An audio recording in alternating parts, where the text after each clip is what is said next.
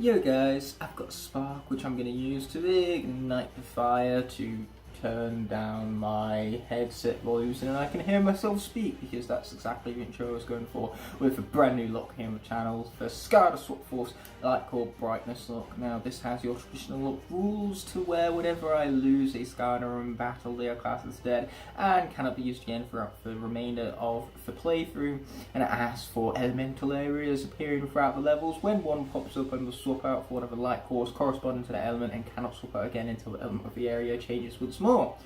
Very basic all that, but you might notice the brightness part of the name of the series. Well, that's simply because you might tell that this layout right now is looking a little bland, a little dark, you could say. So naturally, whenever I place a Lightcore character onto the portal, they are going to brighten up the display a little bit. So piece by piece the display, each episode is going to be becoming brighter and brighter and brighter. So yeah, we've got plenty to look forward to in this lock. It's just a kind of simple editing style I wanted to go for, and that gave me the perfect excuse to play through Swap Force with an excellent cast, because I tell you what, all 16 Lightcore characters are all fantastic. I think we can beat this lock with Drobot, Flashwing, Smolder Dash and Bubble Ass alone. And on top of that we also got characters like Chill, Starstrike, Popfizz, just all excellent characters that are phenomenal locks. So without further ado, let's get into this. We ain't gonna chicken out, we ain't gonna make this easy on ourselves, we're going for Nightmare mode. So yes, definitely be in for quite a wild ride. And speaking of wild rides, this opening cinematic certainly is quite a wild ride, but we're going to skip through all that because the gameplay looks normal. There's no sort of adjusted edit to them. I'm not inverting the colours, I'm not making them black and white. So because I've seen these cutscenes time and time again, and you've seen these cutscenes time and time again, why would I waste your time in having sat through them for the umpteenth millionth time? Speaking of characters, speaking of umpteenth million times even, what I was alluding to earlier is the character that I've played for most out of all the Lightcore. So time for me to place Lightcore Small Dash on the portal for the umpteenth millionth time. And I know that's a lot of umpteenth millionths for the premiere here of the Skylanders Swap Force Lightcore Brightness Lock. That's quite a mouthful. But yeah, I am pumped. We already have some accolades, which is great because stars give us an increased Portmaster rank, and the higher our Portmaster rank, the more items we can buy at Tuck's shop. And here's the thing, buying stuff like charms and hats, it ain't cheating, I'm gonna do it. There's your foreshadowing for the episode, you're welcome. But yeah, this is going to go back to the basics, and what I mean by that is that it's going to follow the same schedule as what the core inversion lock did when I played through Skylanders Trap Team. I'm going to be uploading this every single Monday, so it's going to be a weekly based series. Purely because I tried to do it twice a week with the Superchargers and Warlock and it just overwhelmed me, so better stick to a week instead. That, and also these episodes are going to be one level long, so the chances are they are going to be a lot shorter than the norm, but I will be including boss fights as the level, in the same episode even as the level which precedes them. So the Firefighter, for example, isn't going to be its own episode, it's going to be tied in with the Twisty Tunnels episode. Ooh, cinematics, pretty cool, I could skip that one, and if I could then I just wasted time. How dare I waste time? Stinking valuable time. You just don't do that. That's a big no-no. Hey, we have Skylanders. So if you guys want to play along with this lock and try it for yourself, you go on ahead. I'm sure you'll be even better at it than me because I am the self-proclaimed worst, best Skylanders player. So there are a lot of best Skylanders player on YouTube titles out there, and naturally, of all the people who own that title, I'm the worst at having it, so that therefore makes me the worst of the best, and I'd rather be the worst of the best than the best of the worst. Even though considering the number of SkyTubers we have at the moment, whilst it is significantly high, it's not as high as it was when the game was during the peak of its popularity, so naturally I'm pretty sure the worst of the best translates to basically the same as the best of the worst. Knowing there's not too much variety in that pool. Oh, the cutscenes are really quiet. My bad, I'm going to have to adjust those in the edit. Oh wait, no I'm not, because I'm just going to skip the cutscenes as soon as the opportunity becomes available. There you go. Okay, I'm going to come back here and collect this here item just because I feel like it. But yeah, for those of you who don't know, Small Dash is my second favourite Sky of all time, and that's most likely not going to change anytime soon because she's a badass. Look at this design, it's incredible. And not to mention, she combines speed and power so phenomenally. She is easily one of the quickest and most powerful Skylanders. And not to mention, she has such a chaos in her moveset. It just flows and chains together so smoothly. She is so much fun to play as. Second only to your boy Igniter. You know, if Igniter was a Lightcore as well as Small Dash, then that would just be sheer perfection. That would blow my mind. But unfortunately, we got a Rupture instead. Literally, the only thing that he could have done that was worse than give us Lightcore Rupture was Lightcore Sunburn. And even then, I know a lot of you would have really liked Lightcore Sunburn because Sunburn is the only Skylander from SSA to never have been reintroduced later in the franchise in some form or another. Like, sure, not every Skylander from SSA got a repos necessarily, but they did get stuff like Lightcores and Eon's Elites down the line. It's a shame though, because I would have quite liked to have seen what a WoW power would look like for characters like Dino Rang and Whamshell, for example. Whamshell, one of those characters that we get to play in this Locke. Yeah, last time I checked, I am real life. Anyway, going back to the whole Sunburn debacle.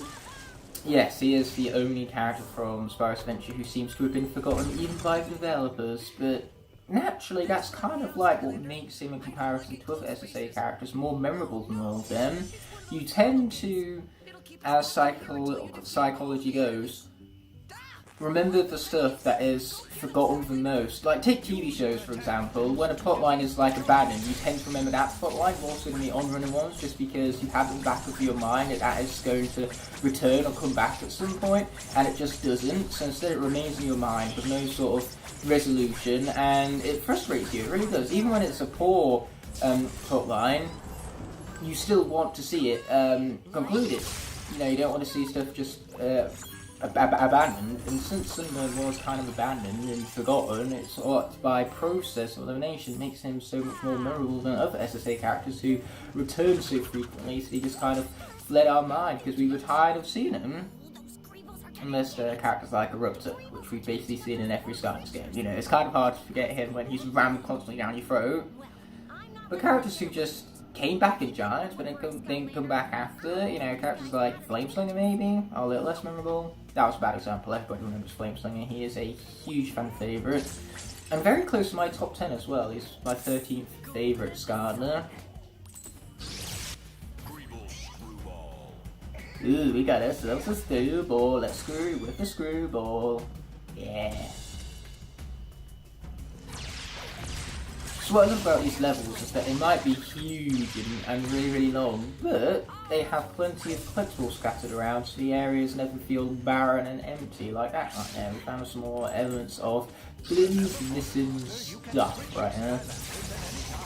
Oh yeah, I mentioned earlier about how chaotic Small Dash can be. That right there is a fine example. I mean, this is Nightmare mode. When you play with Small Dash, you cannot tell.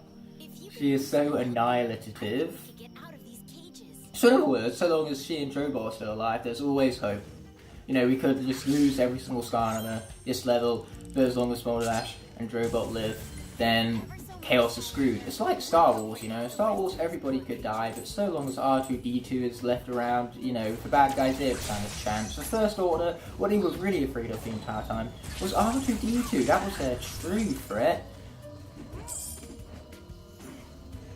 Which makes me, you know, just have nightmares about the mere thought of R2-D2 being a bad guy.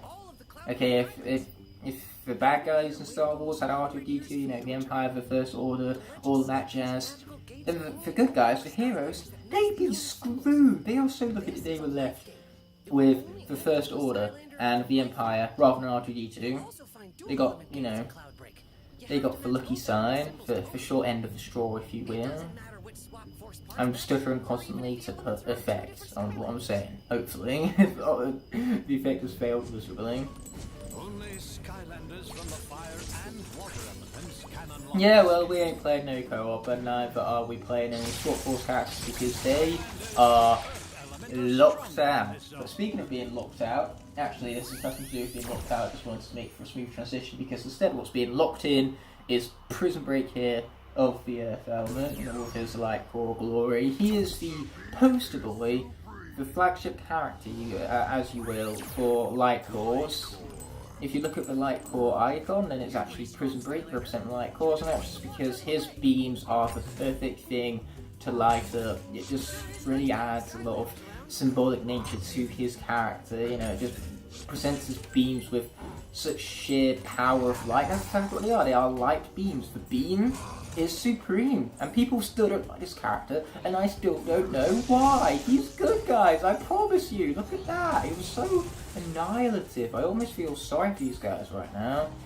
But as always, almost can't have does it. So let's pick up Flint's missing stuff. No missing stuff left behind.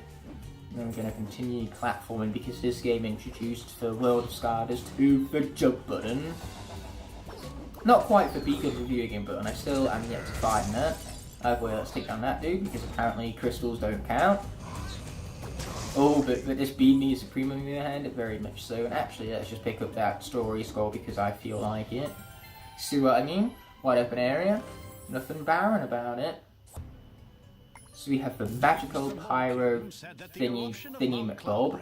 Is one of the most spectacular displays of magic in all of Skylands. Oh yeah. He also theorized that staring at quite the theory might actually cause severe blindness. Perhaps that's why Diggs is blind. Anyway, let's be continuing on. Making that jump right there like an absolute champ. Booyah. No way, really? That's what swap zones look like? I've never played this game before, so I wouldn't know.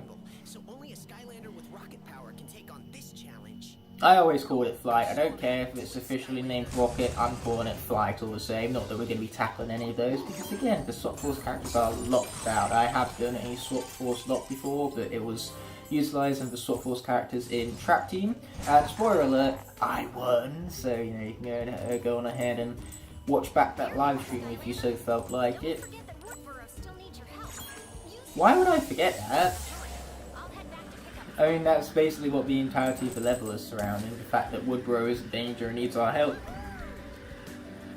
You know, it's like the Lego City playsets. Oh no, Lego City is under trouble by criminals and they need you to build the thing because it was destroyed, and then so, you know, Lego person goes, hey! You know what I'm talking about, right? I don't know, I'll just have to edit in one of the most iconic Lego trailer moments. A man has fallen into the river in Lego City. Start the new rescue helicopter. Hey, build the helicopter. And off to the rescue. Prepare the lifeline. Lower the stretcher. And make the rescue.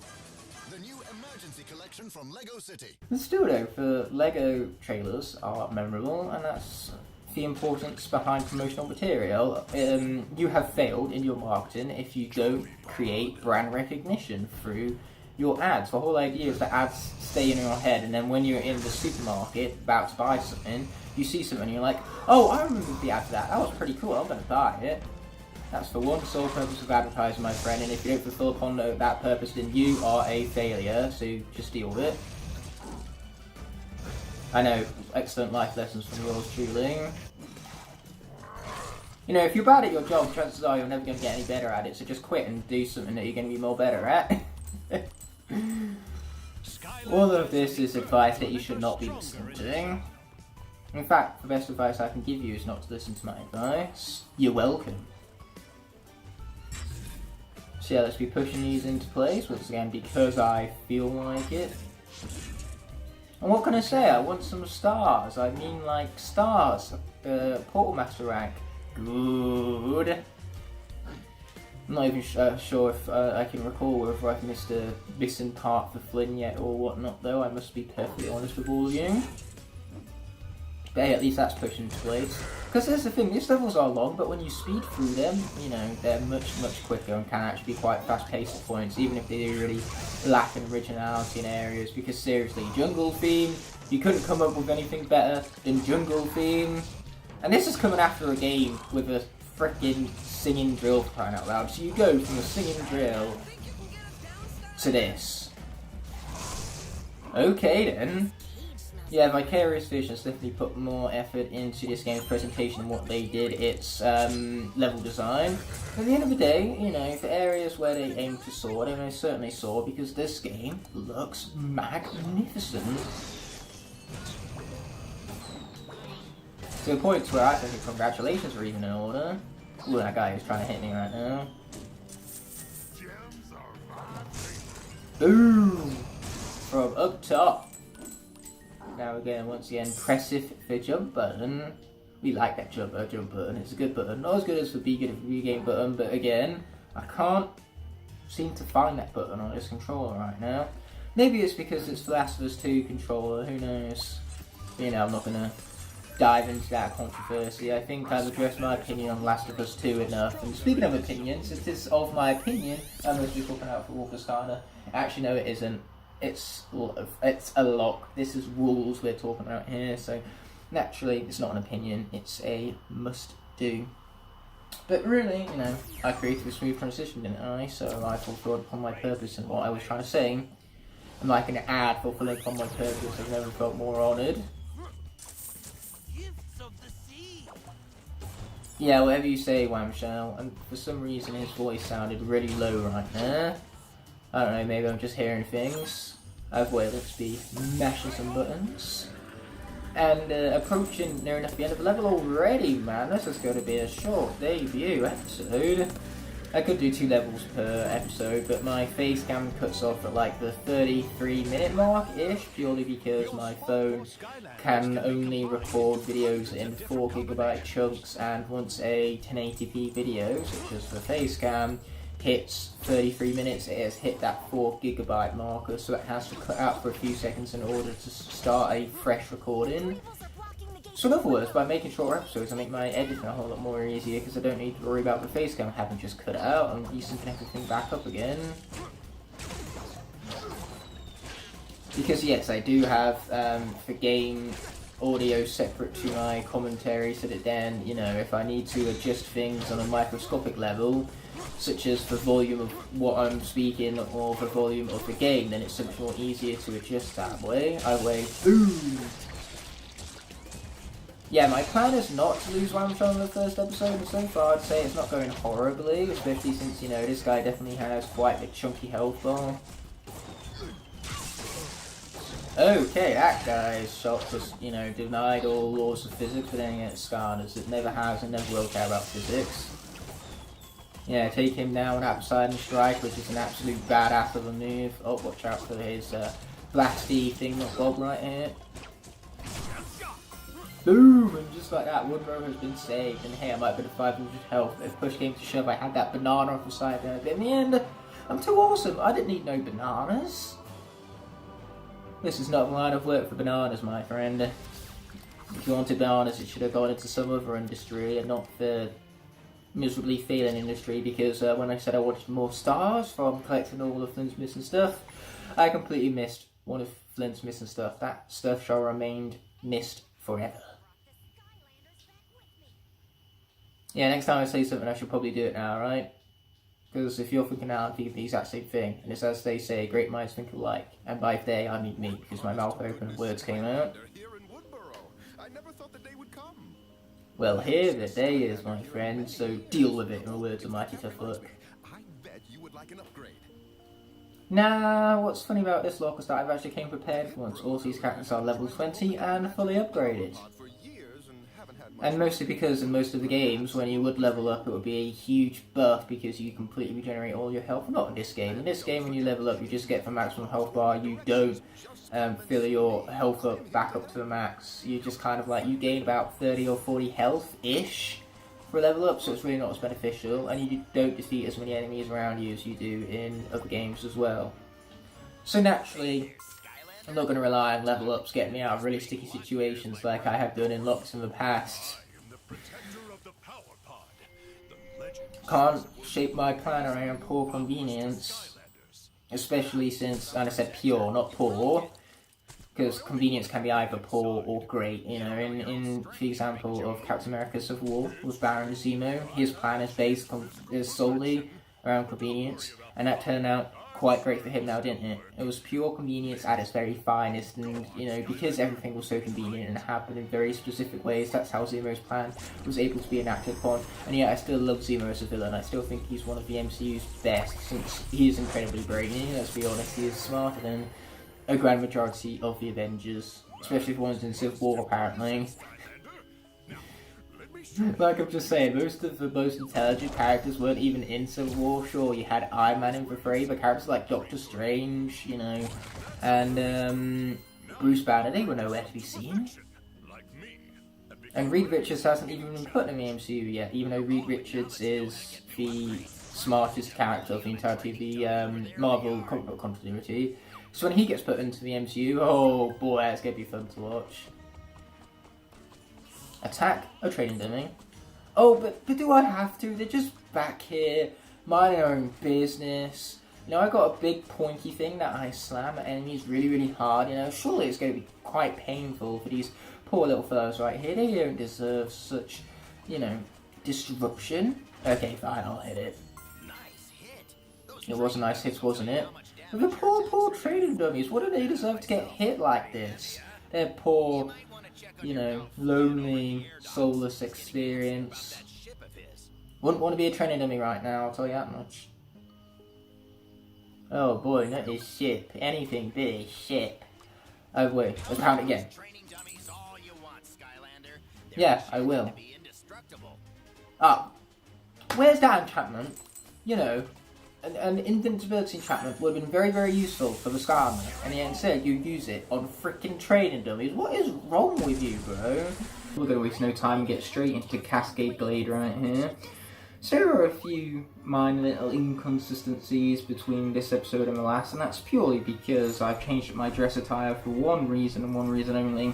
I have a new session going on right now. This is being recorded a few days after I did the previous episode.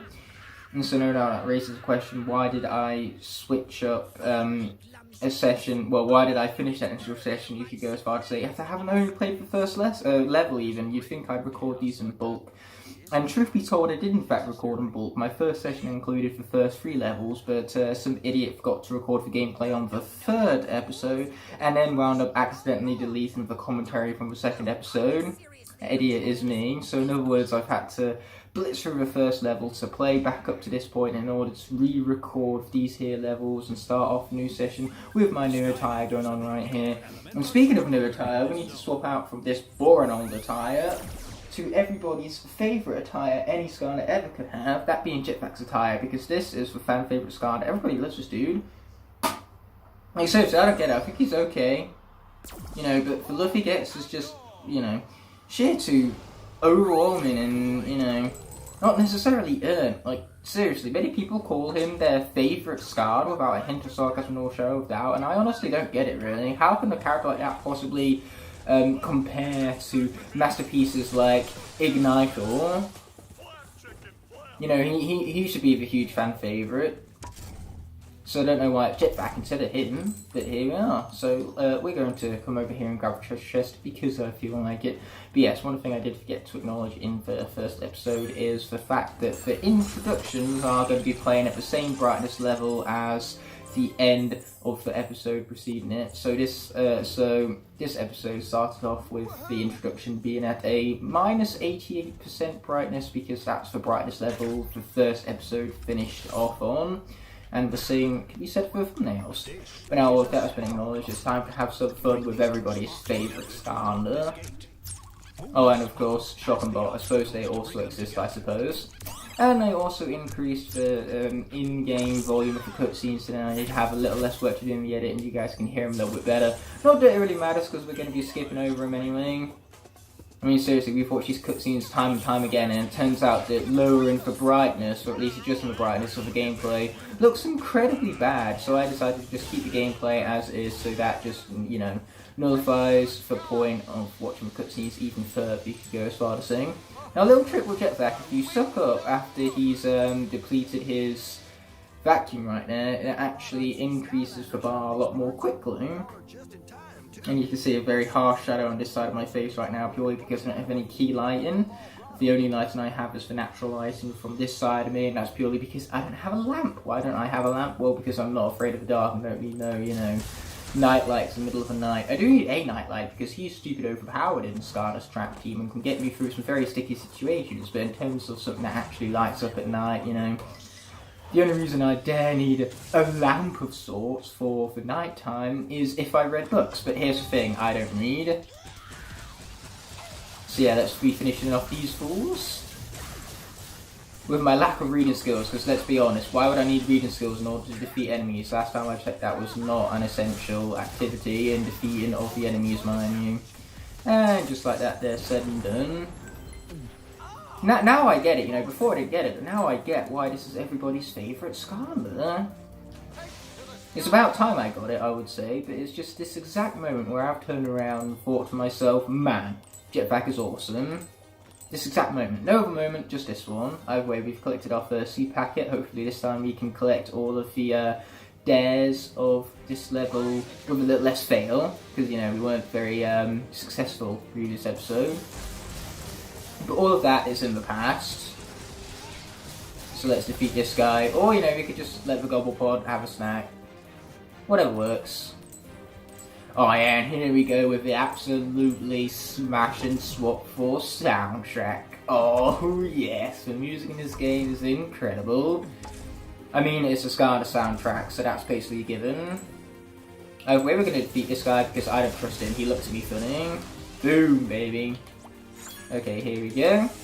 Oh yeah, when we placed a legendary jetpack, of course, the layout was ever so slightly more brightened, and hopefully we don't lose jetpack this episode, because A, that would be tragic losing a Skylander so early into the block, and B, just to add to the tragedy of losing the Skylanders, what happens is that when a Skylander is defeated, a Lightcore specifically, then the layout is darkened again, so we lose progress on the brightening of the screen, and that would be quite unfortunate. All that motivation to basically not die, in other words. Where it's time to bring in Bumble Blast, since it's time for the Swap Force representative to be brought out, and the Swap Force representative of the life element is Bumble Blast, which basically means that the enemies, they're dead before I even approach them. This guy's just too broken, they don't stand a chance. I feel sorry for this absolute humiliation I'm about to go through right now. Like, seriously, look at that.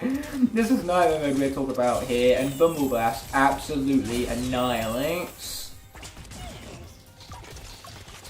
Yeah, when I said I could probably beat this Locke with Robot, Smolder Dash, Bumble Blast, and Smolder Dash alone, I wasn't lying. No doubt I could.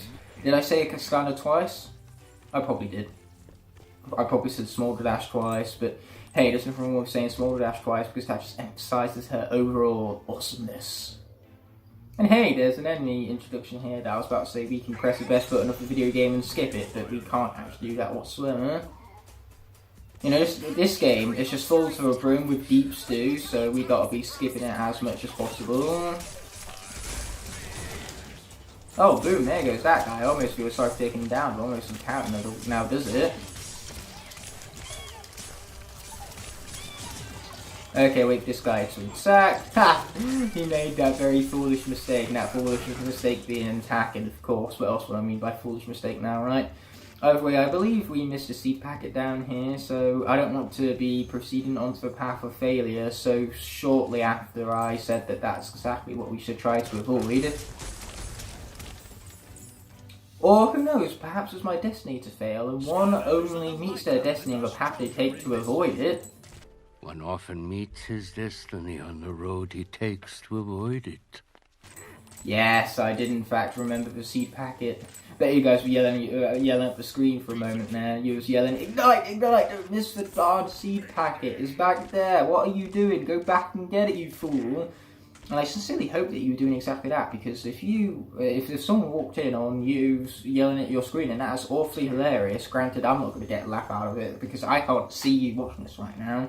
It's not exactly quite a 4D experience, not yet, and even then, in 4D, it's not exactly like the people you're watching can watch you back. I don't think that's not how 4D works. 4D just increases your feeling of the film, so you can be given certain feelings or smells basically hook you in the film further. You know, 4D can splash you with water or air, it rocks your seats, everything's in 3D, and you are given smells. So, in other words, 4D is pretty insane, but it's a very limited experience. Not many films offer up 4D, and even fewer do now, considering that all of the movie theatres are closed due to a certain pandemic.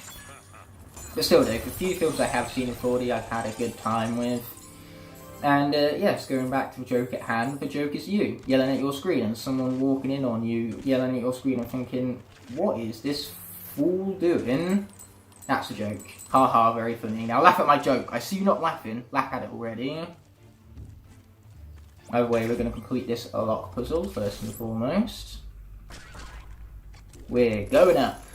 Actually, we're not doing much going up, we're just going from side to side, it seems. Okay, there you go. Just like that, we spad around that there puzzle. And we even collected some gold for our troubles, don't mind if we do. Either way, we've got to go back through this entire platforming scenario where the game has taken advantage of the fact that the world of Skylanders has been introduced to the jump button. Yes, would you imagine that? I actually have to press the jump button that was added to this game in order to advance through the platforming sections where the jump button is required. Who saw that one come in? It's almost like they took advantage of a new mechanic that they introduced into this game. Because hey, what's the point in having a jump button if the developers are never going to use it for any platforming now, right? And it makes the platforming in this game a lot more, well, better. I was about to say good, but that would make less grammatical sense. And what makes it better is the fact that you have more control over your jumps, you know, you have drop shadows, you fall slower, you can adjust yourself mid-jump a lot easier. So yes, the jumping mechanics in this game are very fun. I enjoy the utilisation of a jump button and the fact that now it's much more easier to dodge attacks because of it. You know, attacks swinging at you, just jump over it. It'd be pretty neat like that. Anyway, I could speak to that guy right now, but all he has for us is Duke Stew, so we're not interested. And hey, it does feel good to go back to the Trap Team Core inversion memes, I must admit. Anyway, up we pop, just like that. Yeah, this guy, total beast right here. Yeah, my apologies if my commentary seems a little off at points. It's mostly because I can barely hear myself speak with this headset on, so that's no doubt why I wound up repeating a character when I was listing off characters that are broken in this lock earlier. Or I didn't, and I'm just, you know, thinking that I repeated the character's name when I really didn't. Either way, I'm sure it's quite a hilarious situation I put myself in. You know, nothing better than someone hearing themselves, or at least thinking that they hear themselves, are completely wrong. So now we get to swap out for the Giant's magical representative, which is of course Pop Fizz. An actual fan favourite, unlike the previously played as Jetpack. Like seriously, you will struggle to find someone who doesn't like this character. And really, you couldn't blame those people who love this guy. I mean, he's really, really fun. Okay, let's get this guy because I feel like it. Oh, he swung and he missed. Ha! That's what we like to see. Enemies trying to attack me and failing miserably. What they should do is they should go home and really rethink their lives. You want to go home and rethink your life? I want to go home and rethink my life. You know, Obi-Wan definitely had it right with his abilities of the Force. Anyway, Star Wars memes aside, it's sure it's a good thing there isn't any sand around because I've heard that Anakin isn't the biggest fan, but there will be plenty of sand later on. There's 4 entire levels in this game, technically speaking, dedicated to sand and desserts. Oh man, I could really go for dessert right now. A good little chocolate fondue. I don't actually know what chocolate fondue is, I just know that fondue is a fancy word, so I'm going to go with it all the same. Ouch, I just took a nasty hit to the face. But this is fine. You know what, I took another hit to the face and it's still just fine, is what it is. But I do need to take out that guy before he continues hitting me in the face. Oh hey, you gave me a pizza, thank you very much, that was much appreciated. Now we're going to kill all of his friends. I don't feel any guilt whatsoever. Wait, this was quite a long ordeal and it was all for a fucking seed packet in the end. Worth it, 100%. without a hint of sarcasm or shadow of doubt. So we could go collect that gold right now, but, you know, for once, I don't want to. Actually, now that I think about it, I don't want to do a lot of things. Like Deep Stew especially. Deep Stew, I am an avid member of the opposition of Deep Stew. Like, seriously, if I could make Deep Stew illegal, I would, because I hate it. I hate it so much. Oh, watch out for you. Hey, look at that. I had a jump button that I jumped over the enemy's attack with. Oh, whatever would I do without that jump button? Okay, here we go. Yeah, these episodes are really short, but I have no problems with that whatsoever, because sometimes a short, snappy video that you can get over and done within 20 minutes is just as good as my regular, you know, 50-minute analysis type videos. I'm just that kind of person where my psychology is that if a video is under a certain amount of time, then it's just a waste of a video. There's no point in uploading a video to the internet that's 2 minutes long, and then I'm only just realising now that 2-minute long videos, so obviously done well, can be put into the algorithm and gain more attraction for your longer based videos, but still, I hate having to upload videos that are under 10 minutes long just because they do feel like wasted potential if they're anything less than 10 minutes. No other reason. Okay, here you go. You know, you could make the argument I want things to be over 10 minutes so they can get monetized, but here's the thing, I'm not even monetized, so monetization makes no difference to me. What just does make a difference to me is just that I feel as though having a high video count on your channel is highly unnecessary, especially when you can make certain videos with similar themes, like longer. Like, why make multiple parts out of one video? Like, that's where things get cash grabby, you know, rather than a 30-minute video, you split it into two 15-minute parts and there was just simply put no need for it. And you're trying to do that to profit off of two videos that are the exact same, just one has a number 1 in the title and the one has a number 2. Man, I can't believe I went off on a whole tangent about my weird brain and how it works. But sometimes there is no greater tangent to be had than just the oddities of the brain. Hey, thanks Goalpod buddy, appreciate that. What a legend. Goalpod's confirmed OP. Almost feels sorry for these enemies right here, but as always almost doesn't count now, does it? Yeah, here goes that guy. Boom, baby. Oh man, what absolute annihilation on Pop Fizz's behalf right here. You see what I mean? We have some incredible characters, but they just gave so many awesome characters Lightcores. Like seriously, Flashwing. Flashwing was the name that I forgot to name earlier, because with Flashwing, Bumble Blast, Small Dash, and Drobot alone, we could beat this Locke. And then on top of that, we got 12 other great characters like Pop Fizz before you, who absolutely just creamed those enemies. I have no idea why my no Skylanders defeated didn't count, considering that we did indeed get no losses this time around, but here we are having the game said that I lost to Skylanders somehow anyway, because it wouldn't be a Skylanders playthrough without a glitch of some sorts. So let's continue on. The game just doesn't really want to give me that middle star, it seems. It's just really opposed to middle stars, I suppose. Speaking of popping, I'm gonna pop and press that, you know, best button for video game on my controls to skip over these cutscenes already. Not that that has anything to do with popping. Oh, that had something to do with popping. And now that I think about it, the Skylander I was playing has also had something to do with popping, because pop is literally in his name. So I suppose the smooth transition was justified all the same, somewhat. Once again, I have no idea what I'm fucking talking about. The only thing that's making sense about this commentary right now is the lack of sense it's making right now.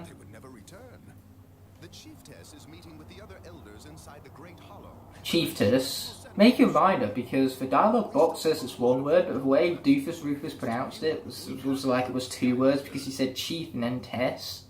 It's like, make your mind up, is it 1 word or is it 2 games? Is that too much to ask? Ooh, a shop. This is what we wanted the stars for, because I want charms, because charms aren't cheating whatsoever, and neither are hacks or anything else that give you huge buffs throughout the gameplay. Yeah, by that logic, it would also mean that magic items are illegal, but they're really not. Mostly because these are, like, universal buffs, and what I mean by that is that they occur 100% of the time. They're frequently there, and you have to pay for them, you know, it's a reward for collecting gold and treasure and collectibles and all that.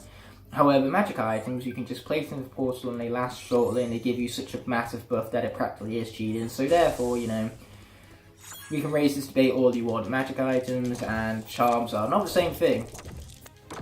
Even though they are, and I'm just trying poorly to justify my utilization of charms throughout the game. Now we need some of those leaves over there to accessorize the roof situation. But hey, even for words cheating in and of itself, its definition is subjective. So yeah, no matter how you spin it, cheating is subjective. And you just shouldn't do it because anything subjective and controversial is just a big no-no. You know, if you have a choice between being not controversial and being controversial, be as not controversial as possible. Be boring. Be dull. Be... I was about to say stupid, but that's the complete opposite of stupid. You're being smart for being so uncontroversial, mind you. Now is a big, fancy sign. Advertising is everything in this business. Yeah, sometimes I question my own commentary choices, but so long as it's charismatic enough, and that's all I care about. And I would like to think of myself as pretty charismatic. I mean, you're watching this video, aren't you? So clearly I've done something right.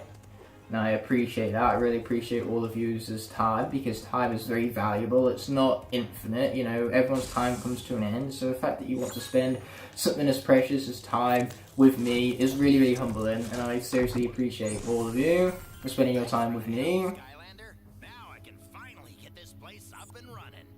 Here's a little something for your trouble. A winged sapphire. Ooh, winged sapphires. So note to self, remember to make sure you recorded the gameplay for this here session as well as the commentary, and don't delete it this time. If you're watching this right now, it means I didn't delete it. And items. So now that Tuck's Emporium is open for business, why not come inside and see what we got available? I could do that. This is where you can shoot. Hey, look at that! It's the hat that I'm currently wearing. It's almost as if I bought this the first time I recorded this video, and since then, you know, because I started up a new profile to get back to the same point, it's as if I have to buy it again! And hey, speaking of buying stuff, we can't actually buy anything else because it's all locked behind, needing to continue with the story to unlock. And that's a shame, because that charm right there, plus 100 maximum health, very useful, because that 100 maximum health could be the difference between victory and defeat, especially in those darn turret sections where I'm going to lose more Skylanders than I am anywhere else. He wants to thank you personally at the Great Hollow. It's in that giant verschluppen tree right there in the middle. Who knows? Maybe there's a reward for you. Ooh, rewards. I like rewards. Okay, here we go. It's time to talk to the chiefess, or chieftess, because the game can't make its mind up. And there's nothing more glorious in a game that can't make its mind up. And speaking of my mind being up, my mind is set on beating this, even though what I just said right there had no sort of way to transition into one another whatsoever. But here I am attempting to do so anyway. Okay, here you go. This time we're actually going to collect the sparks, we might as well. You know, we literally did this puzzle already, but that's just whatever at this point. You know, if we're going to do the same puzzle all over again for the sake of the gold, we might as well get as much gold as possible, is what I'm trying to go as far to say here. Okay, here we go. Make a little tower out of the two jello blocks, because that's what they look like. I'm not sure if that's intentional or not, but they do just remind me of that jello right there. Or, to be British about it, jelly, because we call it jelly here in Britain, but you Americans call it jello. So, just for the sake of ease, that's what I called it for that mere moment in my commentary right there. I don't expect that kind of luxury often, because I am a Brit through and through, so therefore I will be as British as possible and avoid all of the American jazz that you came up with. Like, seriously, if you're going to speak English, speak English. Because, hey, Jello is not English. That's American, and that's not English. I'm saying all of this despite the fact that my American audience I have a lot of respect for, considering that it's like 80% of you.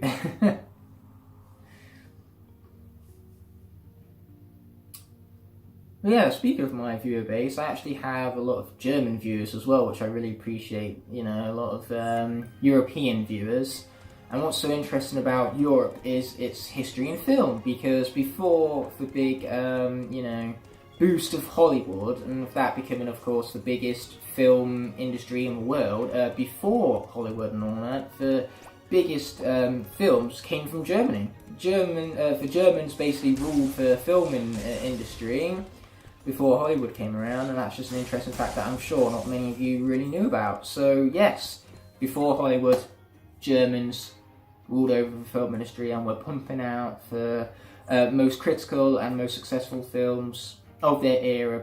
Between the First and Second World Wars, actually, was when Germany hit their peak within the film industry of that era, you could go as far to say. But enough of all the film facts and everything. I've got to apply what I've been learning at university somehow now, don't I? Bit of Water Hollow right now to get straight on into, and Shipwreck Islands, we can see in the background. So what I'm doing with the adventure pack levels is that I am going to play them. I want to give myself that increased challenge, mind you, especially since with how time can be very difficult in particular, you go as far to say.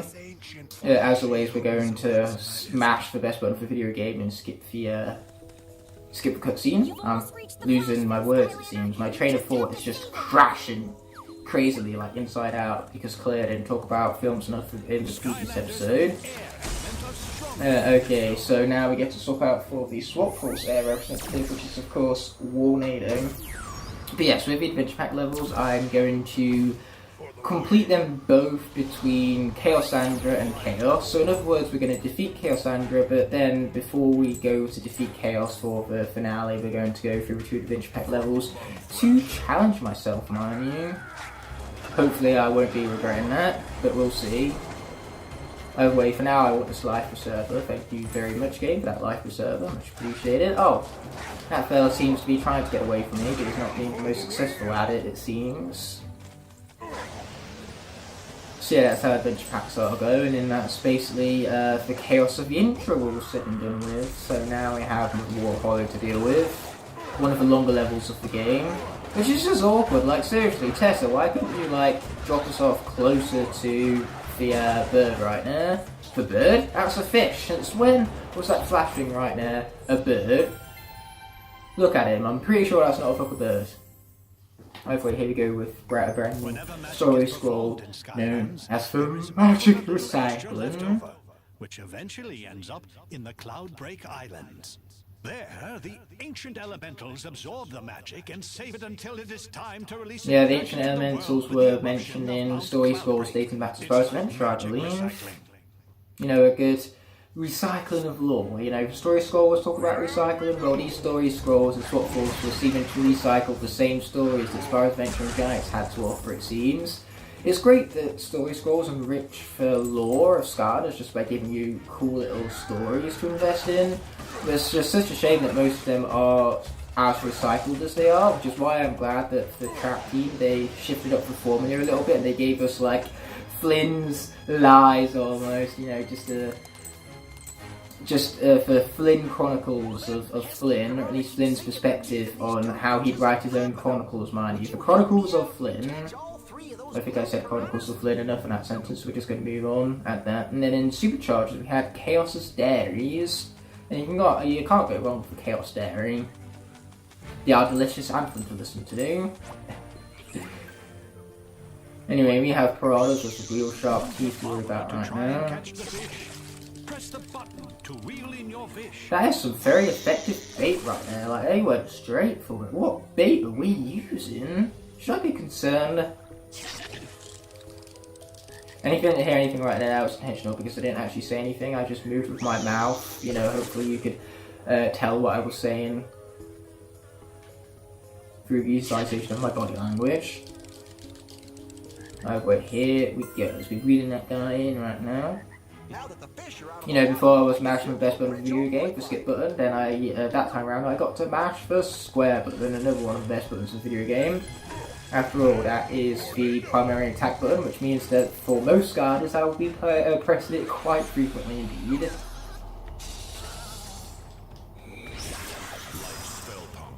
Yep, we definitely want to take down that bastard first. Nobody likes a life spell pump, and I am included within nobody.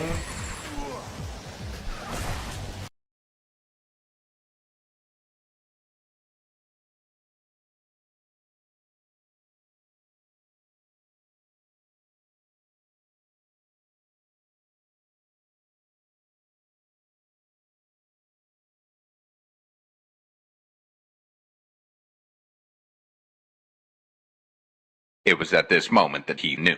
He f***ed up. Boom, take him down.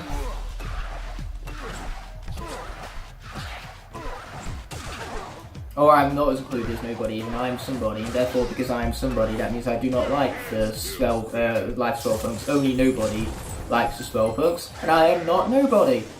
So therefore I dislike spell punks as much as everybody. Yeah, there you go, that made more sense. Second time was a charm, in terms of the joke, that I failed miserably. I had one job, and I failed it miserably, which is a joke I've made. Or at least a visual gag I made already in the previous episode, but we're going to do it again, just for the sake of recycling, because that seems to be the brand new theme of the episode, I suppose. I mean, if the story squad can do it, I can do it.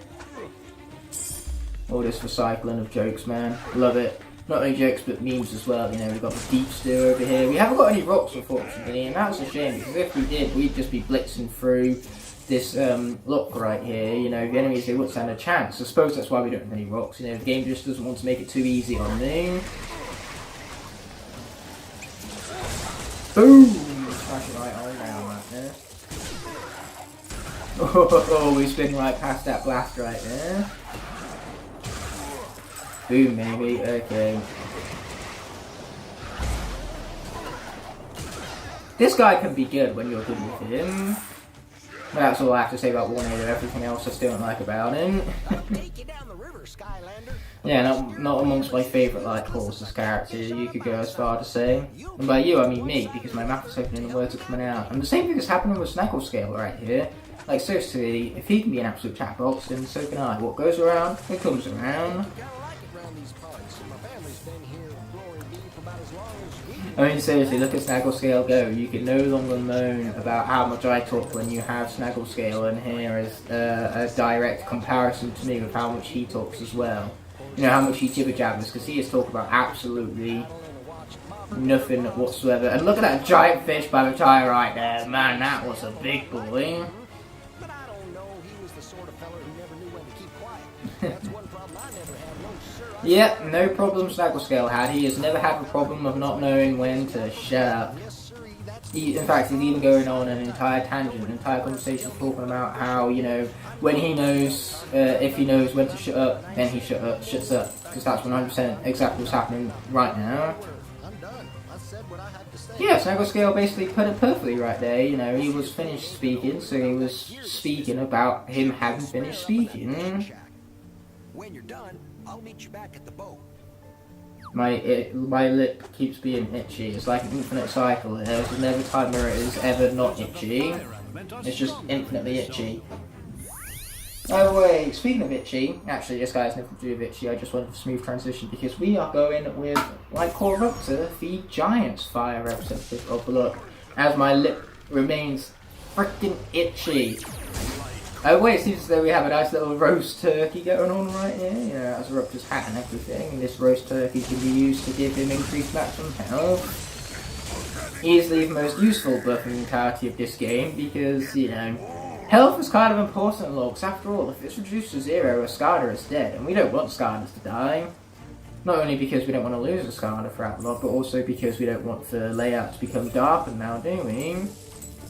Even if it is ever so slightly, I mean it is only just negative 10%, which is very minimal, you barely even notice, but over time, as the layout becomes brighter and brighter and brighter, you're especially going to see it in the thumbnails, so you just go from like the very first episode to the finale, and you will see a sharp contrast in how bright it is. So yes, it's gradual, but it's definitely effective after a while.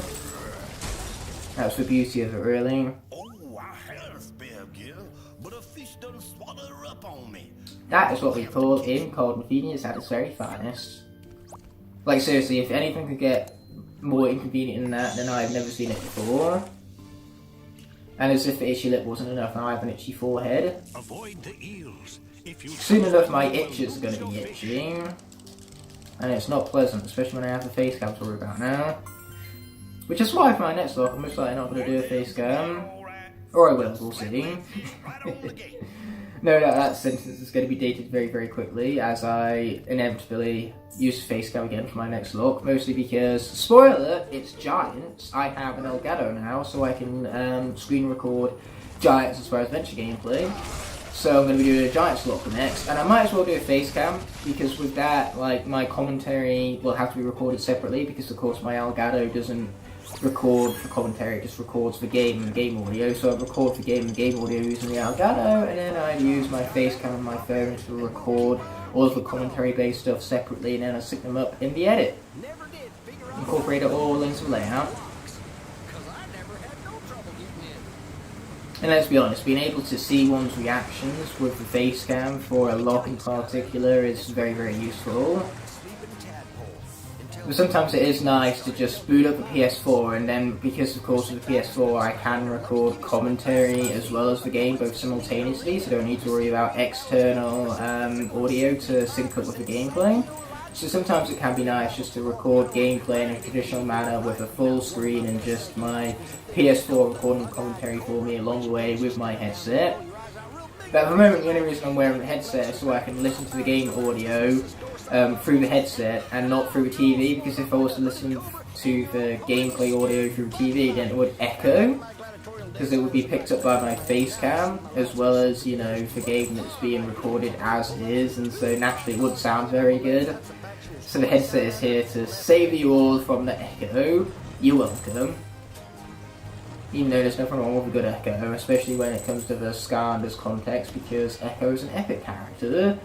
You know, for Skylander Captain Corn version Locke, which I seem to keep harkening back to this series, you know, that definitely proved how much of a badass you can be. Oh yeah, and also the benefits of the face cam is being able to do all sorts of pointing, like I just did, here and there, but I should probably stop pointing on the screen and start pressing buttons instead before I die. Yeah, there you go. It would appear that pressing buttons on my controller is far more effective than just using my fingers to point random things on the screen to prove a point. And hey, now that my point has been proven, there's no need to continue pointing anymore. However, there is always a point to grabbing the gold. Even if Lightcore up to here is maxed out on gold, I will still collect the gold all the same, because it's gold. You can't go wrong with gold. It's glorious. Let's be around this chest right here because I feel like it. I want you to look at that. All these treasures right here. As well as we continuing on with these ancient temples. At least they seem ancient. You know, they have all sorts of hieroglyphs scattered all over them. Even though that S just looks like the S from the Skylanders logo, and I'm pretty sure that's intentional. You know, just remind you that you're playing a Skylanders game and everything. Because last time I checked, this wasn't indeed a Skylanders game. Not only a Skylanders game, but a Skylanders game for PlayStation 4, the very first one at that. Oh wait, let's be jumping on up here.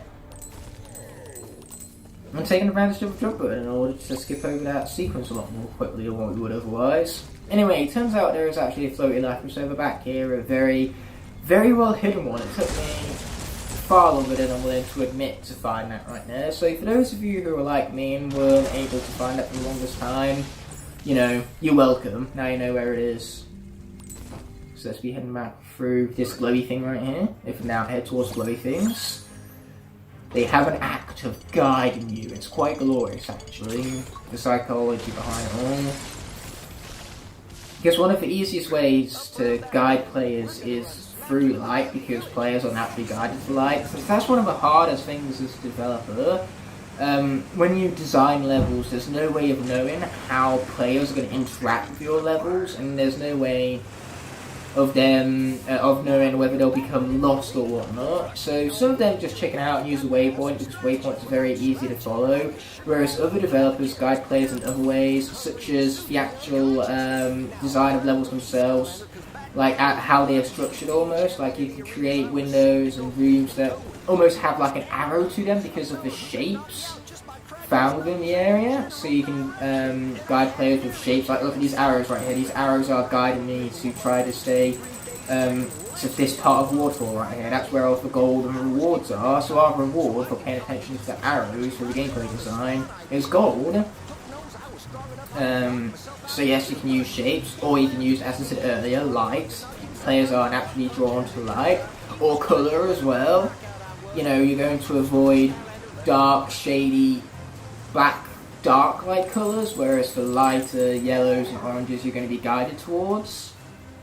So yes, overall there's lots of really clever ways to guide your player, but it's still incredibly difficult because as a developer there is no way of knowing to 100% how a player will interact with your levels and all that. Regardless, we're going to be interacting with level next by swapping out the Lightcore countdown, the Swap Force Tech representative, as I accidentally drop on the floor right there. Yes, the bomb you are, countdown. Now I could start singing right now, but that would be cringy, so I'm going to avoid it, you know, and it's all to your pleasure, believe in me. Like, my singing is tyrannous, so you're welcome for saving you from it.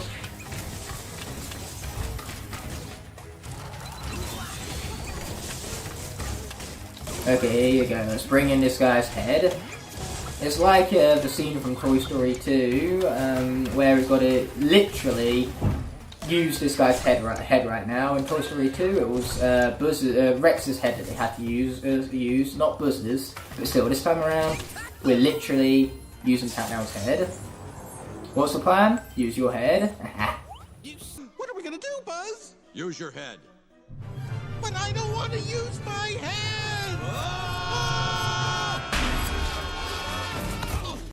I don't care if Countdown don't want to use his head, we're going to use it all the same.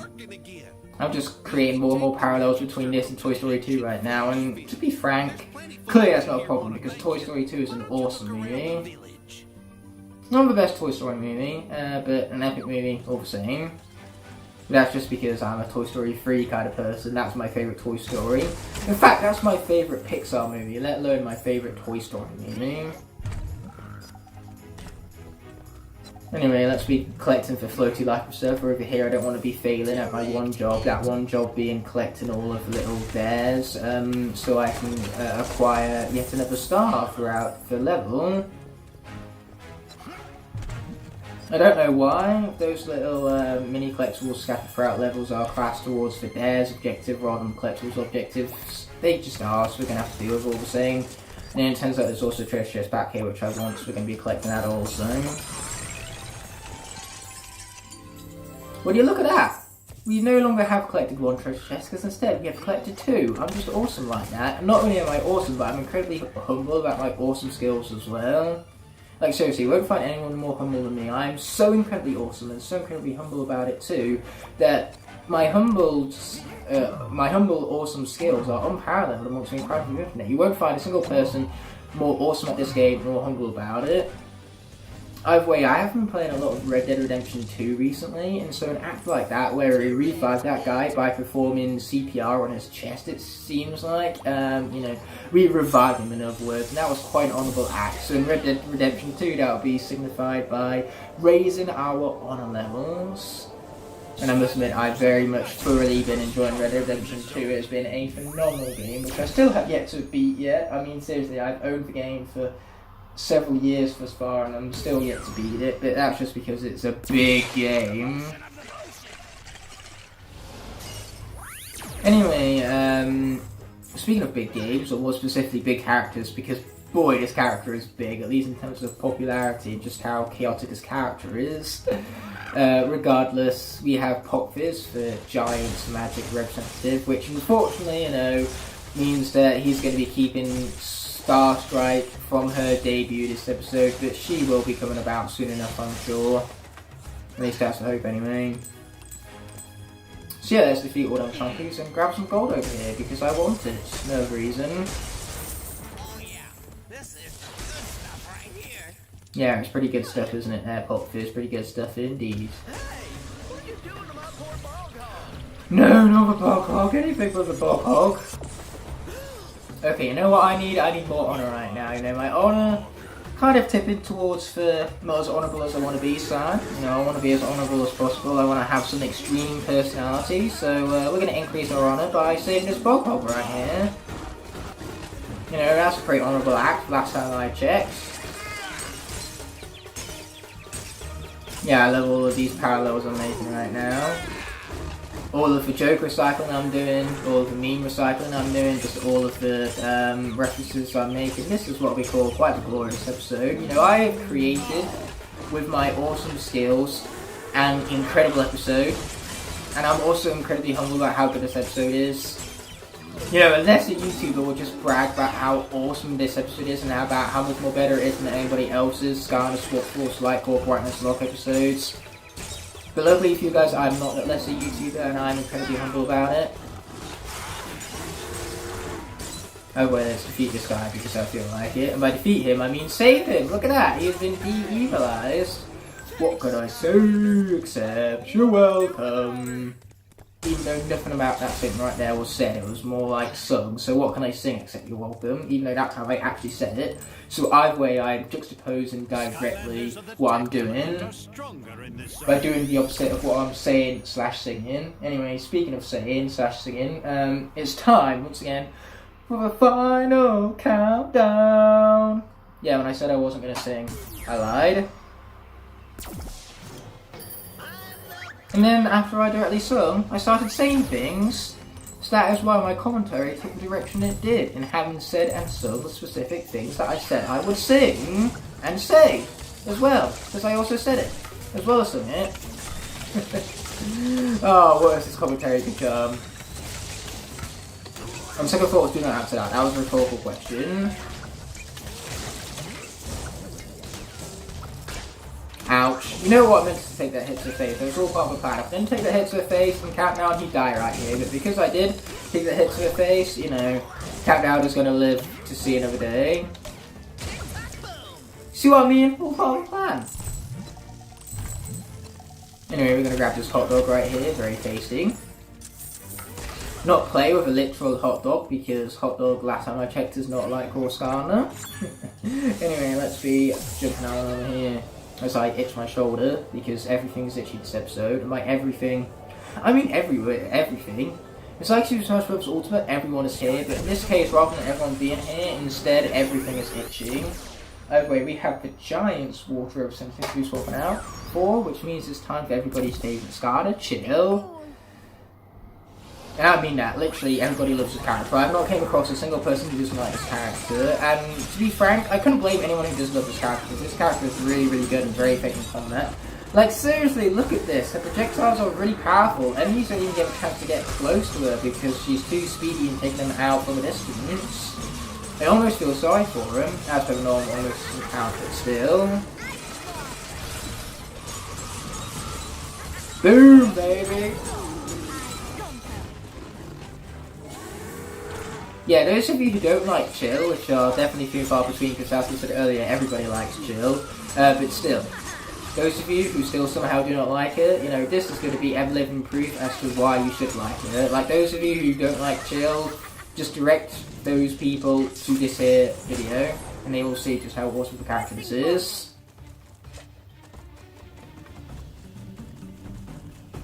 I mean, this Locke has frickin' Bumbleblast, Smolder Ash, Flashwing, and Drobot in it. Those 4 characters are incredible, and then you have Chill on top of all that, which is literal cherry on top of the cake. Oh, thanks for your advice there, friend. Not that I needed it, but still, thanks for it all the same. Boom, there goes that crystal-y thingy, Bob. And hey, here's the bird up close and personal. And by bird I mean fish, because, you know, I'm not a fucking idiot. Despite what the beginning of the episode would say against that. But hey, the beginning of the episode, that doesn't exist. I deleted it from the edit, and everyone knows they can delete something from the edit, therefore it never happened. Okay, so all this footage you see me highlighting before you, that's where I made the mistake during the introduction, so naturally I'm just going to bloop. There you go, now it's been deleted, it therefore no longer exists. But all edits aside, we are going to be defeating every last enemy here, just because I can with a Mighty Chill. She is awesome. It's a risk we don't need to take, and I'm taking it anyway, just to showcase to all of you, to prove just how good this character actually is. So then without this can, well, stop doubting, even though I am taking a lot of damage right here and it's not very good, so I should probably stop doing that. Oh, thanks for food here, game. Not that I need it, because this character's a badass and she's clearly winning. Even though, once again, the proof would say otherwise. They say proof's in the pudding, and this pudding is showcasing a lot of death right now. But what doesn't matter, because we got some food and healed ourselves all the way back up, and we're going to continue on our absolute massacre of the enemies right now. You know, I could let them live, I could take minimal risks and just ignore them and defeat all of the crystals. But you know what? I said no. That's not what we're doing. I'm too busy defeating every single one of these fools. Or, you know, accidentally defeating the crystals. Suppose I'm doing that too.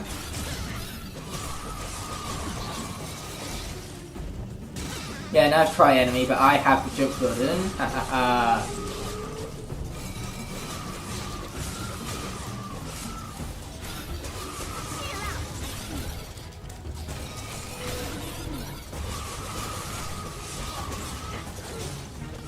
Okay, here you go. This is what we want to see.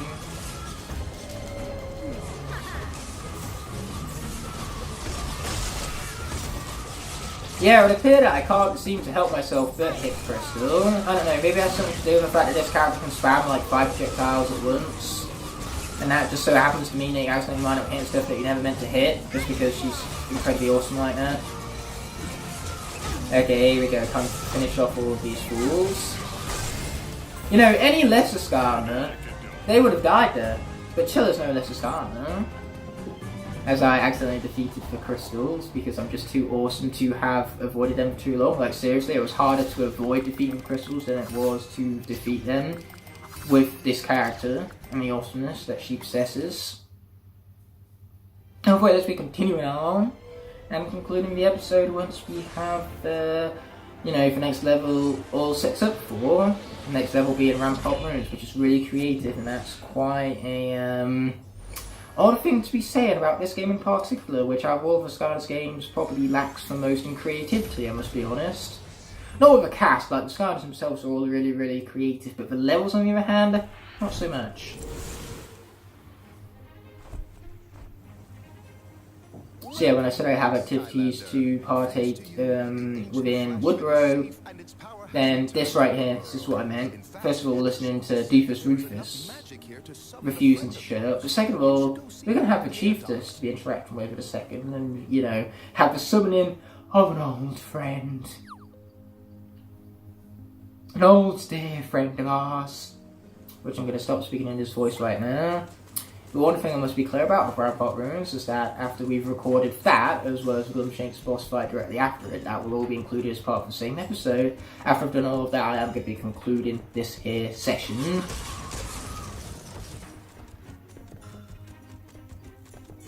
But yeah, it's going to be bizarre because I'm no doubt going to finish this Locke in like midway through March, but the finale isn't going to air until like at the end of May. Like, the finale is set to premiere on May 31st. Very convenient time. And that, thank you, May 31st, for being a Monday. That is just convenient. Because, yes, after May, so May to June, that transition, is going to be a little bit of a reboot for the channel. So yes, it's only appropriate that I finish off all of my pre-existing projects on that date so I can set up for the soft reboot of the channel. Although I say it's a soft reboot, things are still going to be ran practically the same as they always are, you know, it's just kind of going to be a bit of a refresher almost for me. You and your Skylanders have done very well so far. You know, revamping my content, you can even go as far to say. The next step in your journey as a portal master. Oh, is that what time is it? Whatever you say, you too can become more powerful. More powerful? Yeah. Just pretend there was massive biceps right there. I would edit it in, but my editing isn't that good, so that's why we just use the power of imagination. Imagination.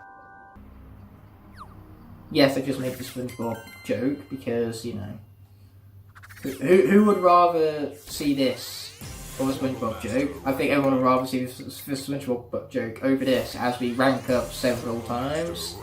You know, this is the moment in the game where we just rank up infinitely, it almost seems like. Boom, baby, there goes for 5th one in a row. I almost said 4 right there, but last time I checked, this is not 5, and we got to 5. I believe I was that already. I mean, we've already said how awesome my skills are and how humble I am about my awesome skills, so truly, you don't get any more greater as a Portermaster than that. And when did Chiefess get here? Did she just teleport? When did she walk across that bridge? Gee, she literally popped out of nowhere. It kind of terrified me half to death, I must admit. I'm this close to having a heart attack right now. And it's all Chiefess's fault. No, we can't, you're right. Let's stop it, or put a stop to it more specifically, because that's how gravel works. Now you'll notice that my commentary structure is far different than that of the norm with this series, and that's purely because whilst I still have the gameplay footage available to me, I no longer have the commentary because I forgot to back it up, and in other words, I accidentally deleted it, so it's gone, kapoof, but I didn't realise that until after I had finished recording the entire series, so it's not so easy to go back and just re-record an entire episode, especially since the gameplay that takes place in this episode has a key integral event occurring in it that, you know, basically shifts the direction for the rest of the series. So naturally I need that gameplay occurrence to take place for the rest of the series to make sense. So naturally prepare for Rampart Ruins with a huge major key event happening, in fact more than one. So I'm definitely going to enjoy post-commentating this. I must say I currently have the gameplay footage up on my laptop muted so it doesn't echo in the background of this video. So I'm just going to be watching that along as I post-commentate with all of you, because we got to get to the Stone Monkey. After all, nobody ever expects the Stone Monkey. But now we slowly but surely approach what is one of the greatest NPCs of this game. No, wait, I take it back. That doesn't nearly start to, you know, put justice as to how glorious this NPC Willowbark is right here. Willowbark, without a show of that nor a hint of sarcasm, greatest NPC ever. I mean, he's a tree person with a British accent. I've just described him to perfection. You can see him on screen. You know, he's putting his fist down, he's gesturing, time to put a stop to all this evilness, and, you know, evil should definitely be intimidated, because that is one determined tree man right there. The last thing you want to do is cross a tree. They are firm and sturdy roots. Anyway, the air element has popped up, which means it's time for us to swap out for, of course, the swap force representative Tornado, as the background gets brightened up that little bit extra. But yeah, I'm actually recording this post-commentary on the same morning that this episode is supposed to be going live, so I definitely cut it close for this, but I have edited the Ironjaw Gulch episode, so that will be going out next Monday, and that's cool to see. And then on top of that, I can actually give you guys live statistics on my current Lightcore lot, with most episodes being over 200 views. The Mudwater Hollow episode did do as well as the previous episodes did, but that's because, you know, after a while, the first, for middle portions of the series even, never do as well as the beginning nor the end. You know, most people tune in for the beginning, get the kind of like gist of the Locke, and then, you know, slowly but surely quit out and then wait for the finale again so you can see how it's all concluded, which that's absolutely up to you. It's your time, spend it however you please, it's finite, it's valuable. So any time spent with me is really appreciated on my behalf. But regardless, today we're tackling Rampart Ruins. Yeah, kind of not only mentioned that already, but it's kind of fucking obvious with the visuals what you say. Regardless, it's time to pop on Shroom Boom. He's not going to be Shroom Boom for much longer though, because I have a far more powerful entity in mind that must be, you know, adjusted right after we complete this, you know, spark block, of course. You know, we got to get our priorities straight, am I right? And by priority straight, I mean going into the stats right here, because there's only one way you can make Shroom Boom even more powerful than he is already. First of all, you've got to take ownership. And by taking ownership, I have granted myself a nickname that will transcend Shroom Boom's power scales times infinity, because we're not talking about no regular Shroom Boom, we are talking about the one, the only, Smith Boom, baby. But now we have Smith Boom to one side over here, we can finally complete Slide and Shuffle right here. But yeah, in terms of the statistics now, when I first recorded this series a few weeks ago, literally I was at, you know, around 700 subscribers. Since then, as of recording this video, I'm at 928. Wow, thank you guys so much for that. The channel has just been taken off recently. I can upload one of my more experimental Skylanders videos, such as the level analysis video and the Skylanders huge SkyTuber shoutout video, and be guaranteed over 700 views. That's just so insane to me that you guys have that dedication to my content, and this support is just, it's truly humbling. Like, I put out that SkyTuber shoutout video to hopefully touch some people's hearts and raise awareness about the excellent SkyTubers that put phenomenal content out day in, day out, you know, without hesitation. They would never stop with this dedication spree, you know. They have shown true motivation in the face of not getting the attention they deserve, you know, despite the lack of views and subscribers. They pump out this content anyway because they're passionate about it. That's something to be respected and admired, and I'm glad that I was able to bring to people's attention as many SkyTubers as I did, and in the process of trying to touch your guys' hearts and be selfless. In other words, you guys, you know, you came through in a big way. Support for that video was unparalleled. It's easily my most successful video today, just in terms of the comments I've been getting, because honestly, you guys really touched my heart with your response to that video, and it's just truly overwhelming. So, all thank yous aside, we have Smith Boom absolutely creaming these enemies right now. I could go for some cream. I ain't had any breakfast yet. But yeah, how do you guys like the shift up in the angle now that I no longer need to look at my TV, which is over there? Because yeah, say I'm watching back the gameplay on my laptop, and I must admit, I am pressing the Be Good Video Good button alright. Actually no, I'm not pressing a single button. Smith is just doing it by himself, and he's just so overpowered and incredibly broken that he doesn't need my input to absolutely annihilate these enemies. Or better yet, cream them. I prefer creaming enemies over annihilating them. That's just far more satisfactory. Anyway, there goes another one of the Evil Eye Shugbats, which is a very selfless thing to do, but like that SkyTuber shoutout video really, which you should absolutely go check out. But yeah, we are defeating the Evil Eye's crystals that, you know, have petrified these guys, and naturally that frees them from their enslavement, because Kaos has literally taken possession of them using this petrified darkness he's found. It's kind of like Super Mario Odyssey, but without the cap. Therefore, you know, how can you say that Mario capturing enemies is an ethical thing to do when what Kaos is doing here is considered evil?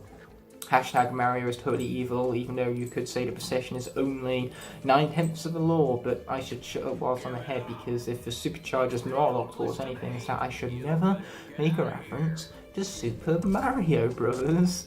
Anyway, we've now got some blocks to push into place. There is a water elemental gate later on in this level, which I'm not going to tackle, don't you worry, because it is the creepiest thing in this game. It's all about a block who needs his back being scratched against a wall.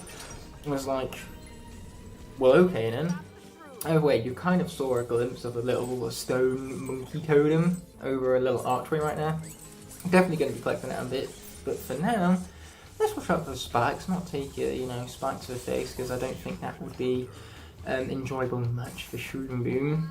But yeah, what's funny is that I'm watching this after I got through the finale of How I Met Your Mother, which is kind of bizarre because I hadn't finished How I Met Your Mother when I initially recorded all of this gameplay in this series.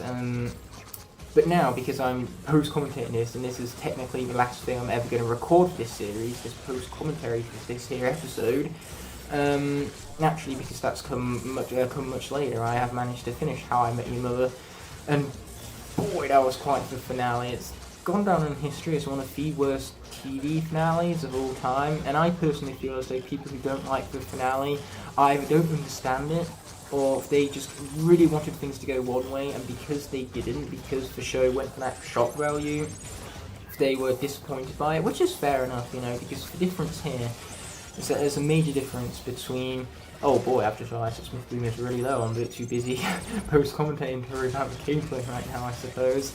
Regardless of all that, you know, Smith Boom is obviously going to clutch us out. Him being called Smith Boom alone makes him invincible. Kind of weird not to have control in my hands right now, that's just how post-commentary I suppose, but going back to How I Met Your Mother, after I watched the finale, at first I was a little disappointed, but I watched a few analysis videos and I got to learn the true meaning of the show, and by extent the finale, and I realised just how well the finale wrapped up all of the loose threads and the foreshadowing too. If you were able to pay attention to the foreshadowing, then you could have seen what was coming up. And I actually went back, and speaking of going back, I get to go back to Smolder Dash right now. Let's go! Best character in the Locke right here. But, you know, going back to other great things, such as How I Met Your Mother, I'm doing a great job of, you know, going off on tangents, but as I digress, everyone's favourite phrase that I have continued to use every single video. You know, the show was definitely foreshadowing something, and going back and watching all of those foreshadowing scenes for it, you know, because I knew how the show ended, it just had so much more of an emotional beat to it. Like, seriously, scenes that I never thought could have been emotional turned out that when I rewatched them, I was having so much more emotion the first time around, just because of that sheer dread and the emotion packed behind it. It just had such great foreshadowing, and it just did a great job of leaving so many threads and clues throughout its first 8 seasons that just all culminated in a very satisfying 9th season that was definitely a bit of a mess structurally, but as were the seasons before it, because Ted is an unreliable narrator and he's the one narrating the story. You know, it's a bit like Harley Quinn, Birds of Prey, about how Harley Quinn is being an unreliable narrator in telling the story, so it's non-linear and a bit messy. You know, it's all characterised to Ted to make it unique and within his style. So, yes, it's a stylized show. Yes, it's an incredibly funny show, especially for the first 6 seasons. It had me laughing so many times. Although the 7th and 8th season are definitely the weakest ones, they just have the least amount of laughs for me. But even then, they are a part to the key integral story, so I can't fault the plot lines in play. And yes, season 9 was a bit of a mess structurally, and very inconsistent too. Like, How I Met Your Mother just has such a huge mashup of great episodes, juxtaposed by terrible episodes. It's one of the least most consistent shows I've ever seen, unfortunately. But hey, I'm willing to get through the bad episodes if it means I can get through such high highs which the show possesses emotionally, because it's such an emotionally rich sitcom which tackles just such real problems, and that's what causes real emotion to be drawn from it.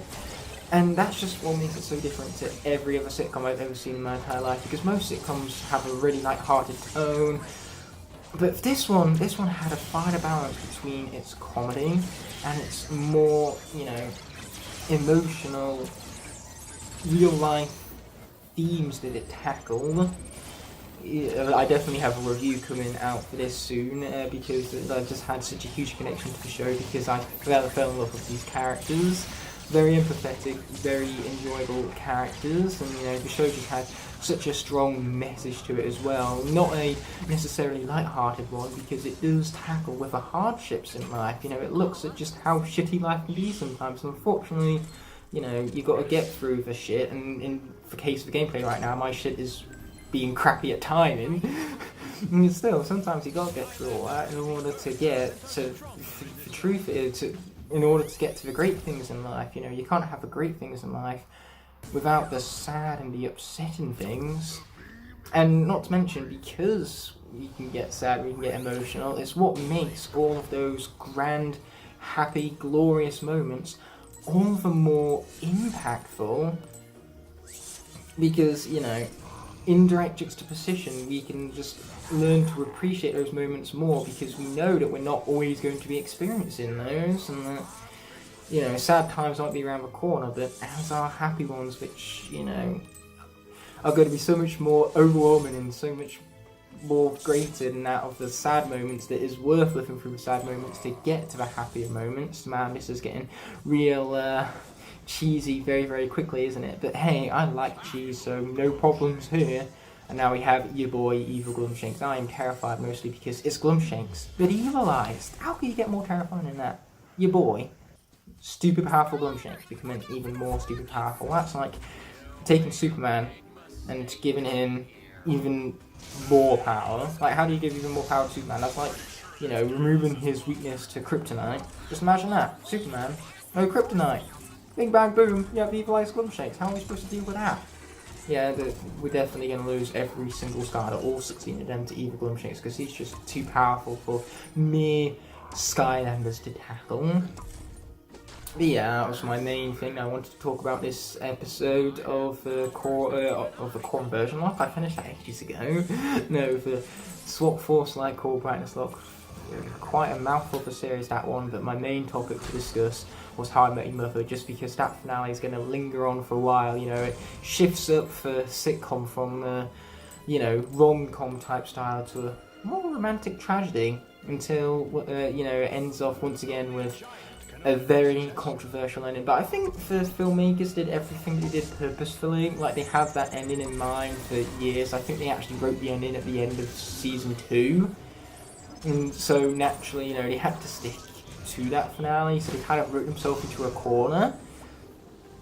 But naturally, you know, the risk they took is what makes me respect the show so much. You know, it doesn't take things easy, it takes those risks, and some of them pay off, some of them don't, but that's just because in a TV show, you can't please everyone. That's the simple idea of life, that you can't please everyone, so the best thing you can do is just try to make something of your vision, of your passion, and that's why I respect the small Skytroopers so much. I mentioned them previously, and they are all executing their own vision. They could care less about whether everybody in the Skylanders community watches their video on renaming Swap Force characters, for example, from your boy Owen Mason. Shout out to that guy.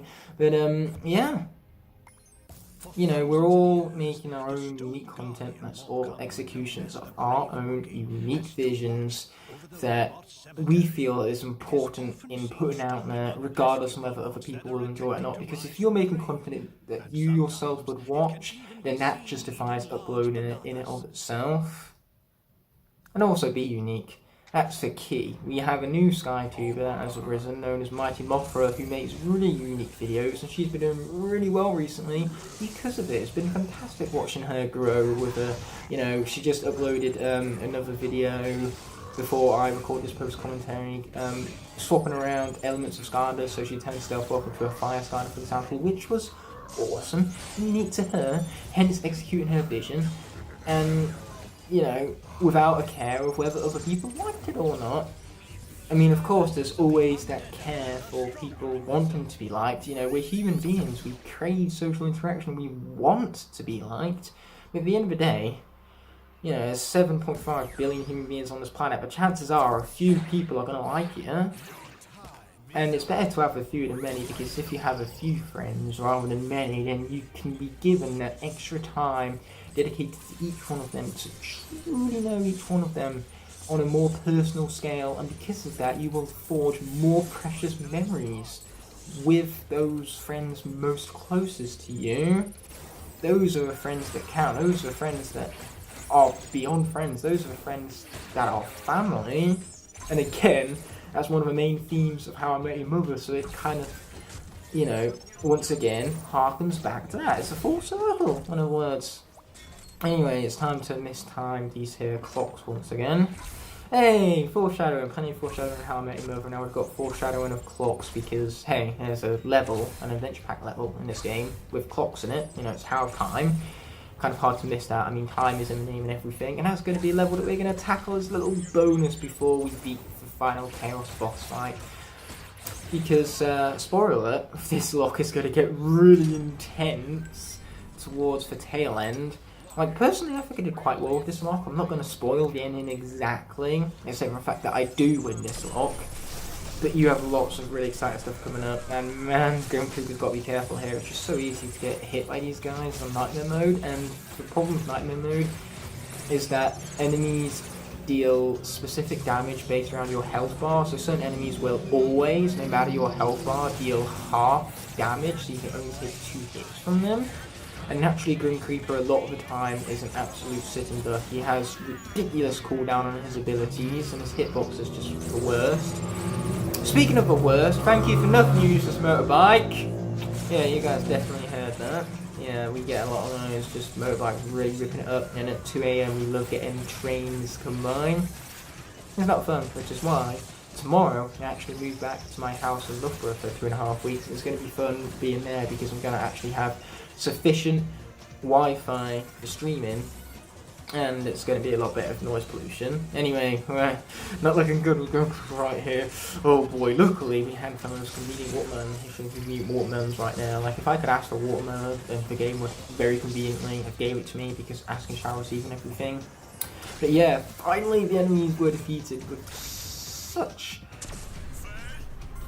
minimal health, you could go as far as say. That got way too close to Cook, but one more hit, even from, you know, the small yet mighty chomping, would have brought Grim Creeper to an early grave. But now we have the Stone Monkey, the thing that nobody ever expects. The Stone Monkey with a hiccup thrown in there, just good measure, because on top of not expecting Stone Monkey, nobody ever expects the hiccup.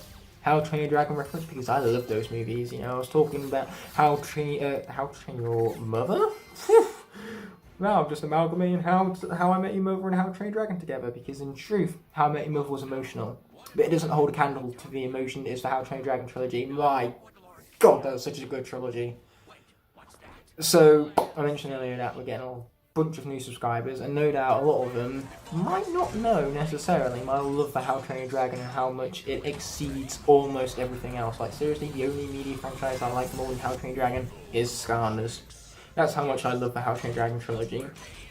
It is fantastic, and for an animated film, it's incredibly cinematic. The first fight sequence of the first How to Train Your Dragon movie, not only is it a great character-defining moment, as Hiccup finally learns his confidence, and Hiccup and Toothless learn to ride as one, so it's a huge character moment to them, but also it's so cinematic. The soundtrack with its bumps and its beats just really hook you in and give you goosebumps, because it's just a true grand exciting moment with cinematic moments that are exciting, character driven. And so naturally, when a scene like First Fight exists, how could you say How to Train Your Dragon is a bad movie? You know, sometimes you just need that one incredible scene to prove to you, after you watch it again and again, how good a film could be. The only when I say that, you know, there are films that I absolutely hate that have great scenes that don't salvage them, like The Rise of Skywalker, which I like to call Rise of Garbage, because that describes it perfectly. The last Star Wars movie is absolute garbage, and I hate it. What I don't hate, however, is when Han Solo returns as a ghost. It's kind of like Mentor Kylo Ren. By far the best scene in the movie. Why would I go and hit Evil Glumshank's, you know, armoured out tank? It's invincible. It's like Smith Boom. You know, it's a tier below Smith Boom in terms of its invincibility. So why would I even attempt such a daft and foolish thing? But yeah, I'm definitely getting a bit terrified with Grim Creeper right now. I mean, at the end of the day, we have some of the worst enemies in this game, most cheapest enemies you could go as far as say, coming up in the later phase of this battle. The Archean Shotgun dudes. Boy, do I hate the Archean Shotgun dudes. I hate them so much. But yeah, one other funny thing that happened recently is that, going back to fellow SkyTubers, Crypt Crusher managed to break his control with all the button mashing he was doing with the Guitar Hero style minigames down his trap team. Yeah, he was mashing that controller so hard that, you know, he wound up breaking it somehow. Instant karma, I suppose, but in the end, he had no regrets. I know that because he said so. He replied to my comment on his post. But yeah, things are looking good for the Skylanders community, actually. We're getting lots of new content creators, we're getting all of the bigger content creators even are really booming in popularity. You know, Crypt Crusher has been moving at a phenomenal pace, as is Gamer TV, Crash, Portmaster and Tumini doing as great as they always do. And of course we have the new rising star of Mighty Mithra, or Mighty Mothra even, I can never pronounce her name correctly, but regardless, that channel has a lot of potential moving forward, and I have faith that she will do well on this platform and amongst this community. You could even go as far as saying. But yeah, do I have much else to add to this commentary? Clearly not, because I'm not saying much else now, am I? Yeah, I'm just waiting for Evil Glumshanks to finally be defeated, because man, this guy takes so long to defeat on Nightmare mode, especially with Grim Creeper, who's garbage against boss fights. You know, I'm not the biggest fan of Hex, but even Hex I prefer to players right now. But unfortunately, due to Earth popping up between the fire, and even though the elemental areas, I have to go from Small Ash to Prison Break, which is Giant Earth represented. back to Grim Creeper, who is of course the Swap Force Undead representative, and representing the debut of the Underdownment in the Locke, actually. But yeah, look at these arcane shotgunny dudes, you know, one was never enough, so of course the game had to give us several. Nobody asked for this, I know I didn't. Why would I ask for more arcane shotgunny dudes? I hate them, remember? I hate them so much! Oh boy, this moment is terrifying me. Grim Creeper moving forward. Oh boy. Luckily for us, our key event that, you know, basically shapes how the rest of this lock is going to play out has already occurred. Smith Boom. You guys had to bear witness to the naming of Smith Boom. It's a ceremony. You can't proceed with the series until Smith Boom has been named. Otherwise, you are doing it to fail. You know, that Smith Boom nicknaming was the difference between defeating this lock and not defeating it. And because I nicknamed Smith Boom correctly, I've already spoiled that I do win this lock in the end. And it's all because I remembered to nickname Smith Boom. No other reason. Has nothing to do with me him to be good at the video game button. We've already established that I am bad at the video game. There is no such button for me, unfortunately. But yes, that's why I can say in confidence that this lock was deleted, because Smith Boom was named this day for his debut. You can go as far as say I believe there's only a few more characters left to debut at this point. You know, they come along the lines of characters like Flashwing and Starstrike, I believe.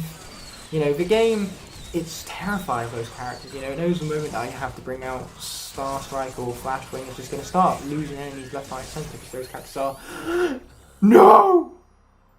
When I said Smith Boom was the major event of this episode, I lied. Grim Creeper's gone, and I was too busy talking about how badass Starstrike and Flashwing are.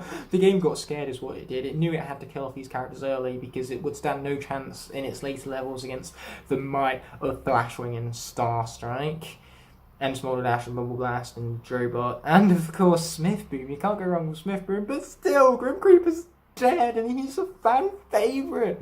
What is it with me and killing off the fan favourites, honestly? At least I have the hair, I still have that charisma going for me, but, you know, Grim Creeper, maybe that's why he died. I can't see any hair on that guy, and I can't imagine him having any hair either, but if he did have hair, looks like these, he would not be dead right now. That is why your Skylanders need to have hair. It's very, very important for Skylanders to have hair. Any Skylander that has hair is automatically one of the best ones. And now that I think about it, I can't name many Skylanders that have hair. Ninjini, there you go. Even though she's far from one of the best Skylanders, but she's just one of the characters that I saw on my shelf in front of me. Noticed she had hair, and I needed the example.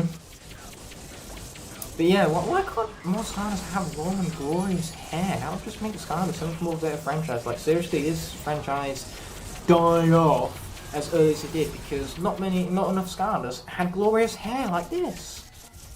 More Skylanders had glorious hair than this franchise would have still been thriving to this day. We would have got Skylanders 10 this year. Imagine that, if we still got annual releases, we wouldn't get Skylanders. Would have been Skylanders 10 this year or Skylanders 11? I don't know, I can't math. That's the, you know, side effects of post-commentariness. It's a disease where you can no longer math, apparently. Anyway, we have two more arcane shotgunny dudes left, but as soon as that evil Glumshanks goes into the spikes, he's done for. Unfortunately though, I was literally pixels off the spikes right now. It's like, jeez, game, when did you turn into Mario Maker all of a sudden with your hitboxes? We are talking about mere pixels right now. You know, I think maybe I could have fit my toenail in between Glumshanks' Evil Machine and those spikes right there, but who cares because Evil Glumshanks has finally been defeated. An appropriate term for me to take up, considering that I did mention toenails beforehand, which isn't gross or disgusting whatsoever. And man, I am hungry. I can't wait to go for some of that cream. Anyway, I need to hurry up and get this edited and exported, otherwise I'm not going to have the opportunity to upload this on time. Not to mention, after this I have my Lighthouse review coming up. Whilst this exports, I'm going to watch it a second time, write the script, then record the video, edit it up, and hopefully have it up by either early Tuesday morning or later tonight. But either way, the Lighthouse is a review which one member of my community in particular has really been looking forward to. And I'm looking forward to reviewing it because I've seen it once already. Fantastic film. The only reason why I haven't uploaded my review of it just yet is purely because I loved it so much that I had to watch it a second time before I could even think about writing the script. But yeah, we have Doofus Rufus to listen through since he can't shut up. But luckily for me, because I have my laptop muted, as I watch through this post-commentary right now, well, post-commentate as I watch through the gameplay even, luckily for me, it's muted, so I don't have to listen to Doofus Rufus' constant blabbering. In the previous episode, I lost a Skylander, which no doubt a lot of you are really infuriated by, because it turns out Grim Creeper is a huge fan favourite, but unfortunately I just suck at the game, so he was defeated in battle all the same, and that means that because he was defeated in battle, his class is dead and cannot be used again throughout the remainder of the Locke. Yeah, that's just how locks work, unfortunately. Those are the rules. Yeah, I wouldn't exaggerate to that extent there, Tessa. But regardless, today we're heading out from the Iron Jaw Gulch. This is most likely going to be a much shorter episode than the previous two, considering that Iron Jaw Gulch is a much shorter level by extent. It's still a good one, so I am pumped all the same to be returning to the Skylanders Swap Force Lightcore Brightness Lock, this new session right here. As you can tell, I have a new attire, because I'm recording this literally 1 week after I recorded the first few episodes. And today we're going to go all the way up to the Winter Keep, and then from Winter Keep onwards we'll do that for our final session. Regardless, right now we have 3 bots, so our chances of losing this character are very slim. Like seriously, I think this guy could one-shot this entire game, let alone this entire level. Not that he needs to, because whenever an element swaps out, I must swap out for one of the 16 Lightcores corresponding to that element, and cannot swap out again until the element of the area changes once more. That's unfortunate, but why are we, you know, satanising airships? What do they have to do with the devil? Oh wait, we have airships to destroy, dozers to be itching, cactuses to be running into, which is a very specific activity right here. Like, if I didn't run into that cactus, this entire lot would be doomed, so that was very clearly purposeful. Everything I do is with purpose. Oh wait, let's watch out for the cannonball. Taking that to the face would not be very good. Oh well, let's grab this gold, why not, right? And swap out for the magic element, which means that finally Star Strike here is getting her debut. I know what you're thinking, it's about time, because I too am also thinking that. I love the fact that Star Strike here has like a galaxy type attire to her, like seriously, her body is made of like stars and sky. So it's just a really cool design, with a great attention to detail too, just the way how it gleams and glimmers in the game. It's very, very well textured. Oh wait, can I skip this? Can I press best button video game? No, I cannot, and it is big sad. But yeah, as if this guy is a threat for my Star Strike right here. He's not, he's really, really not. So yeah, hopefully we can get through this level without death. That was the ideal, much more so than losing the character. That is far less ideal, if you knew as far to say. Ouch. You know what, taking that hit to the face was all intentional. As intentional as hitting that cactus even. You know, without doing what I'm doing, this lot would be doomed. It would be cursed, I tell you. Anyway, enough of all that. Let's continue on to these here crates, because man, they just look ripe for destruction. I was right. They are being destroyed, very much so, by me. Oh, and a taco too, don't mind if you do. I mean, that just appeared out of thin air, but there's nothing more greater than tacos just appearing out of nowhere. Oh wait, we're going to watch out for these mines right here. They are not mines, so I want to stay far away from them, because getting within people's personal space that's not your own is not very cool. Then again, it's very hard to get out of your own personal space, that's why it's yours.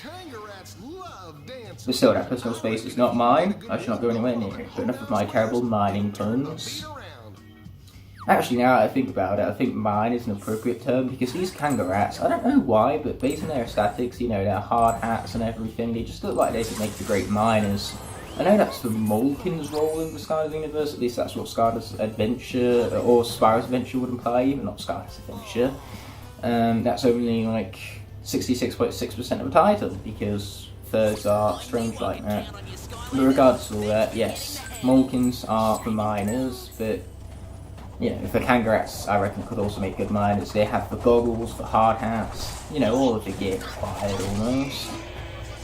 And that's what makes them aesthetically pleasing. And that's appropriate too, because this is a Western type setting, you know, we're out in the desert right here, and a common thing to do during the Western era, and, you know, back when everything was deserted, you could say, was mining. Mining was huge in the Western era, I believe. Hopefully I believe so correctly, otherwise this whole commentary chain would be very embarrassing right now. Me being as wrong as I am, it wouldn't surprise me, to be perfectly honest. I've waited time to be absolutely annihilative with Star Strike right here. Miss underrated herself. Anyone who says she's underrated, I agree with you. Anyway, let's watch out for that blast right now. Oh, and we've got plenty more enemies to deal with. Why not, right? Just for good measure. Okay, there goes that fool. And this guy's going to be done with in no time. Just got to keep reflecting our blast right here. Luckily for us, Star Strike is the only character in this game who can attack while she jumps. You know, luckily they changed that trap team so every character had a jumping attack, but still, that makes Star Strike really unique in this game, and I really quite like that actually. The fact that she can still attack while she's jumping. Without further ado, let's be destroying this airship. It is literally for objective and all that, so you'd think we'd want to prioritise that over all else. Regardless, we got ourselves a taco right here. Very nutritious one at that. I never expect tacos to be as nutritious as that, but the game will tell you otherwise. Oh wait, we're not worried about dual elemental gates or just elemental gates period, but you know, you can't say no to a Marshall Wheelock Plucky. Plucky? It's like a plushie but without the, you know, ush part. Anyway, of course the plushies are based around Marshall Wheelock, which is an upholder of the law, and now we're going to be swapping out for York over here, since he's the Giant Spy representative. Regardless of all that, yes, Marshall Wheelock is an upholder of the law, and so I respect that, especially since I have a rather local tale to tell you of law being upheld and justice being given to people, because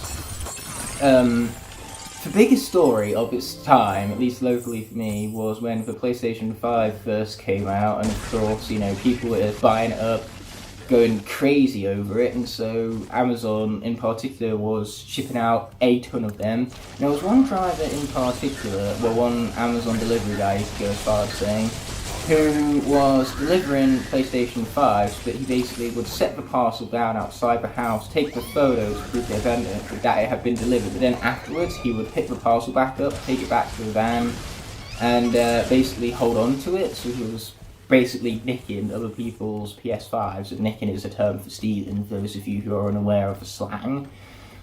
And so, what's funny about this is that he did it with every single order that looked ever so slightly like a PlayStation 5, because he was aware of how big the box was. And so naturally, his greed is what got him caught in the end, because he got caught on, I think, 5 different people's cams. Because one person posted about it on Facebook out of raw anger, because they just ordered a £450 PlayStation 5 and was being nicked by some Amazon employee. And then what happened is that a committee was formed around it, because it turns out that exact same employee was doing the same to other people's PlayStation 5s. And in the end, the word got around to the Leicestershire police, and so they wound up getting enough evidence from this Facebook group to prosecute the man. And of course he was fired. But worse than that, you know, jail time. Very much not lawful nicking people's PlayStation 5s, believe it or not. So the moral of the story is, don't break the law, and the law won't have to be upheld upon you. But yeah, I just think that's a really good tale of someone getting the justice they deserve. Yeah, this guy needs justice right now, so let's kill him so that then he becomes de-evilized. I don't know how, in the process of attacking him, it doesn't harm the Kangarat inside, and it just, you know, brings away the petrified darkness even. I was about to say evilized darkness, which is completely wrong, but you know, that's just Skylanders logic for you, or should I say lack thereof. There is no such thing as Skylanders logic. The only thing logical about Skylanders is the lack of logic, you could even go as far as saying. Okay, here you go, this guy still needs to go down yet. He's not down yet though, and it's rather frustrating. I mean, I asked guys to, didn't I? I totally did.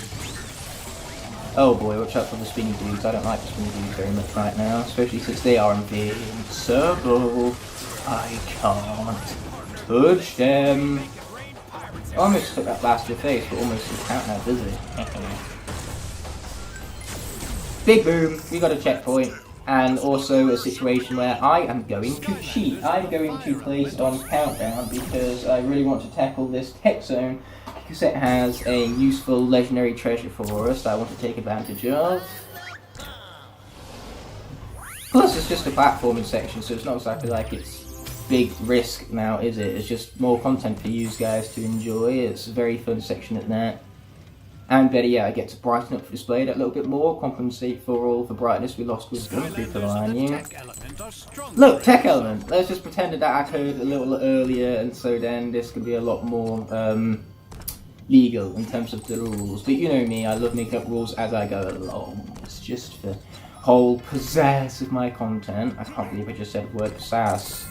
I am starting to cringe at my own jokes right now, because that was bad. Like, really bad. Anyway, moving on from all that, we have more gears to jump over. The game once again taking advantage of a the jump button. There you go, up we pop. Just like that. And there is our legendary treasure I was alluding to. A boom, baby. About time we started collecting some of these, to be honest, because look at that. XP boost. I thought it was gold gain. Gold gain would have been useful because then we could have used that to get more gold, get more charm from Tux Emporium. So it would have caused a chain reaction of events. And I yell chain reaction because it's a pun. It's the name of a Skylander of the same element as Countdown, actually. But turns out I was wrong, and that was for an XP boost the entire time, which would be useful if it weren't for the fact that all of my Skylanders are maxed out on level upness. So yeah, work out in the end that did not, but what will work out is when I place Hex here onto the portal for her debut of this undead area right now. Her bacon bandana and all. She's totally maxed out. Oh yeah. So now we have this last section of levels to get through, and hopefully not die along the way. I need to get the actual like bridge pumping thing before I can pump up the bridge, I suppose. So that sounds like a plan if you were to ask me. But first is first, we got to go bouncy bouncy, yay! Okay, so now I'll be done with the bouncing. Sweet. Fun story about Lightcore Hex, actually. She was a pre-order bonus for Skylander Swap Force at Tesco, my local Tesco. So basically, I pre-ordered Swap Force and I managed to pick up the starter pack for the exact same price as I would have regularly. In fact, because the pre-order itself was £5, we got the £5 deposit paid back.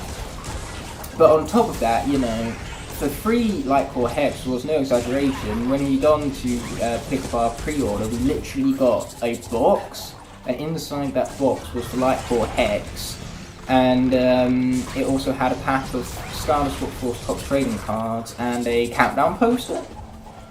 So getting all of that additional for free just because I pre-ordered the game was really, really cool. It's a really good incentive, pre-order bonuses, to pick up the game, you know, well, to ensure that you pre-order the game to basically guarantee sales of it. Because here's the thing, pre-orders are a big risk, you know, you never know how good a game's going to turn out, and most of the reviews don't start coming out for games until either the launch day or a few days beforehand. So naturally that means that if you pre-order a game, it's very difficult for you to back out of it and get your money back. And so most people wind up picking up the game anyway. And so what can really help you get motivated to pick up a pre-order is to, of course, have a free incentive. And Lightcore Hex being the free incentive for Swap Force, well, for me, I was, of course, going to pick up Swap Force on day one anyway, but the Lightcore Hex was just cherry on top of the cake, because at the time, I didn't own a single version of Hex. So this was my first ever version of Hex, and it turns out his character is quite alright. She's not amongst the best cast, or the best of the cast even, because that makes more grammatical sense, but she's still good all the same. I relatively enjoy this character. She absolutely annihilated those guys right there, so no regrets. Anyway, glass hats, not a good plan. Not a great plan. One ever seen. After several unfortunate accidents, glass hats were all deemed illegal. Yeah, I wonder what unfortunate accidents this could possibly be alluding to. I love the fact that half of the story scrolls in these games are basically just describing the people of Skylands that have no brain cells. Anyway, I hit a cactus again, but once again that was all part of the plan, you see. Hopefully let's not hit these mines, because they will most likely kill us. This is nightmare mode we're talking about here. And I have completely been missing some of these plushies along the way. Whoopsie! I forgot that I was meant to be collecting those. I just kind of did things as we went along, you could go as far as saying.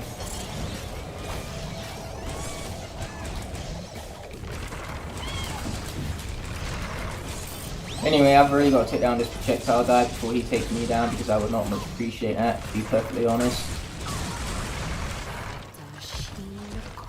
I mean, we could just move on, but I want to defeat all these fools.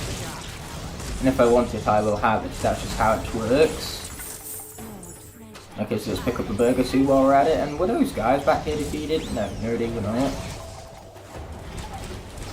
There's not like they're going to be much trouble. All what we need to do is not attack them whilst they're trying to attack us. Very, very simple basis right here. Boom! See what I mean? So long as you slow down and take your time for this game and chill out, you know, even nightmare mode isn't the most difficult. In fact, if anything, this is probably the easiest nightmare mode of the Skylanders franchise. Giants was difficult because it didn't have jumping, so it was harder to evade enemy attacks. And then Trap Team. Well, we all know how much of a nightmare Trap Team is. A nightmare. And then, of course, Supercharger's Nightmare Mode is probably the easiest if you strip away vehicles, but when you include the vehicles, things become a lot more difficult. For Superchargers, Locke is a fine example of that. And then Imaginators, it's fine with certain senseis, aka the villain senseis, but with any other senseis or anything that isn't an Imaginator, yeah, you're screwed, especially since all of the old Skylanders were nerfed. Except for Scratch and Jet's bottom half, apparently. You don't know why they forgot to nerf Jet's bottom half in particular. They just did. Some developers just really like the air element, it seems.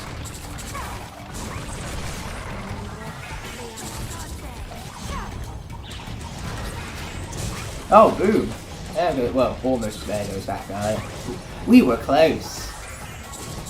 Oh boy, let's finish off this fool. I love the fact that there might be mines here, but enemies wind up like getting hit by half of them, so not even that much of a problem for us. Like, I love that. I find it very ha-ha funny. Boom! Damage! Now that's a lot of damage!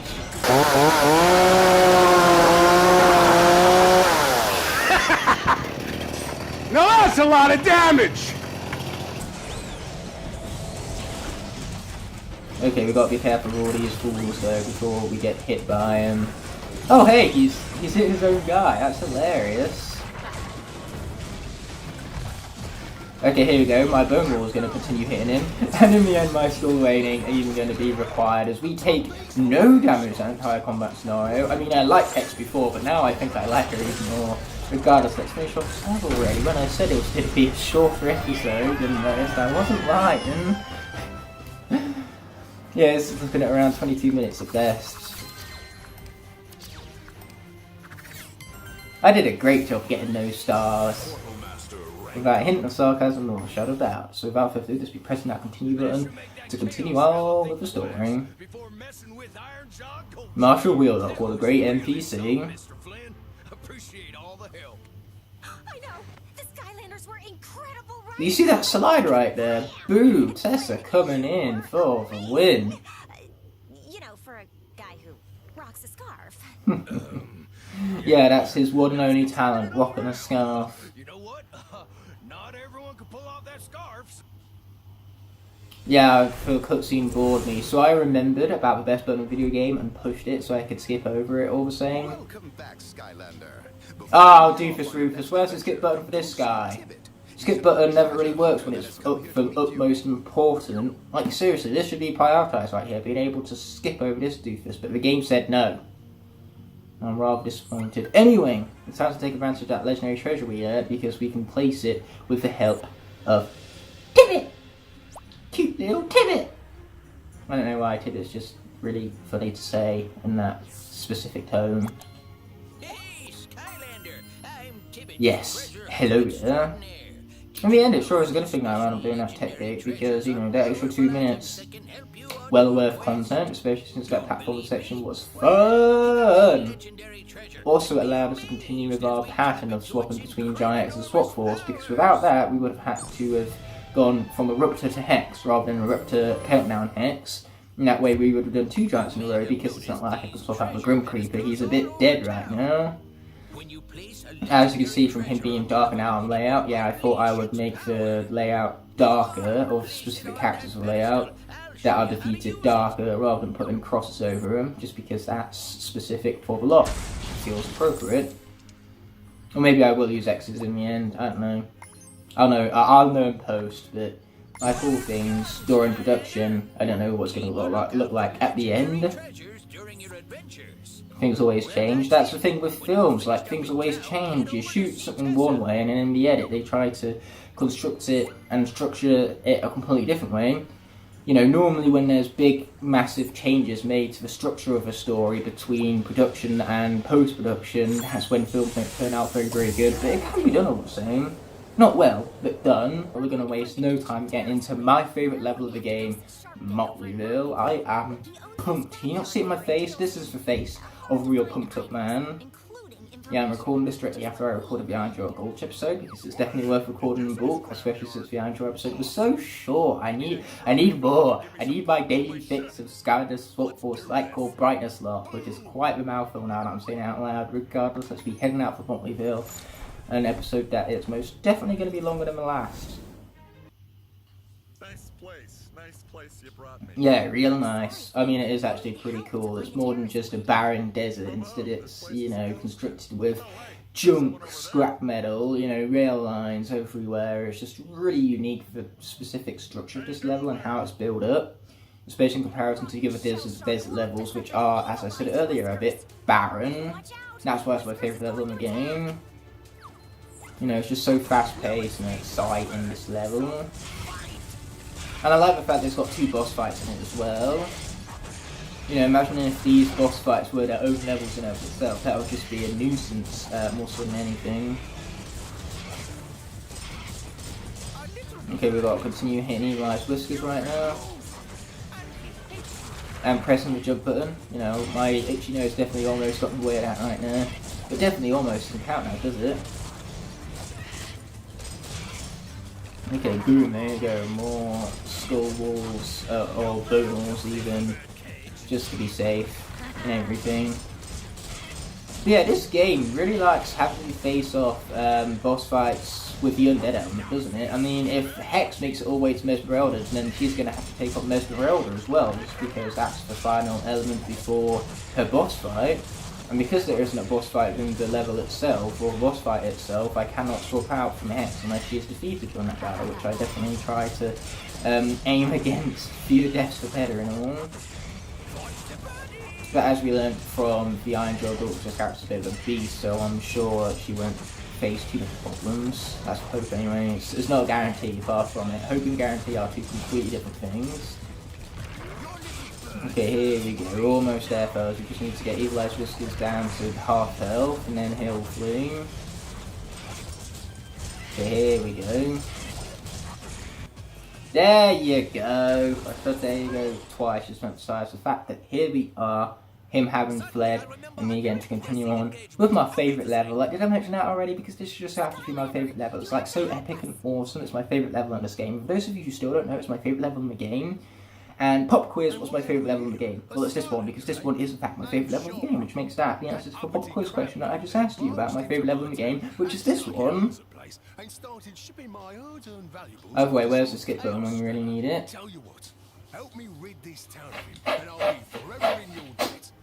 That was a very effective sleeve rub. For the sake of my itchy nose. I mean, good grief, no, stop hassling me. Yeah, my nose is really after some attention today. Regardless, the undead element has popped up, which means we get to remain as Hex for a little while longer. And honestly, undead is definitely a fitting element for desert-based levels. You know, they're very dry and life is very barren and heartified. Therefore, undead and everything. Of course, Earth is also a good themed element, considering that sand is Earth. Even though there are less grains of sand on Earth than what there are stars in the sky.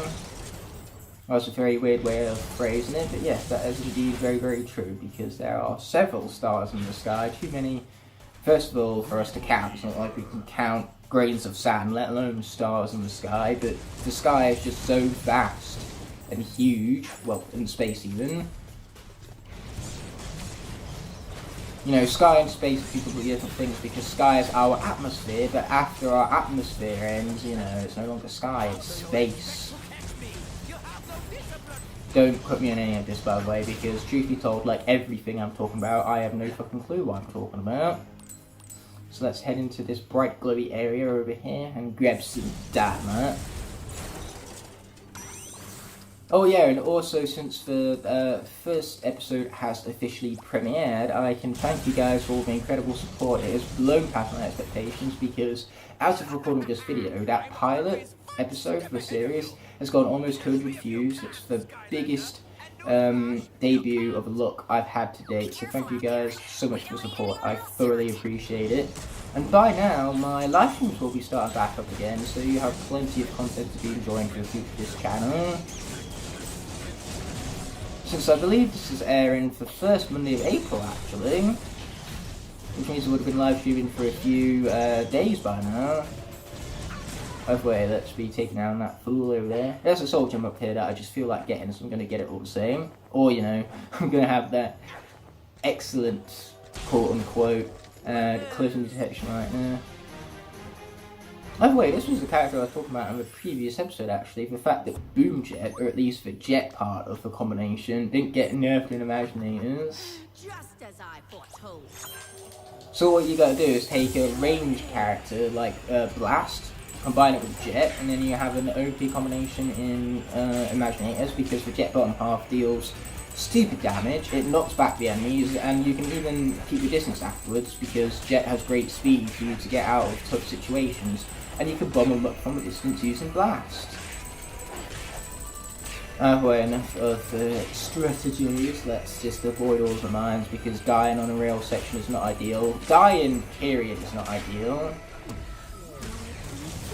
Yeah, it's a good thing I'm not multiplayer right now, because those sections are so much more easy to take damage in multiplayer. Well, if the goo pits will hurt me bad, then how's about I don't walk directly into the goo pits? I like that plan. Oh, that's unfortunate. You know what, Goopkeeper? I think I will. Okay, let's get going, shall we? There's also a treasure chest back here which I feel like collecting, so that's exactly what I'm gonna do. Yeah, can't be mashing in buttons. You can't go wrong with good old mashing up the buttons now, can you? And I collected a second treasure chest. Yeah, I'm currently having the memory cells of the goldfish right now, apparently. Anyway, I have enemies to defeat, I want them to go night-night, and I'm not being very effective at doing such a thing, apparently. But man, Archeans have returned, which means it's time for the Archean shotgunny dudes that I really, really hate. Like, seriously, I hate him. I hate him so much! So let's actually push this crate right now, and not walk right past it. Pretty sure it's a crate. Or a go-kart, you know, whatever you want to fucking call it. So, just watch out for swingy things too. I don't much appreciate swingy things. Okay, sweet.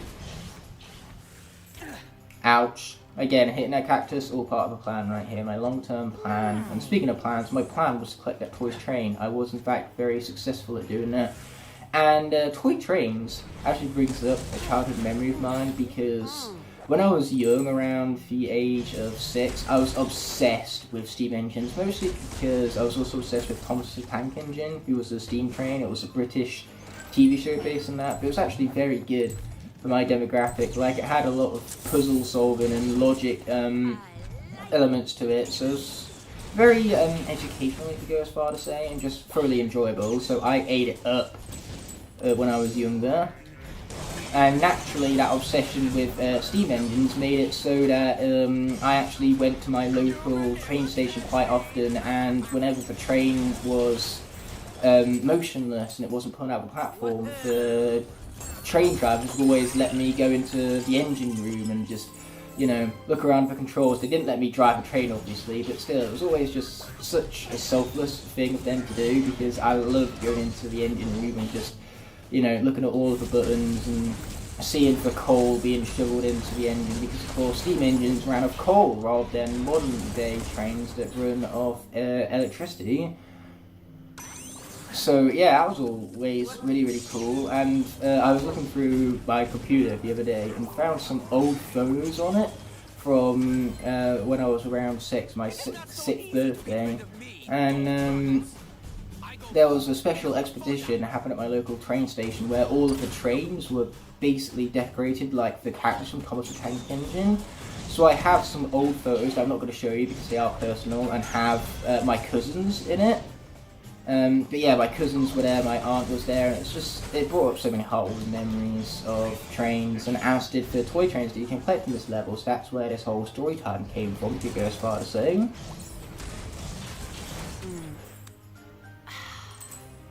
But yeah, Thomas Tank Engine, very important to my childhood, and I can still name a lot of the characters, mostly Thomas.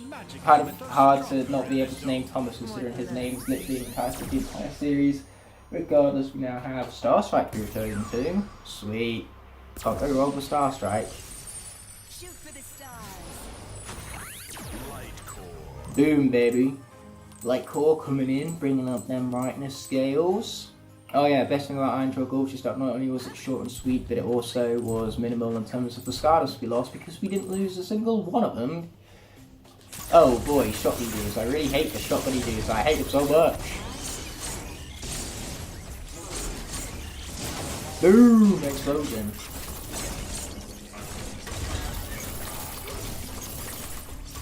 Okay, we got some other fool coming next. Come on, then. The fool! What did you think he was doing, man? Okay, is he done yet? He is done yet. Sweet. So yeah, let me know in the comment section below actually. Let's make that the theme of the day. What's some of your earliest childhood memories? In mine, I have of course all of the steam engines that I used to be obsessed with. But, you know, we've all got different stories from our childhood. And, you know, there's another toy train to boot. I want that star, what can I say? So hopefully I don't lose the life this level, because otherwise, you know, losing the Skylander, tragic. Losing the brightness, tragic. But worst of all, losing that second star objective? No, that's just too much. That's illegal. You can even go as far to say taking that second star away from me. I have rights. That is incredibly lucky, actually. What would we do without Gibbs? We'd be stuck at this exact section of the game without Gibbs input right here. So thank heavens for Gibbs. Hashtag Gibbs for saviour of the Locke. The MVP. Wait, there's another toy train in here, so let's go grab it and not destroy any of the stuff, because this is a man's shop we're talking about. We don't want to ruin his career by destroying, you know, everything he owns and needs to sell. And on top of all that, there's also enemies hidden in those crates, so I don't want to get hit by them. Wait, what I love about this level is that you can actually see collectibles from early parts of the level. Like, you've got Night Shift Soldier up there that you can visually see, so all you need to do is figure out how you're supposed to get around to find that. Very clever level design right there, and again, it's just what makes the stage so well structured and everything. There you go. Yes, we now have more levers to be pulling upon. Sweet. I always find it confusing how levers are even pulled when a Skylander doesn't have hands. Like, how does Dump Smash pull a lever, for example? Anyway, we're going to destroy that, we're going to come back and we're going to destroy that too, because I really want that story scroll. Don't know why, I just do. I suppose I'm just trying to prolong this level because it's my favourite and I want to explore it. Like, seriously, look into that background right there. The train tracks, just the gorgeous looking sky. It's very beautiful and very well made, technically speaking. Oh, well, let's grab that gold right there. I suppose that's another motivation to come down here. Platforming! Yeah, this is one time in the game where failing at your platforming would actually hurt you because the goop is right below us. Skylands.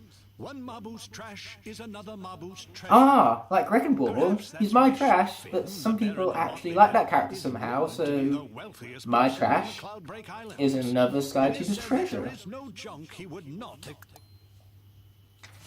I accidentally skipped over the end of that, sorry for right there, but still, you know, having junk that you will never accept, so long as you can sell it back to you for double that price. Excellent strategy right there. You know, wonder how much someone would buy this twisted train back for. Oh, you know, that sheet scrap metal.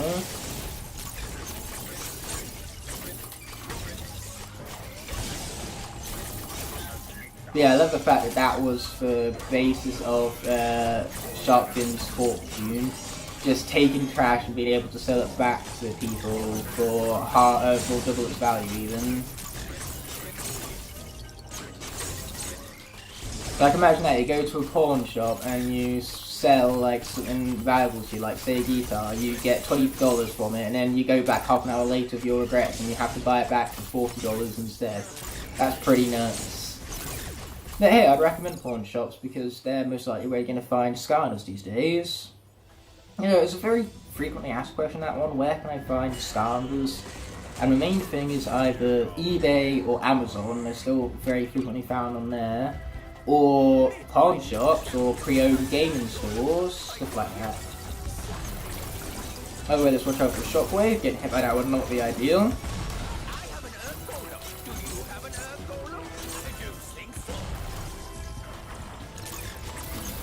Boom, got him, didn't even need the special attacking in.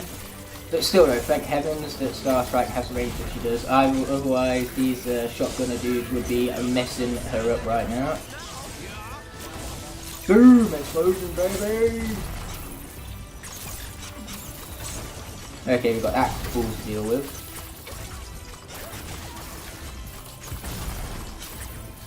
There you go. It's all about timing this here swing so you continue to reflect the orb right there. We might have taken some damage, but the effect is minimised thanks to that food being right within our grasp. Or should I say right? Then again, was it even fruit? Because fruit can be right, but I'm not sure if cheese, like this over here, for example, can be right. Regardless, I just really want to make a pun. Food fight would be proud. So let's be heading down these rails right here. Man, this lock is so much fun though. I thoroughly enjoy these locks, I must admit. Especially when I'm doing well on ones, like this one. Ouch. Yeah, I kind of deserved that, didn't I? Oh wait, let's be continuing to avoid these mines, that's the hope anyway. I think these swap over at some point. Yep, that was the point in which they swap over.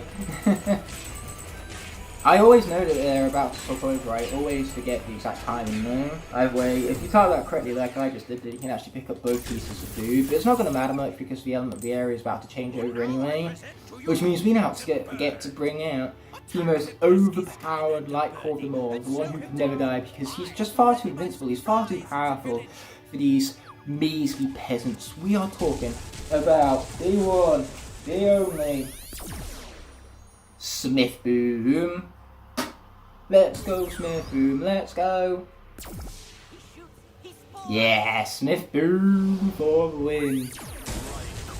Now the element of the area hasn't changed just yet, but it was about to, so I did jump the gun a little bit, but that was a much more safer tactic than waiting, swapping out Shroom Boom, and then, you know, having those few stationary frames when I spawn him in to take damage from Whiskers. That just would have been really cheap and a really bad strategy. So yeah, it's a good thing I've played this game before, because that way I knew the life element was about to pop up. Regardless, we have the secret way. Ooh, how interesting. This secret way that is so secret. Anyway, time for that to be raised up. And now we're gonna take damage to the goop apparently, because I'm getting a bit too hasty right here, a bit too impatient. It's all the itchy nose's fault, okay? If this thing wasn't so itchy, I wouldn't be so impatient. Everyone knows that itchy noses are tied to impatience. Ouch. just look at all this evidence on screen and pretend it's for argument that itchy noses make people more impatient. You know, use the power of imagination.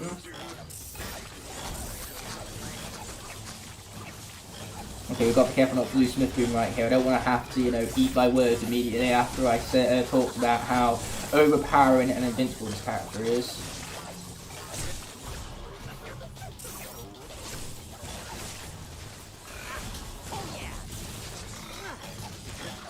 There you go, we got him. Smith Boom being invincible.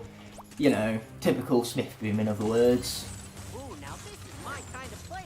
As we continuing on, we got to be careful with Smith Boom here because he still has to take on Evil Eye's Whiskers yet.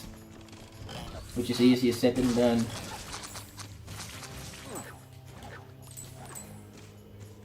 So by the way, there is a toy train up there. I'm pretty sure there's a way you can cheese it so you can like jump up without needing to get the train over here, or the train cart. You know, the go-kart, whatever you want to call it, but I can't remember how you're supposed to cheese it. You know, where's a good platform skill when you need it? I can't be asked to bring the train down here, jump up, and then push the train all the way back, but it looks like that's exactly what I'm going to have to do. So this section I have to be incredibly careful, just because there's everything out to kill me at once. See what I mean? Everything.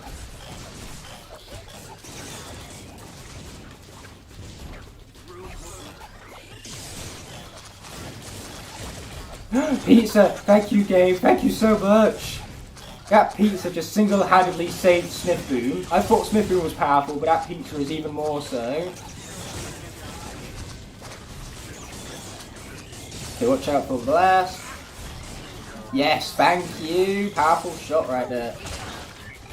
Oh, what do you know? We didn't even need the volley shot, explosive mushroom thingamabobs, because all what we needed was for Mushroom Shield to take down that final RP shotgun that I did not like very much.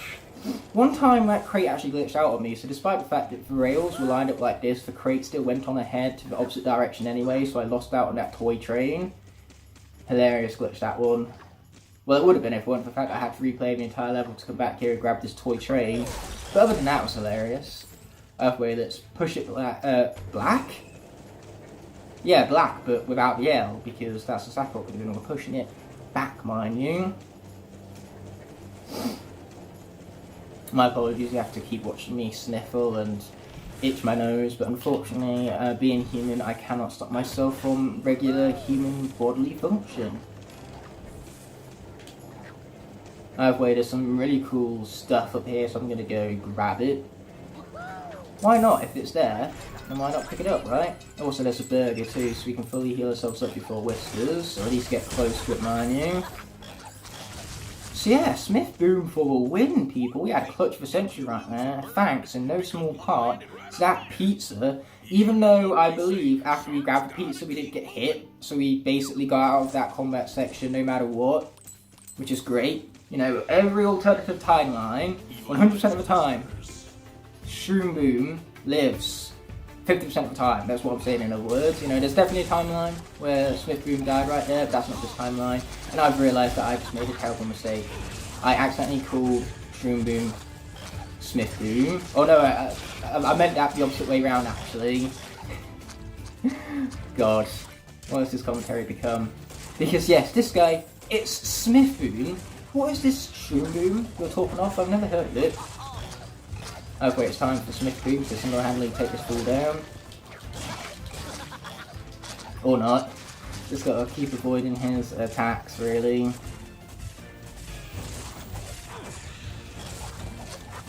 Okay, here we go. Avoid him some more. Sweet. Yeah, Smith Boom for the win, peoples. Yeah, I love the fact that I say 100% of the time, Smith Boom only survived 50% of the time.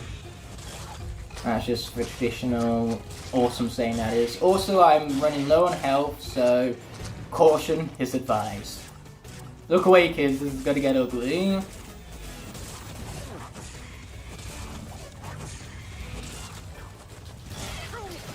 You know what I need to do? I just need to not get hit. I like that plan. Okay, here you go, watch out for the attacks, there you go. Jump over shockwave, shockwave, and the shockwave. And watch out for the Mega Blast! No Mega Blast to the face for this Sniff Boom over here. Okay, watch out for shockwave, and the shockwave's double jump. Well, by double jump I mean I jump over double shockwaves at the same time. Okay, here we go, we're getting there slowly but surely.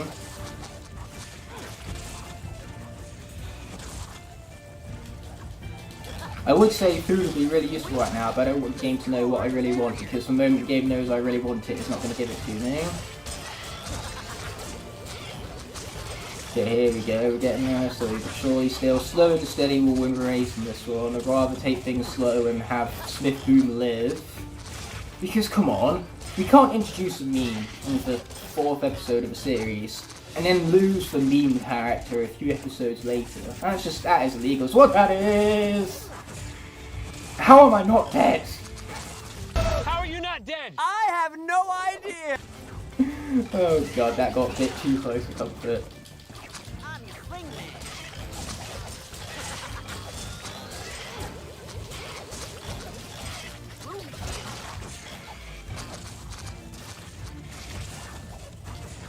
Okay, watch out for the shockwaves. There you go.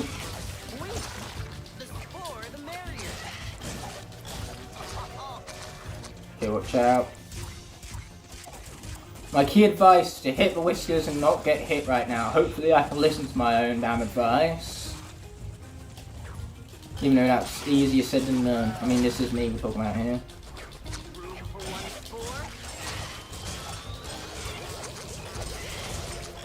Come on. He's almost done. Okay, there you go. That shockwave could have really screwed me right there because I didn't see its origin on screen, but in the end, we cut it out. Let's freaking go! So pumped. Let's go, Sniff Boom, and your invincibility. Man, I feel damn sorry that this Evilized Whiskers had to take you on, but unfortunately that's just the fate of the Locke, I suppose. So yeah, just like that, let's be picking up every last piece of these experience ups. Not that I even need them, considering that this guy is maxed out on his health, on his level up bar right now. Earth Element, thank heavens, I didn't want to take on this grinding section with such a low health Skylander even. He's not low level, that's one thing he isn't. So now, finally getting her debut, there's Lightcore Flashbang over here. Sweet. I've been pumped to play this character. She is my second favourite character of the cast. Being my 4th favourite character in general. Oh wait, no, that makes her my 3rd favourite character from the cast because I forgot Drobot is in this cast. How do you forget you have Drobot as part of your arsenal? How do you forget that? Once again, this is me we're talking about here. So yes, my 3rd favourite character of the cast, my 4th favourite character in general. Funny story behind this photo you see before you actually. So this comes from a little PvP tournament me and my friends conducted in Skylander Swap Force, and so you can see in my hand Drobot that I was just talking about within the commentary of the Locke. And what's so hilarious about this here photo is that it comes from a time when Edward was going up against Luke. Edward was playing as Darksparrow and Luke was playing as Drobot, and Luke somehow lost as Drobot. I didn't think it was possible to lose as Drobot in PvP until I saw that very tragic moment. If you guys didn't know that Luke was bad at Skylanders before, you certainly do know that now, because who loses with Drobot? Only Luke. Which is why this cast is so beast. Man, I love this cast.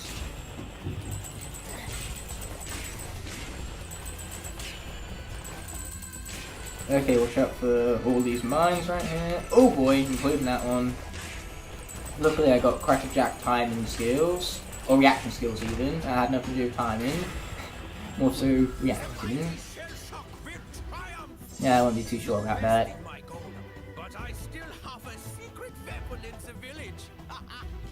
Okay, so I believe Flashwing means to defeat the rest of this level single-handedly right here, which really isn't going to be much of a problem. I mean, this is Flashwing we're talking about here. Look at this! I can hit these guys without even hitting these guys. This is so nuts. I feel sorry for these fools right now. I really, really do. There you go. Yeah, surviving this combat section is all about keeping your eyes on the wider picture. You can't just focus on Freshman alone. You need to bear in mind where her crystal geodes are, where the enemies are, and so if you can just keep a wide open mind and pay attention to everything at once, then you should be fine so long as you take things one step at a time. You know, maybe even take 2 steps back before you take 1 step forward and just chill out, take deep breaths, ouch, and be calm about things. Also, ouch.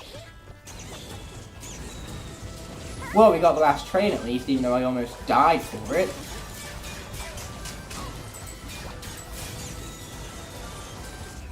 We are not losing my 3rd favourite character that easily. Thank you, cart crate thing on called, whatever the fuck you want to call it. Okay, let's push that into place. Boom, baby.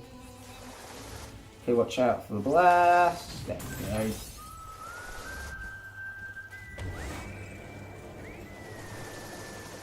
Okay, let's let him try to blast us, and then approach him.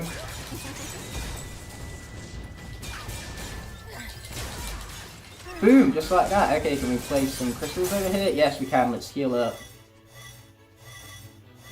What is this character? What is this character? That was so stupid, I loved it. I loved every moment of it because it was so stupid. Why a reason would I love it besides that he is so freaking stupid? This character is stupid. Oh, mate. I feel sorry for these enemies taking on this cast in specific. God, why couldn't all cast of characters be as good as this one? Literally, the only thing that could raise this from being perfection to absolute humiliation for the enemies is if we had Igniter rather than Erupted. That's the only thing that could have possibly improved this cast. And of course, not having Jetpack or Warnado. Period. Even though I actually like Jetpack, more so than other people, it seems.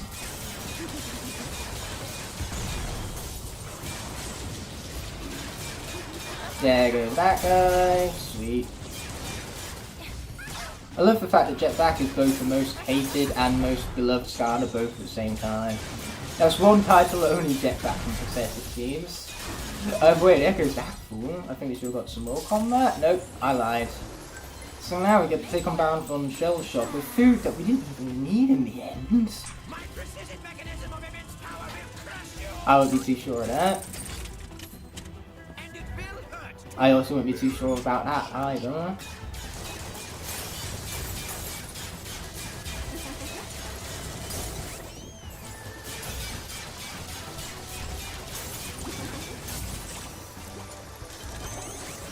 Okay, my face cam is about to time out because we're hitting the 30-minute marker here, so let that be known. This has just been such a long and epic episode. This is definitely my favourite episode so far. This has been nuts. I've loved every moment of it. It's almost like this is my favourite level of a video game.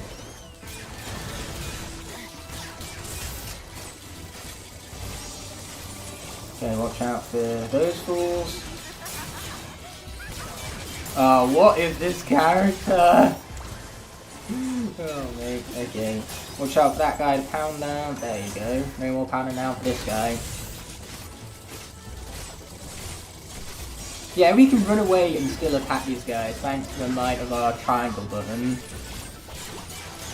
That moment where the triangle button is actually the best button in the video game, for real.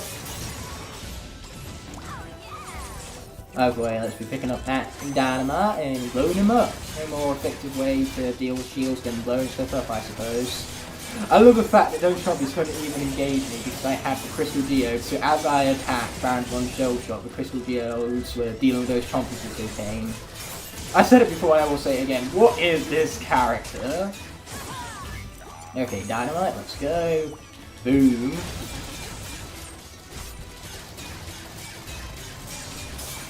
Okay, there you go. I think we're about to get through this boss fight with no damage whatsoever, which is pretty beast. This character is just beast, period. If I could summarize Flash with a one word, it would be beast.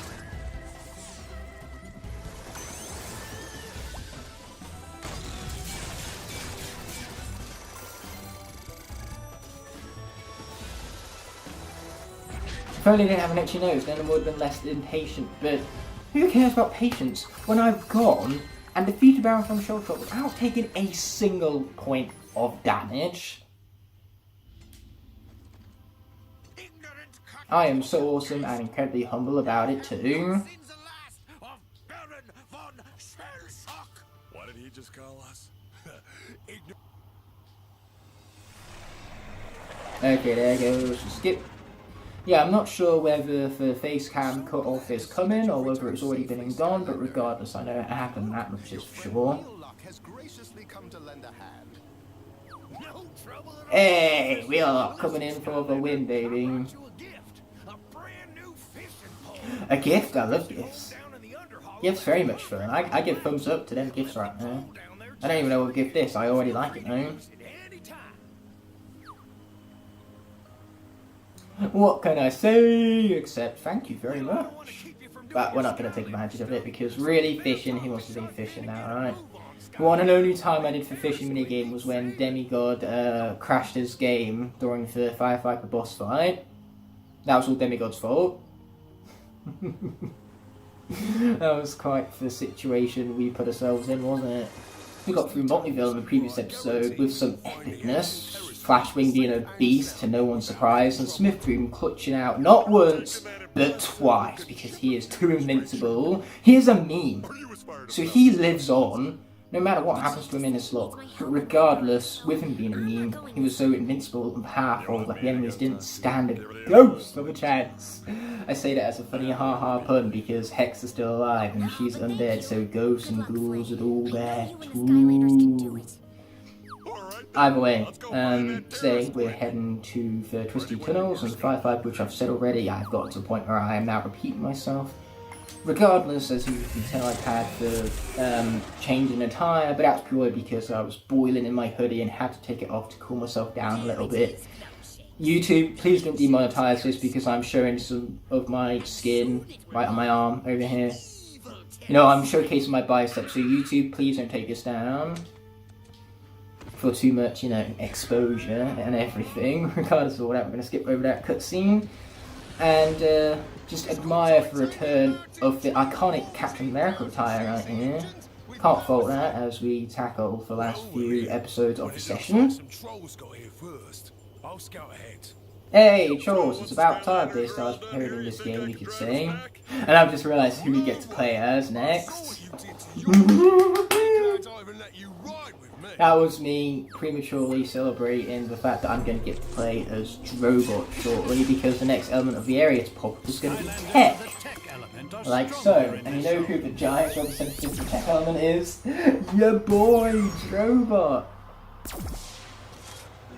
I'm absolutely going to annihilate these enemies, and I am not going to feel sorry about it in the slightest. Let's go. You got Cadet Crusher, do ya? And there's the hammer for said Cadet Crusher. Okay, let's shoot these fools. Okay, my afterburner didn't quite hit him, but that's fine. I love the fact that Drobot's voice is kind of like a subtle reference to Soundwave, because his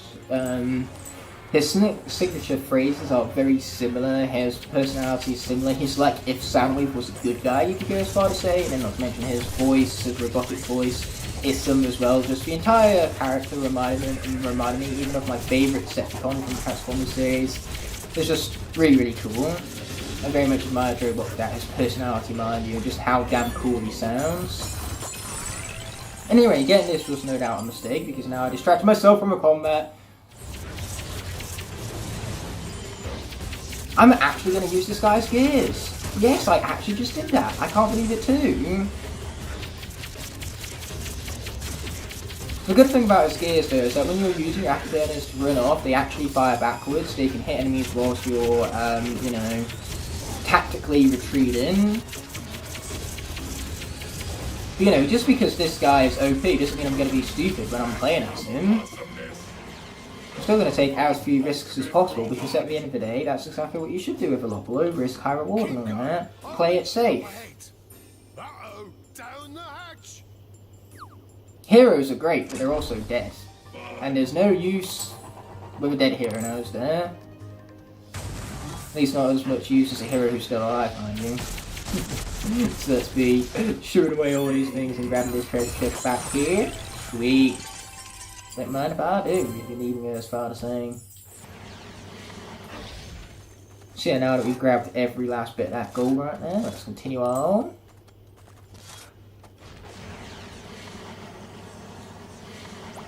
Hey, look at that, it's sharpened. Yeah, it's kind of strange though, because I believe none of these desert levels have the water element, which makes sense, you know, they're kind of dry and barren, so the water element wouldn't really be very fitting for the setting of the levels. But still, that's weird, purely because the last time water popped up was Muddle or Hollow, and water is one of the star pack elements in this game, so you think they take more advantage of it, so you're encouraged to play with water buckler more. Then again, I'm pretty sure there is a water element area in this level, but I'm pretty sure it's for an optional secret, so we're not going to be accessing it, you could go as far as saying. Regardless of all that, we did collect a few story scroll. For thousands of years, that's a lot of years. A lot more years than what what I've been alive, I can tell you that much. Other favorites have included the Hydra. Or is it? Maybe I'm invincible and you guys just don't know it.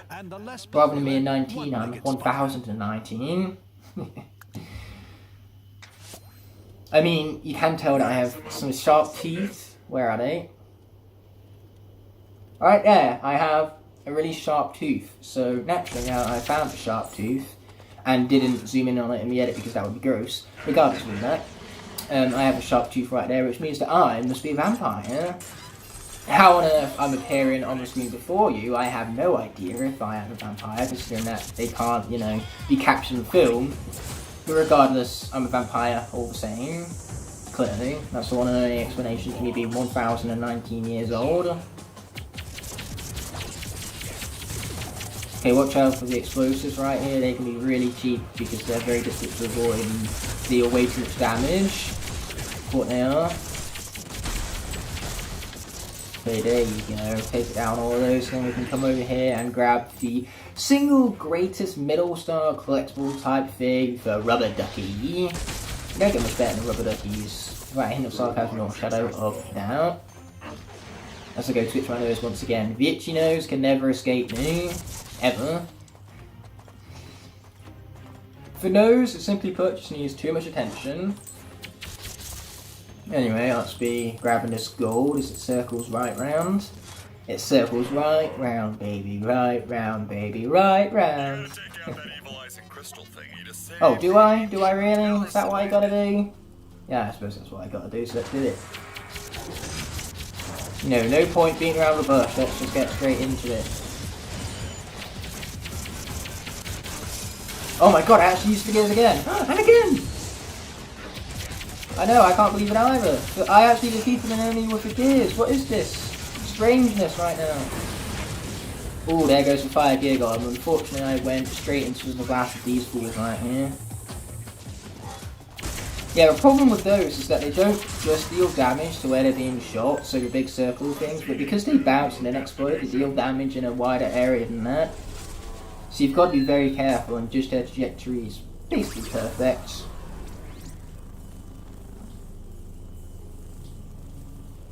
Hey, it's your boy Sharpfin right here. I love the fact how his burrowing in the ground has a similar type animation to it as Terrafin, considering that they're the same species, you'd imagine that they'd burrow underground in similar type manners, so it all but makes sense, you could go as far as saying. Don't trip! Oh, for fool, he tripped over. Right after I told him not to as well. Either way, he died to an electric wire, which deals barely any damage, so why couldn't they be that easy to defeat when I have to defeat him? Anyway, let's be continuing on right here. I was saying earlier about how this cast is basically perfect, this cast of Lightcore characters. And I've just thought of another way that can make it perfect, rather than swapping out Eruptive for Igniter. swapping out Wham Shell for Poke Shock. I mean, come on, Poke Shock is a beast. She has electric-based abilities, and in accordance to the logic of that cutscene that was before us, the enemies are extremely vulnerable to lightning. So then we have Poke Shock with her lightning abilities being dubstep broken, and we have a better character than Wham Shell all around. Because yes, I do in fact think that Poke Shock is better than Wham Shell. Those of you who disagree are wrong, because that's how opinions work. Oh, let's be grabbing that gold. No gold left behind and all that. I always love how he says yum. Basically just everything I love. Everything Drobot has even, I love. There's a single thing I dislike about this character, you could always go as far as say. Like seriously, this guy is so awesome. And there's so many reasons why he is so awesome that I even made a fucking top 10 about it. Enough of the... I was about to say shameless plugs, but it really isn't anything shameless about it. It's totally shameful, so... It's more so a shameful plug than anything else. But regardless of all these plugs, go watch that video, and we're going to continue with this one at hand. Especially for those of you who love Drobot, because that was basically a love letter to the character. You're welcome. Elementalist, sweet. There's also one of these Skylander quests that are about eating food, like if you need to eat 90 pieces of food, and the easiest way to do that is to tackle one of the bonus mission maps. I can't remember its specific name, but you have to go around eating as much food as possible, so of course naturally that makes it perfect, that quest, because you're eating so much food. Not to mention it's so quick and so fast paced as well, that it can be over and done with within 3 minutes, and next thing you know, you've got your Skylander a bunch of experience, because there's loads of enemies scattered around the level. You've also got some quests completed, because you've ate all that food. So regardless, it's just a great quest for getting 2 birds with 1 stone and everything, which, you know, there isn't a far single more glorious thing to do in life than getting 2 birds with 1 stone and all that. Regardless, let's be popping Small Dash onto the portal. Let's go, baby, bad girl! Oh man, I love the fact that this level is a level where I get to play as all of the OP characters. Like seriously, I have played in the same level my 3 favourite characters of the roster. Anyway, the moral of the cutscene is defeat the Spellcook Bastard first, so that's what we're going to do.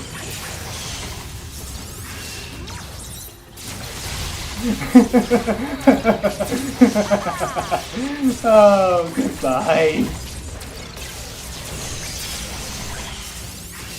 This character has no right being as good as she is.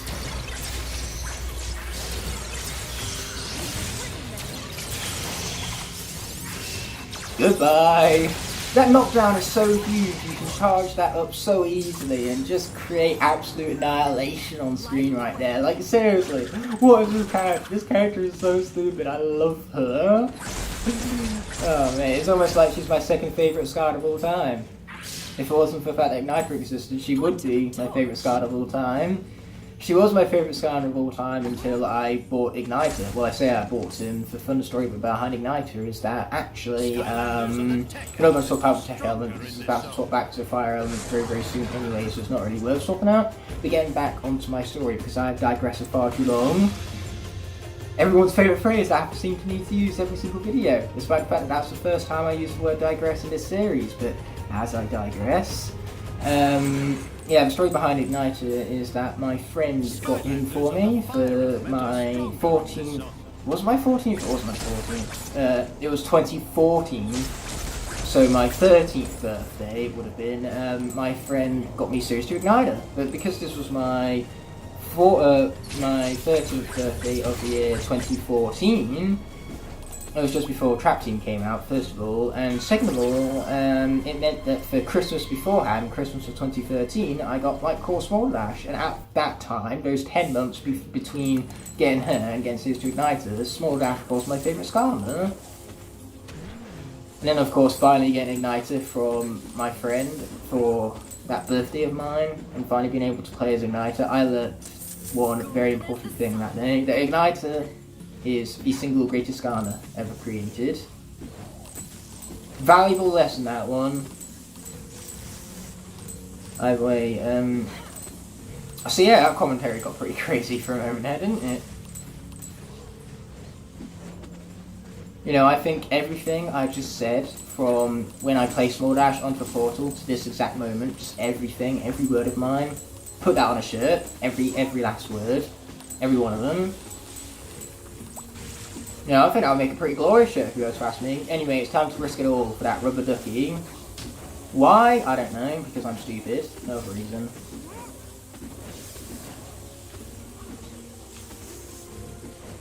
There you go. Can we just jump down here? Because that'll be so much more easier than going back through the shockwaves. Ha! The game said no. But what does it matter? I got all this platforming skill, mate. Boom, baby. No shockwave damage for yours, truly. And it was all for rubber ducky, which means that in the end, it was 100% worth it. Alright, here sarcasm all settled down. Okay, here we go. For secondary, Evilized Crystal's been destroyed. So I know the Wii version for this game looks atrocious. It looks like vomit, but what's very interesting about the Wii version is that this level is actually glitched. When you destroy that Evilized Crystal, the objectives are accidentally misidentified, and that is classed as the third crystal, rather than the second one, so you basically get the level objective earlier than you're supposed to. Unfortunately, you can't use that to skip this last half of the level. If you could use that as some sort of level skip, it would be insane, but you can't. Either way, we've got to remain a Smaller Dash, which means that we have a turret section coming up, so Smaller Dash needs to single-handedly get through that turret section. Wish me luck, and we're gonna need it.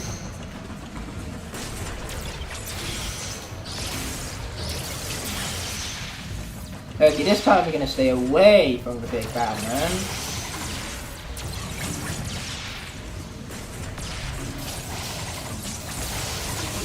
There you go, we got him, sweet. I mean, we could have just advanced without fighting him, but where's the fun in that now, right? I mean, it's certainly not as fun, but it certainly is less risky, which is exactly what we need to get in the habit of doing, because low risk, high reward, that is the traditional way of tackling a Locke after all. I'm forgetting my own advice over here. Anyway, let's watch out for the giant red magma ball thingamabobs. I like that plan. Okay, there you go, jump straight over there, right there, sweet.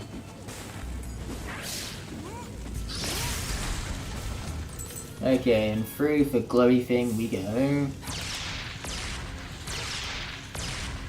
Okay, so there might have not been any like water elemental areas that are mandatory parts of the level, but there was a water gate back there, so I suppose water isn't completely absent in the entirety of this level. And by extent the desert levels, because last time I checked this is a desert level. Anyway, this means that Pulp Fizz is going to have to tackle not only the next section, but for Fire Viper as well. But here we go with the turret section. Got to keep my head screwed on, otherwise, you know, I'm going to get overrun by these enemies, and it's not going to be much fun dying to the turret section whole thing. Because unfortunately, in most Skylanders games, if you fail a turret section, you're just forced to restart. It doesn't actually kill off your Skylander. But Swap Force did it completely differently. In Swap Force, your Skylander is technically defeated when they lose all their health in the turret section. So naturally, if Small Dash is defeated here by the turret section, then that's going to count as a death. As bullshit as it is, a death is a death. So naturally, I'm going to be trying to avoid that of all things, because the last thing I want to do is lose my favourite character in the Locke to a fucking turret section. Here we go. With my head screwed on. Can't emphasise that enough. Even though how much that's going to help, we're about to find out. Okay, sweet, there goes that one. There goes that guy.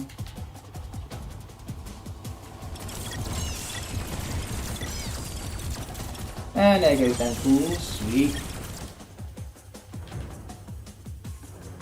Okay, where are some more fools? Perfection hand! Luckily we got a coin bonus as well as a food bonus. That food bonus would have been much greater if we hadn't put damage beforehand. Or if we had even, because that way we could have healed up damage. But instead there was no damage to even heal up. But at the end of the day I suppose that's, you know, better, because no damage is the best damage, is what I'm going as far to say right here. At least inflicts upon us. The best damage upon our enemies is all of the damage. All of it, I tell you! Anyway, time to initiate my concentration phase once more. If you have to worry about defeating an enemy or shooting down one of their missiles, definitely focus on the missiles. There you go. What does it look like I'm doing, Shark Fin? There you go, we got him. Honestly, I'd rather just not have to deal with this turret section and instead just deal with the enemies once we finished it and got back to the ground. That would make my death right here far less likely. But that was too much to ask for, unfortunately. There you go, got them all. Oh, but now I've got this guy to worry about. There you go, sweet.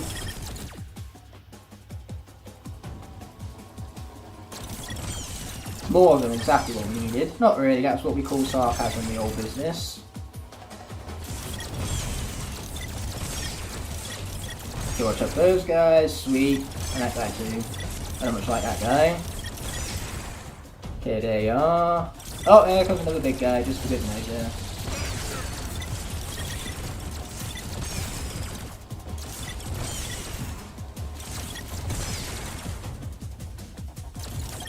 Why are there so many of these guys? I don't remember this turret section being so long and drawn out. Hey, another perfect, let's go. Coin bonus and all. Oh, is it over?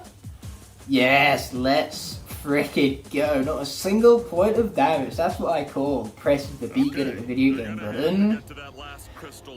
Anyway, hopefully, having said that, I haven't just jinxed myself right here, because Pop Fizz, whilst he's a really fun character, he's not necessarily the best character to tackle on these specific portions of the game, being so melee orientated and all.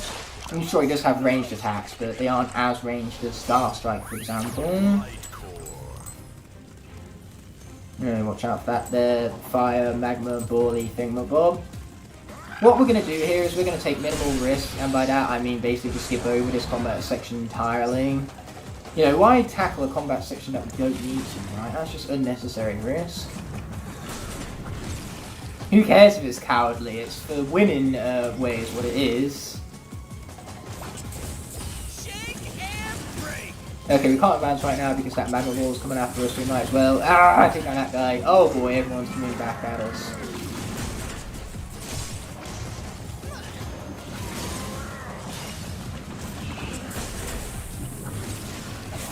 Whew! How am I not dead? And that, my friends, is why I don't tackle that combat section right there. I mean, the combat is fine, sure. The main problem is that air gear golem. It deals so much damage to you, it's so difficult to avoid, especially when you have to get up close and personal with your attacks like Pop Fizz does over here. And on top of all that, there's also the fact that the firefighter is also firing at you, so I just prefer to have Pop Fizz alive so we can observe those giant chompies out there. Look at that.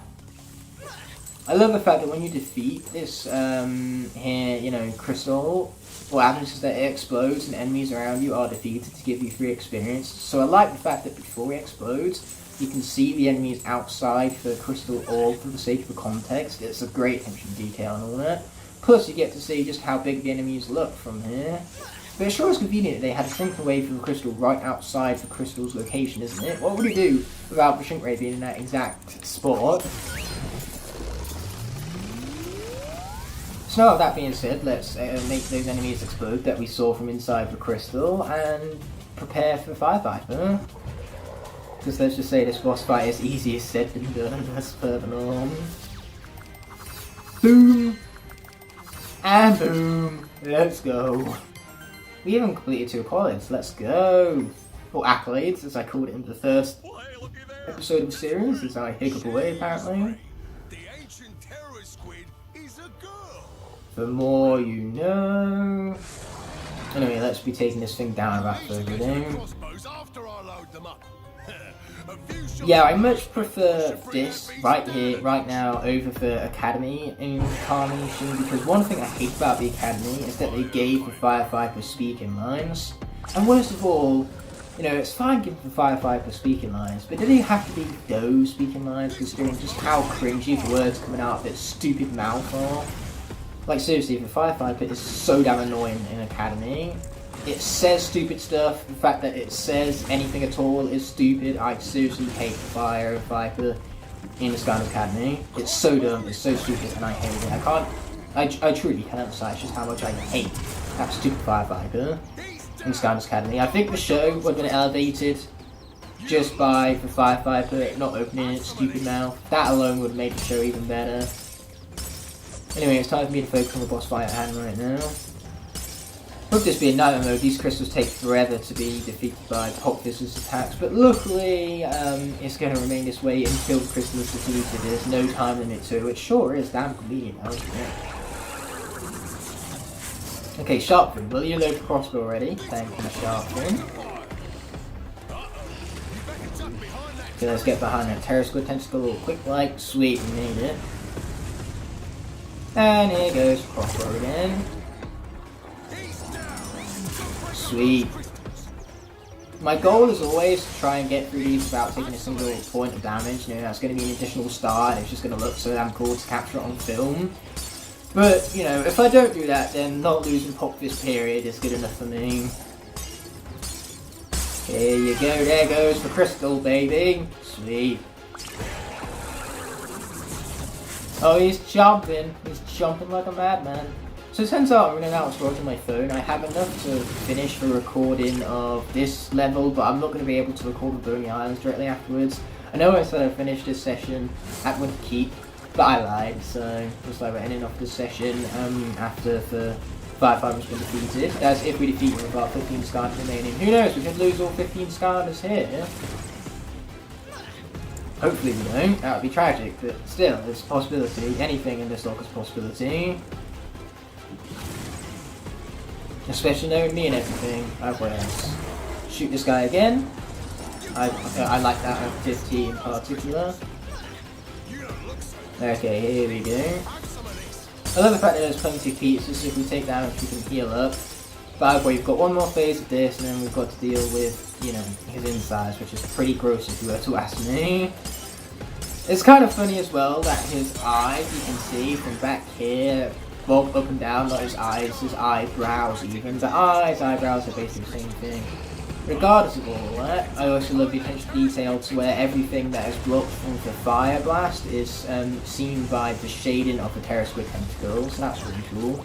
Ouch. So much about not taking any damage this boss fight. But yeah, that's a great attention to detail. Oh boy. Watch out for these blasts. I'm going to risk it and go for the pizza. In the end, that did not work out. But yeah, I love the fact that a traditional cartoon image to show a character being confused could have stars being shown around their head, or their eyebrows bobbing up and down, and that's exactly what this guy does. You can see the eyebrows bobbing up and down with sheer detail on the enemy, on the forehead of the firefighter. So, great attention to detail, really cartoonifies this game. But what I don't appreciate right now is Pop Fizz taking that damage whilst I try to explain to you how great of a cartoon this game is, because man, now I'm depressed. I'm cutting off everybody's favourite character because Grim Creeper is a fan favourite, Pop Fizz is definitely a fan favourite, so I'm so sorry guys. I did not mean to, but that means that now we got to select one of the SWAT Force characters. So we are gonna go with Bumbleblast, is what we're gonna do. He seems like the safe option. I mean, we could go with Flashwing, but she got recent screen time, so I want to dedicate more screen time to a character we haven't seen for a while. But yeah, that was unfortunate. Like, game, why can't you just chill out for 2 seconds and let me talk about cartoons? Is that too much to ask for? In accordance to the game's logic, yes. Yes, it is. But anyway, speaking of detail, not only is it cartoony that the firefighter's eyebrows bobbed up and down to show its confusion and just naturally the fact that it was stunned, but on top of that, he was glowing yellow to signify that he had been honeyized by Bumbleblast, which is just such a fun word, honeyized. I love the fact that I can immediately inflict positive energy into this video directly after Pop Fizz's death, mind you. It's like, that is the most anti-positivity we've had this entire episode, and yet somehow I'm still able to just bring about some positive energy of my own. Don't know how I manage it. I mean, I'm so depressed we lost Pop Fizz, but at least I'm being entertaining about it. Luckily for us, Bumbleblast exists, and he's dumb super broken. Like, seriously, look at this absolute annihilation right here. Goodbye! Yeah, if you guys want to get through this boss fight without taking any damage, I do highly recommend Rumble Blast, because so long as you can avoid the obstacles, which are the hardest part of the boss fight, you can defeat those fire gigons no problem with this character, as you saw before you right there. Like, if only the element of the area going into this boss fight was life instead of magic, even though we would have had to swap out for Smith Boom, considering that it was a giant cycle. But still, Smith Boom would have the most likely survived in the potholes, because I always make this boss fight look harder than it actually is. That's my tendency. You could go as far as say, which is quite unfortunate. But regardless of all that, we still got through. We got 14 Lightcores remaining, heading into the final half of the game, so I'm feeling confident moving forward. And that's always a good place to be, having your confidence at its peak, mind you. Either way, we're going to be pressing for best button video game, more specifically mashing it so we can skip over this worthless cutscene right here, because story, yeah, who cares about that, right? Okay, sweet. We're gonna do the final activities of the Woodborough right now and prepare for the Brody Islands for next episode, or next session I should say more specifically, which I'll most likely be recording tomorrow, to be honest, so I'll most likely have the same attire still. You're not going to say goodbye to Captain America just yet, don't you worry. Actually, speaking of Captain America, the new Captain America, the Falcon and Winter Soldier, that show would have started by the time this episode is aired. Of course, because I'm recording these in bulk and in advance, I haven't seen the show yet, but I'm sure it's great. Just interesting how time works, I suppose. The fact that I can record these in advance, and by the time they come out months down the line, stuff would have happened, a lot of stuff. Who knows, might have even hit 1k subscribers by the time this video comes out, which would be mad if I've done so. Thank you guys so much for that. And even if I haven't, thank you so much for the support regardless. Really appreciate it, as always.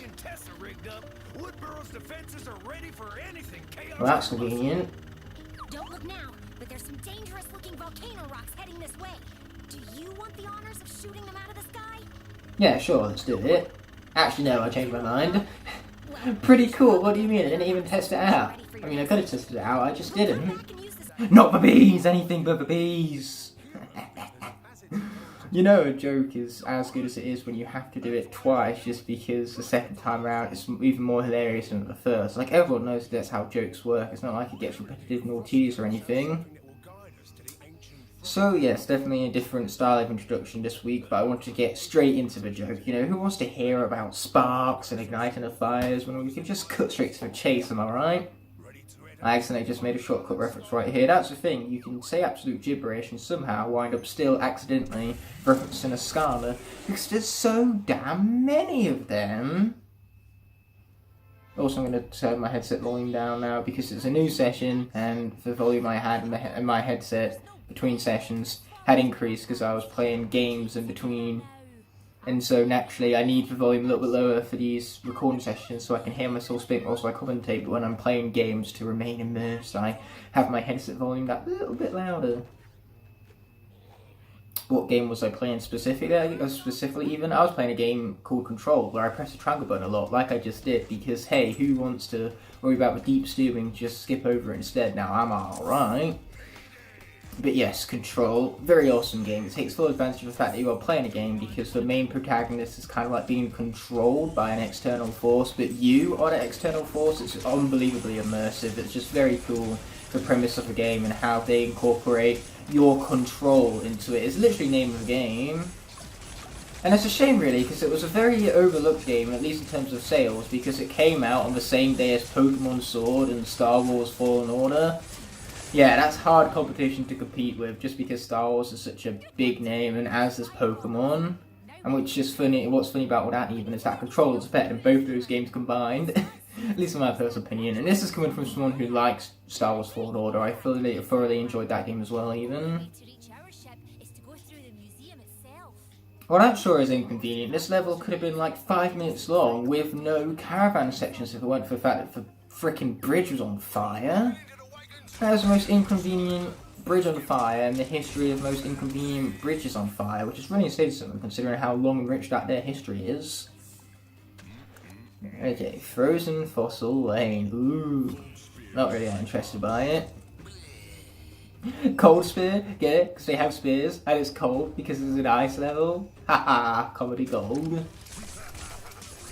Anyway, if the game really wants us to play as Normal Blast right now, which I have no problems with whatsoever, because his Bs are pretty Bs, which is a pretty alliterative, so I'm quite proud of that one. But yeah, a fascinating story about cousins of bees. I don't know why I call them cousins. I'm not sure if they are at all similar, besides the fact that they sting you, and that's because wasps exist, and boy do I hate them. Especially since, if I was to be stung by one, then there is a chance that I could have a very severe allergic reaction to it and go into shock, purely because I have a very interesting story behind this, actually. When I was about, I think I was maybe 2 years old at best, so I was very, very young. And naturally, you know, I was kicking around a football in what was at the time my aunt's new house, because she was just getting engaged for the first time to, of course, my step-uncle, my uncle through marriage. So my mum was helping my aunt move into this new house of theirs, and I was out there in their back garden kicking around a ball, and I wound up kicking the ball into the garden shed. But what the house owners did not tell my aunt when she got the house is that inside of the garden shed was a wasp's nest. So what wound up happening is that because I kicked the ball into the shed and threw the ball in there, I wound up disturbing the wasp's nest, and then I got stung 53 times. Yeah, my mum's just there helping my aunt unpack, and the next thing she knows, she hears me screaming in the garden, so they come running to find out what's happened. And luckily for me, my aunt is an ambulance driver, so, you know, she was able to just very quickly rush me to the hospital due to her being staff there, and naturally they were able to remove the 53 stings that were all over my body. And then, of course, animal control was called up afterwards, and oh boy did the previous house owners get a mouthful from my aunt, as they deserve, because when you know, are selling a house, I think it's quite useful to disclose the information that there's a wasp's nest in the shed. So yes, I wound up getting stung by 53 wasps, and it was a miracle that I didn't wind up going into shock. But because of that, it has you know, made the chance of me going into shock from getting stung by a wasp even more high. You know, I've had a nasty allergy to it because of it, you know, so that's why I need to avoid wasps like the plague, which is why it's a damn good thing that these are bees right now. And I'm glad I'm not that villager in Animal Crossing New Horizons with all of them wasps that tend to sting them. Yeah, just interesting story about my childhood, that one. You know, I now have a nasty, severe reaction to any wasp stings that I could have because of getting stung by 53 of them at a young age.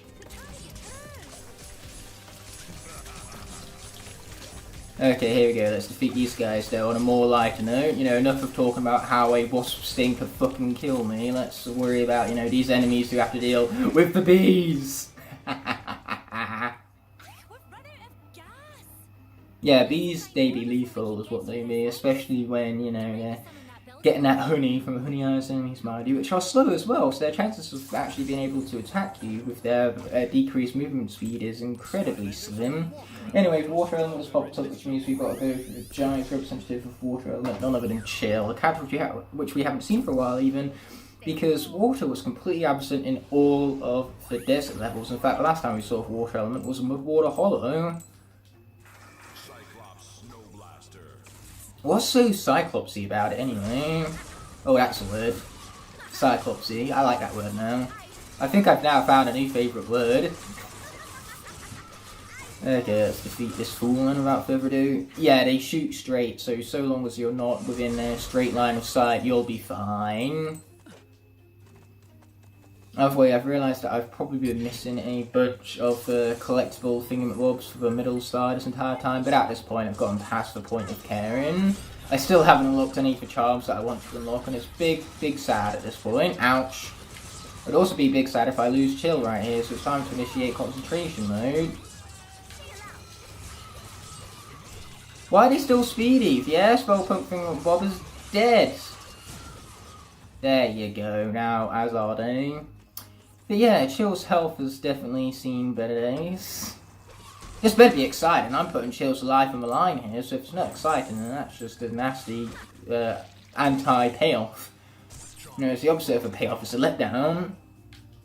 Okay, we've now got Chompy Frost Flowers.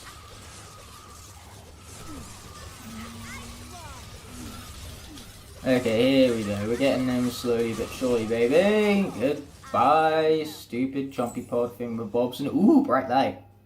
I like bright light. In the relic room. Ooh, how interesting. So we're gonna, you know, get the gold from this chest because why the heck not, right? Not like I got much better to do. Okay, here we go. I have no idea whether that was right. That was incredibly wrong. The whole idea is to avoid the fans, not to get hit by them. Okay, there you go. I was successful with green at least. Okay, now I've got to be successful with blue. That is not what being successful with blue looks like. Not at all. There you go, that's more like it.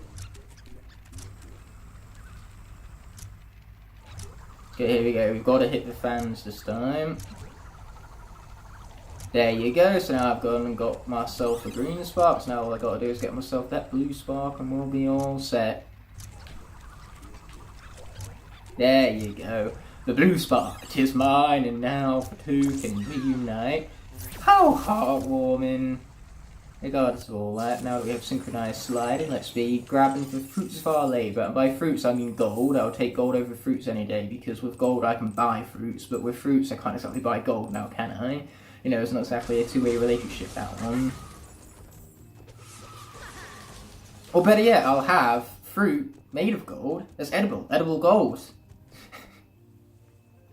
So, edible gold is actually a thing, which is what's so funny. So there's a popsicle right there, that's good, because, you know, as I've said already, Chill's health has seen better days, and man, that was one nutritious popsicle. Never seen a more nutritious popsicle in my life. And believe it or not, I've seen a lot of nutritious popsicles, so that's really saying something. No, not really, that was what we call in the old business sarcasm. Anyway, my depth perception is failing me, so I was unable to push that very successfully. One could go as far to say, most notably me, because my mouth is opening and words are coming out. So as soon as we come out of this bright glowy door, even we're going to get ambushed by enemies, so I've got to be prepared for that. Yeah, the main difference between the Wii port and this one is, first of all, this one looks a lot better, and second of all, the Wii port doesn't have as many enemy ambushes. So yeah, there's like, how can we make this game better for every system than it is for Wii? Oh, I know, let's just randomly have enemies ambush you left, right, and centre. Boom, improvement. And that's when you know your game is better. You know your game is better when you have enemy ambushes left, right, and centre. Okay, here we go. We have the Curator's Office. This was a caravan section coming up, which a lot of you have made bets that I'm going to die there. So we're about to see if you guys were correct in that or whatnot. I mean, I didn't die to the turret section in the previous levels, so I'm quite happy with my chances. Plus, the caravan section is of the air element anyway, and I think the air elemental characters are probably the two worst of the entirety of the lot, so... Really what I'm saying ultimately here is, who cares if we lose them, right? I think 0 people are invested in the character arc of Warnado, this fine series right here. I can't believe I just said character arc as if he has one. Okay, so let's be heading out the bright glowy thing. I keep saying bright rather than bright for some reason. Okay, so let's be firing up right here. Yeah, take that, you stupid wall. That's what you get for getting in my way. Never seen a nice wall deserve to be shot more than that one right there. Like seriously, if any ice wall deserves to be shot, it was that one right there, is all I'm gonna say.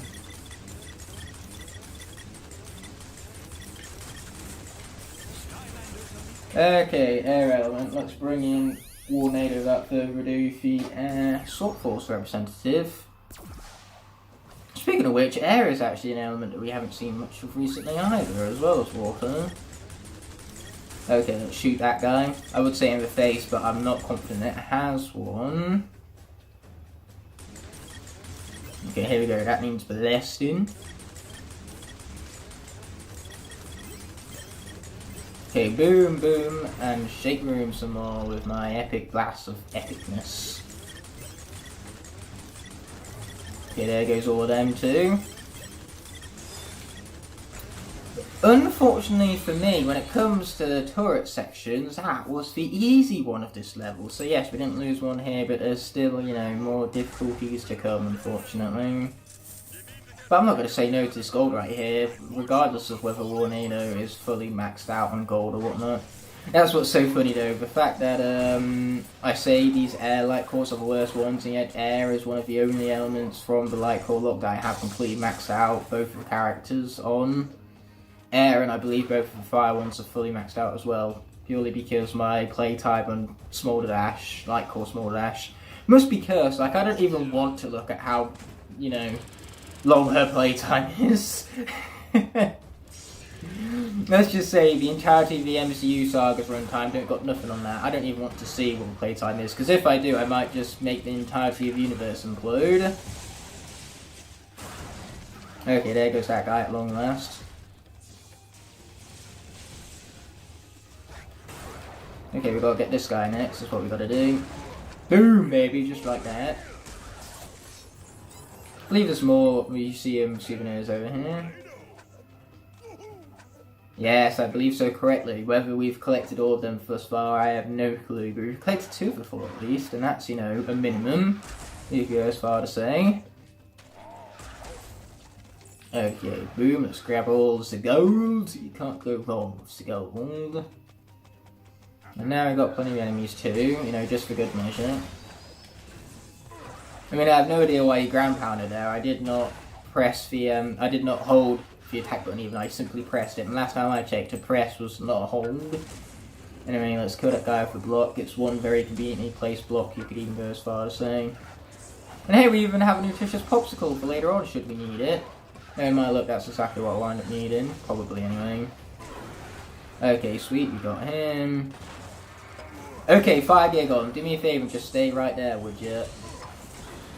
Thank you, 5 year golem, man, that's much appreciated. Boom. Okay, I take it back, it would appear that Warnado has gone through a character arc. He has gone from being bad to just meh, in my personal opinion. How's that for a character arc?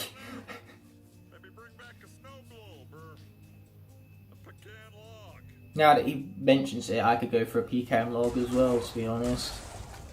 Okay, I'm pretty sure it's just a treasure chest back here rather than a museum souvenir, but it's always worth checking out because the collectibles in this level confuse me. Yep, just a treasure chest. But hey, that's 3 of 5. I'm not doing too bad at that, if I were to say so myself. Okay, why won't this guy just die? There you go, he's dead, that's more like it. Ouch. You know what, taking that icicle to the face was all part of the plan. If I didn't take the icicle to the face, then Warnado would be cursed to have died right here. And despite the fact that I'm not the biggest fan of Warnado, I still don't want him to die. I don't want any Skylanders to die. Okay, let's be heading on to the block right here. Sweet. Then again, because Warnado isn't the biggest fan favourite, he's going to live on forever. It's only the fan favourites that I have a habit of killing off. So next thing you know, I'm going to be killing off Drobot next, because he's a fan favourite. Why do I speak? Why did I say that? What is wrong with me?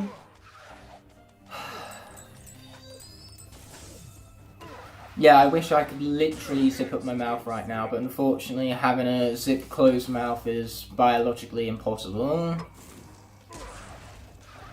Well, it's not biologically impossible, however, as finding this museum souvenir back here. Don't mind if we do.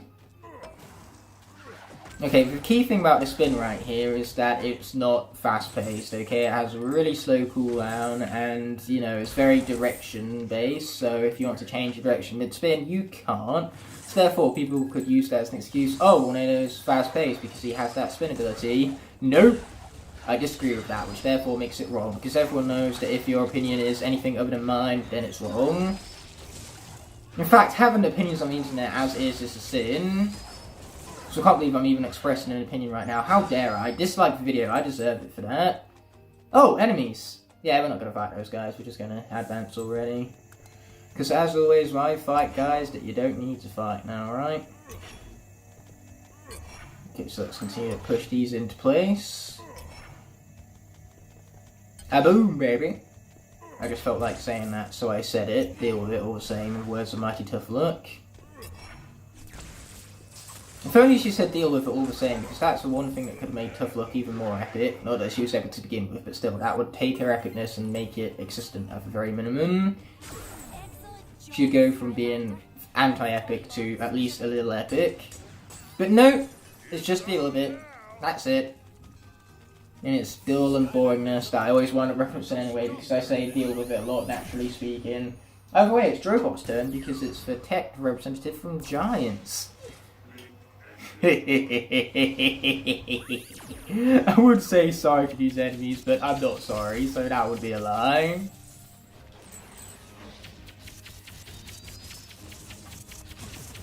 Boom! Drobot, why are you this much fun? You have no business being as much fun as this, and yet you are. Oh no, guys who can only shoot straight. Oh, whatever will I do? Oh, I know, maybe stand somewhere where they can't shoot me? Yeah, I like that plan, that's a good plan. Oh, they can slightly maneuver around and slightly shoot anything other than straight. But still, now as you can tell, I'm behind him and they had no chance of ever, you know, manoeuvring around to hit me right now. It's a shame though, really, because Swap Force is easily Drobot at his weakest, but even then he's still dumb stupid broken. Like, a weak Drobot is still the equivalent of a super duper buffed up Skylander of any other name. I mean, he's just too good for crying out loud. Ouch. You know what, taking those blasts to the face was all part of the plan.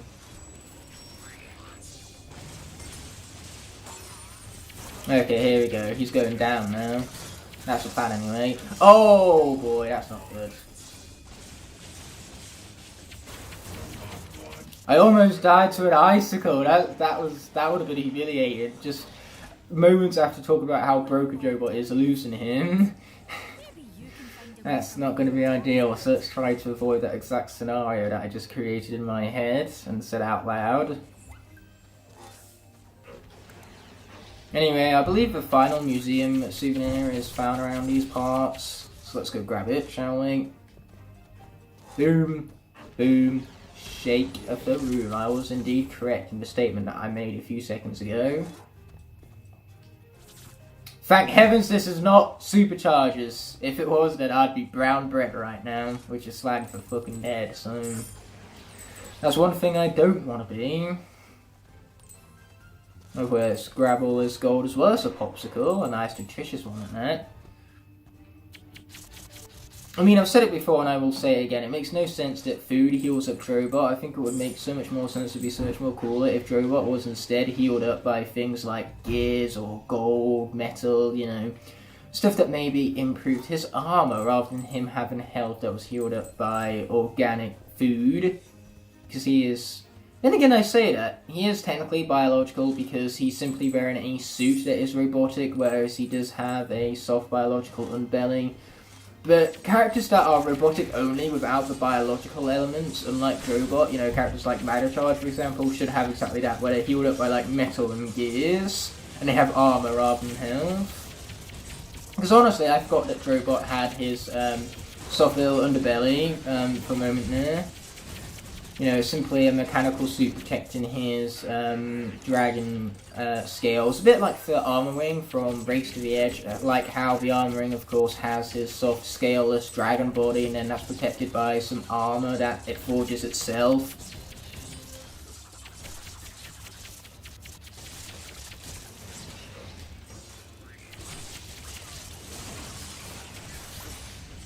Oh, what annihilation right here. Boom, baby.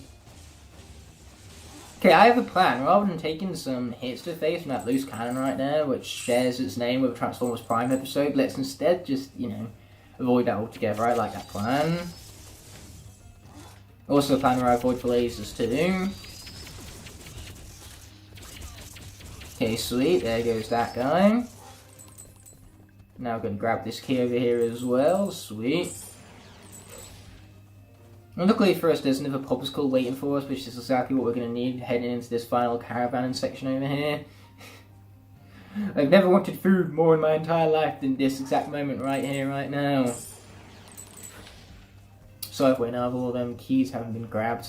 And going back to what I was talking about previously about the Transformers Prime episode named Loose Cannons is a decent one. I mean, it's the first time we see Wheeljack since the first season, so that's cool. Because Wheeljack's an awesome character in Prime. You know, at first he was very limited, but then in Season 3 he became a main cast member. But either way, Wheeljack just had a really, really unique and fun personality that I thoroughly enjoyed watching. So seeing that unfold in Loose Cannons and just the chemistry that it has with Prime, just the two being at odds with one another, is really, really fun to watch. Even though it is one of the more weaker episodes of the second season, with it being a little less creative and it being a little more action-driven rather than good for character development, except for the character development of that of Wheeljack. But Wheeljack is ultimately the only character that winds up developing. By the way, I really need food right now. Again. Oh! Ask and you shall receive, I suppose. Yeah, let's take down these fools right here, thinking that they can just stand in our way. They can't. Thinking they can stand in our way is a lie. A lie, I tell you. By the way, there are T-Rex cannons, and there's nothing more terrifying than a T-Rex cannon, so we're going to destroy it.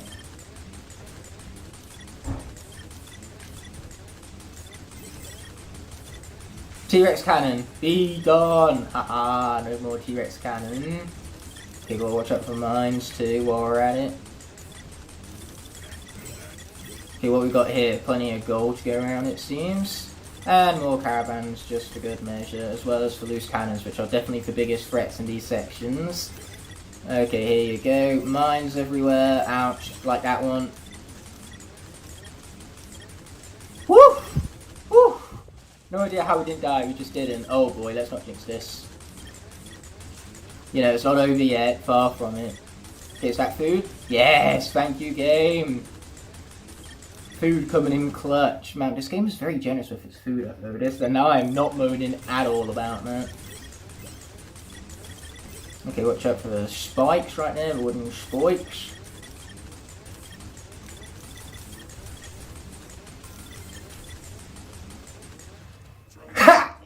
Take that! Those of you who thought I was gonna lose characters at the turret sections, ha! Take that! Boom! Let's go! No losses! Man, I'm pumped about that!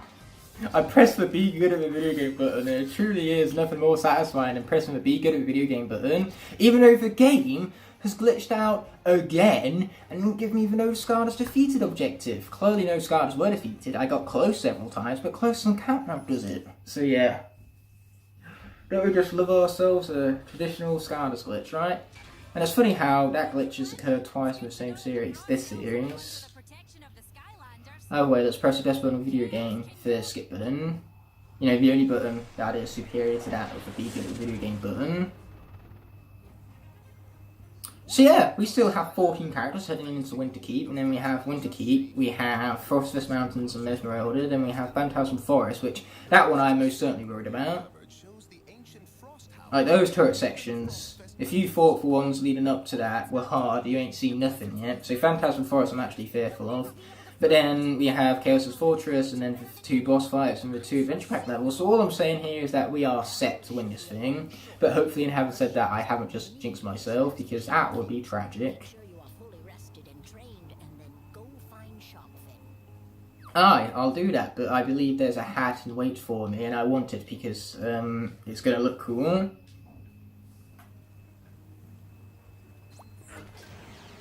And that hat that I was speaking of is right back here.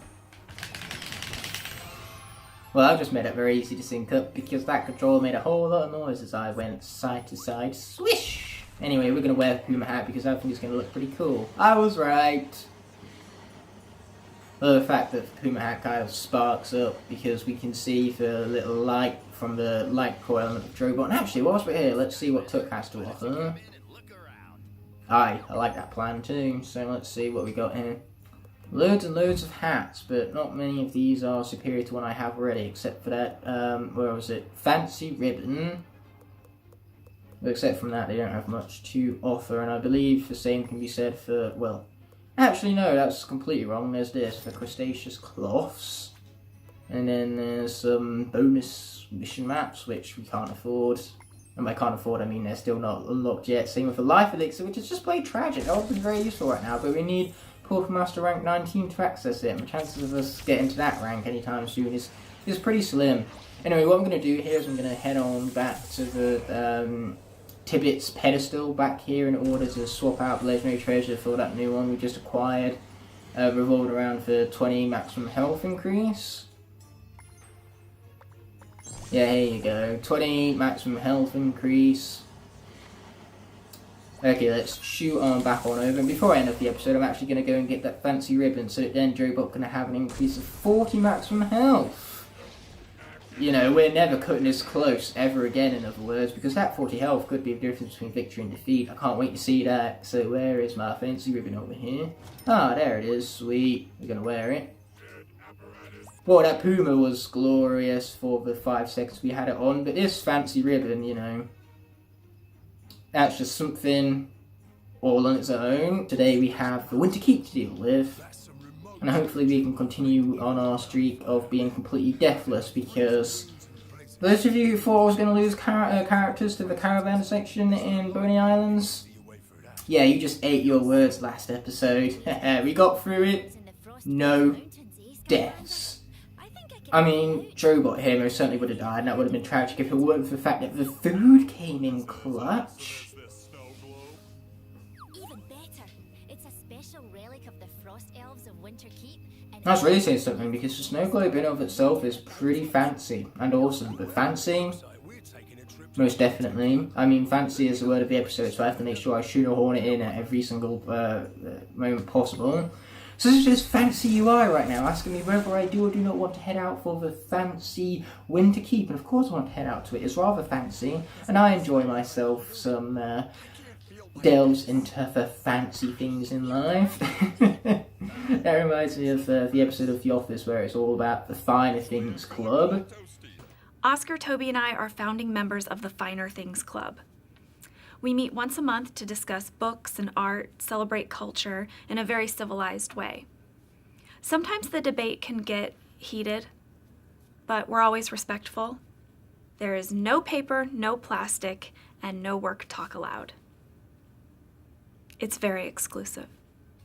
Because fancy things, finer things, practically the same thing. And then they invite Jim to the Finer Things Club, and he doesn't even read the book. If you get invited to a book club, because that's effectively what it was, a glorified book club, read the book, is all I'm going to say. Is that right, is it, Beth? But yeah, for those of you who don't know already, I'm a huge fan of The Office. I watched it for the first time this year, but I binged through it in about 10 days. That meant that I naturally watched about 7 hours a day on average. I got very addicted to the show very quickly, just because it's funny, it has some excellent character development, and it's just a thoroughly entertaining show with the chemistry that the characters all have with one another, and just the relationships as they build. Even if the later seasons are a bit meh, but even when the show was meh heading into the week late seasons, I still had plenty of enjoyment. And that's what matters most, you know. Sometimes I would rather have something that I enjoy over something that's well made. Keyword here is sometimes. Most of the time, I'd rather have a well-crafted film, because I'm a bit of a film buff, so I love watching something that's as well made as it is even. Like some people have the, you know, they have the nerve to call The Revenant a boring movie. Oh, the nerves on those people. Personally, I don't think it's a boring movie, not in the slightest, but even if you do consider it boring, at the very least, you can admire how well made that film is, because of the acting, the performances, the lighting, the cinematography. It's one of my favourite films ever made. The Revenant is excellent, and any fan of film should watch it, in my personal opinion. Okay, here you go. And like I say, I don't think it's boring either.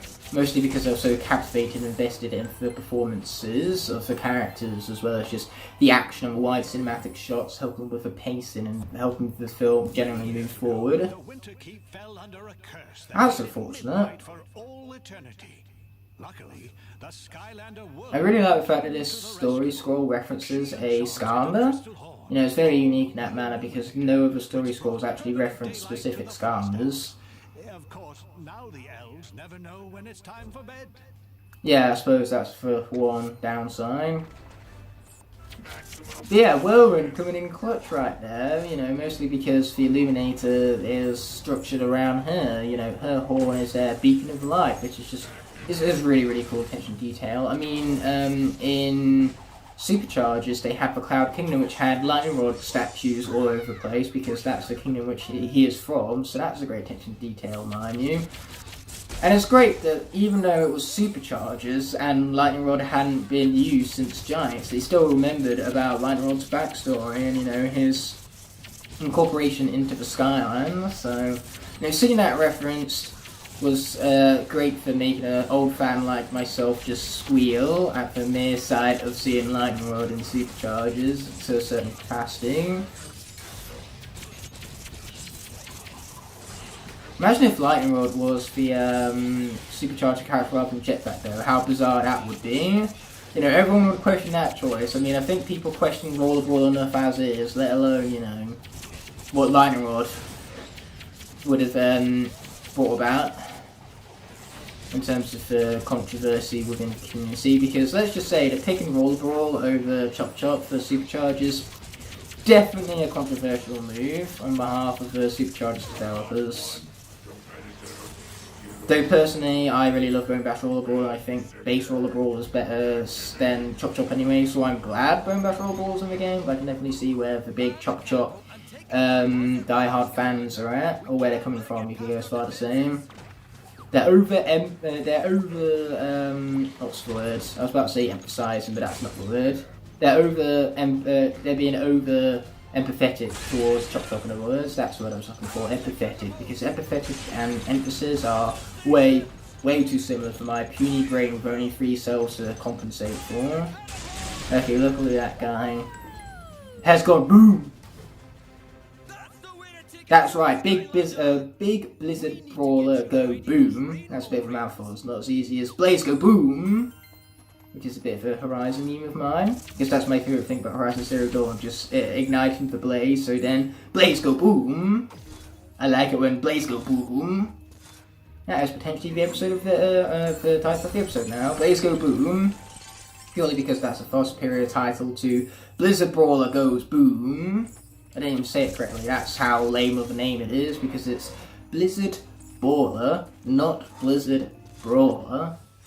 Anyway, with all of this jazz and bizarre type of commentary on my behalf said and done with, let's be riding for rainbows without further ado. I love just how Scottish these characters are. This is just so unbelievably Scottish, it's brilliant. Crusher would be proud, but man, why is it that I cannot speak this session to save my life? Luckily for me, after I'm done with the Mesmeralda boss fight, I'm going to be concluding the session here, so hopefully the final session I conduct next weekend will be a lot more fluent in my speech. Yeah, it's funny because I'm going to wrap up the film of this series come, like, March 15th at the very latest, and yet the last episode of this series isn't going to come out till May. That's a pretty big gap, you know, a lot can happen in 2 months. I mean, if you look at kids, for example, the amount of development a kid goes through in a single year, like, there's a big difference.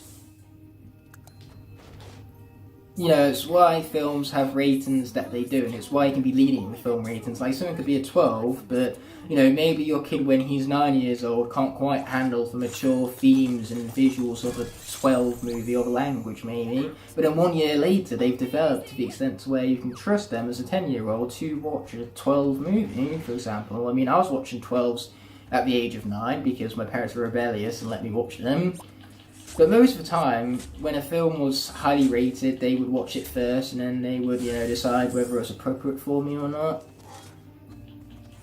So yeah, basically they were good parents.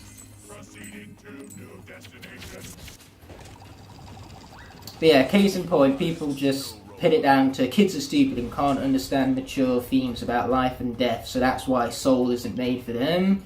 But people who say that are just, you know, they're just wrong, first of all, and second of all, they're just completely oblivious to what kids are actually like and how great a grasp they can have at mature themes like life and death. Like seriously, I showed Soul to my 8-year-old cousin and they were having a blast with it, not only because of the pretty little colours, but they, you know, really compensated what was going on and really understood it. You know, they were crying at the end, and again I was also crying at the end, so, you know, it's hard not to cry at Soul because it is a highly emotional movie, and those of you who don't cry at the end of Soul don't have a soul as far as I'm concerned. But yeah, if you're going to take anything away from this video, it's going to be that kids aren't as dumb as people let on.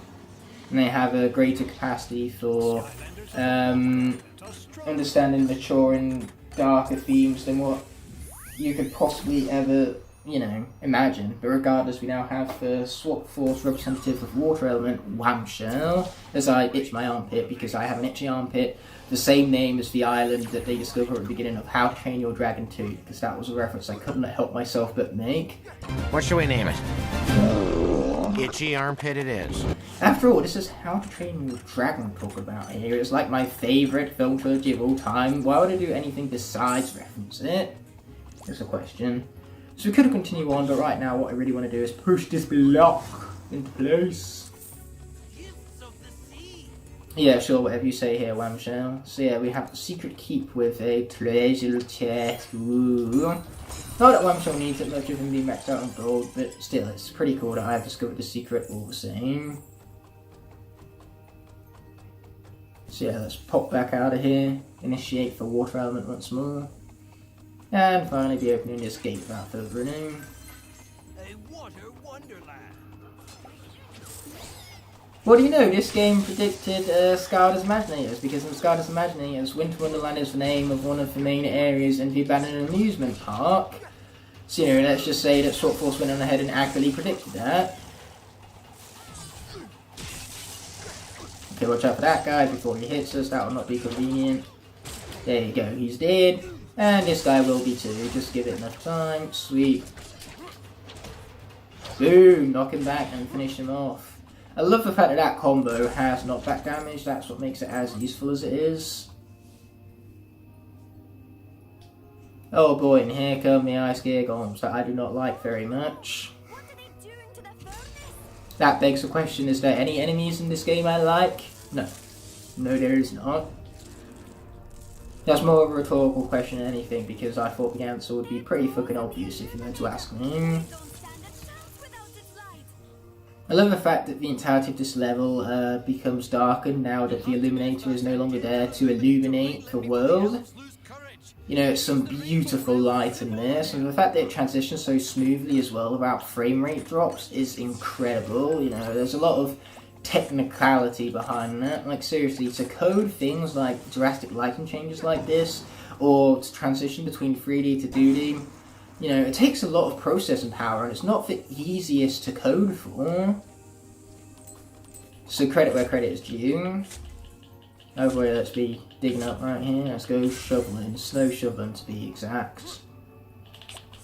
As I press the R2 button, boom baby.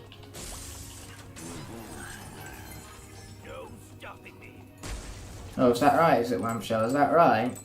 Anyway, we're going to purposefully leave the muffs behind because, to be frank, I can't be bothered to go collecting them even.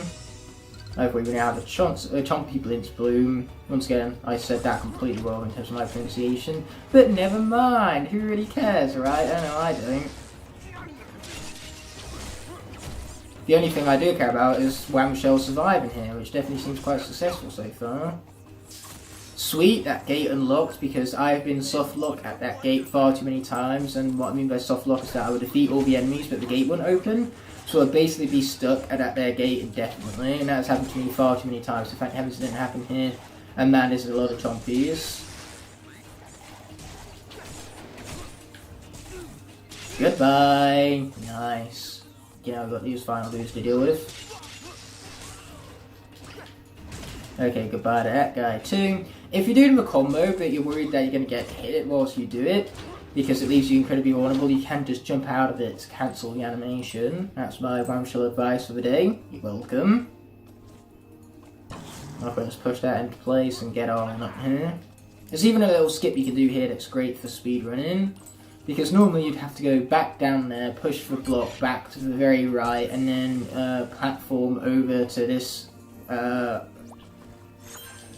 platform over there, platform between platforms and everything, but rather than jumping down and going through that entire process, you can just jump straight over thanks to just how high up that initial platform is.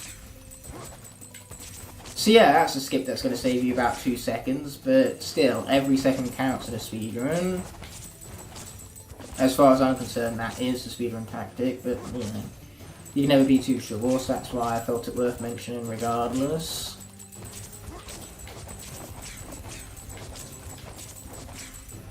Okay, there you go, let's be jumping over there, right there, sweet. Now we have the ice gear going to deal with.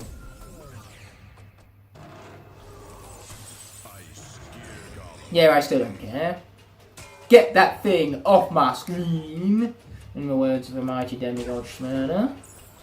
Shout outs to him, you should definitely go check him out. He makes some incredible non-PG content, shall we go as far to say. Like if you're looking for the non-PG, not made for fucking kids content, and that's exactly where you're going to find it, with demigod Schmurder, mind you. Ouch. Yeah, family friendly and PG his content is not, neither is mine now that I think about it, but that's purely his bad influence, quote unquote. Yeah, I'm not doing a great job of taking down all these chompies here, am I? Well, not only the chompies, but the ice gear golem as well. Are we going to lose Whamshell here? Because I have a question, I'm not very good with this character, that's the problem. Okay, there goes that guy. Now what we've got to do is avoid this guy's ice. How hard could it be? Second thoughts, please don't answer that. Okay, there you go, we're continuing to avoid it. Woo! That was a bit of a close one right now. This guy just doesn't want to die, apparently. Oh, crap. Walked right into that one. You officially have my permission to say it. Ignite the fire. You are bad at the game. After that absolute display of sheer and utter skill that I'm incredibly humble about with the previous episode, I go on ahead and I do that. To directly juxtapose any proof that could have said otherwise that I was good at the video game. Bye bye. So now there is no element of the area currently, so I can swap out to any Giants character of my choice. So I'm going to go with Prison Break. Haven't seen him for a while. Not to mention, you know, this guy's firing off ice crystal shards. Prison Break has crystals, which aren't being very effective right now. Like, come on, Prison Break. Work with me here. I just said you're good. I'm kind of going to need some background proof for that, which means you've got to press the Be Good at the Video Game button. You know, it's a two-way relationship, this. Not only do I need to press the Be Good at the Video Game button, but as do the Skylanders as well. It's like dragon training and How to Train a Dragon, you know. The pilot needs to put trust in the dragon, because the dragon doesn't want to run into things any more than the pilot does, but at the same time, the dragon also needs to bow down and, you know, obey the words of the rider as well. So it's a two-way relationship, as anything would be in that kind of situation that involves, you know, the dragons effectively being glorified pets, in other words. You know, a cat needs to trust you as much as you put your trust in the cat. I don't know why I made a big pause during that sentence, but here we are. So yes, please do not use that clip out of context against me to say that I'm anything other than good at the video game. You know, there's plenty of proof in this series that says so otherwise, but enough of repeating myself for effect. It's time to take down these blizzard ballers. Yeah, whatever you say here, Prison Break, just don't die. That's your one and only necessity this level. Just do exactly not that. You know, we've lost 3 Skylanders already. Is that not enough for you, game? When will this bloodlust come to an end? It's very strange, this, because it says how there's 2 more Blizzard Ballers, but what it means is that there's 2 more Blizzard Baller locations, because in the next location we have 2 Blizzard Ballers to take out. So you think that would be all 3 that you need to defeat, but no, it meant for 3 different scenarios rather than for 3 different Blizzard Ballers, so, you know, that was a bit of a grammatical issue on the development behalf of this level.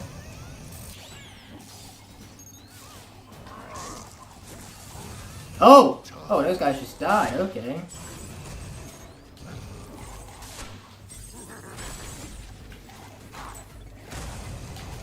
Why are these guys' beams so inaccurate? Prison Break, work with me here, dudes. There you go. Okay, now I have crystals without having me to form crystals, so sweet, that should work out for us. Keyword here is should, doesn't mean it will. I'm not doing a great job with aiming with these crystals though, am I? Okay, there you are, you see.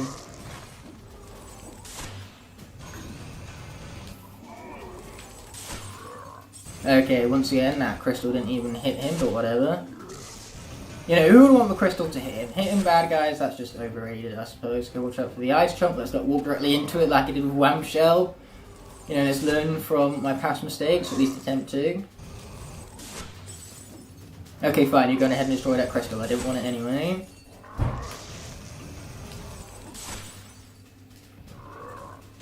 Yeah, there you go. That guy is defeated at long last. It doesn't matter how long it takes to defeat him, so long as we defeat them without getting defeated ourselves. That's all that matters in the end. So yeah, let's be grabbing this gold right here because I feel like it. Okay, sweet, there goes all of them. And all of them too, haha.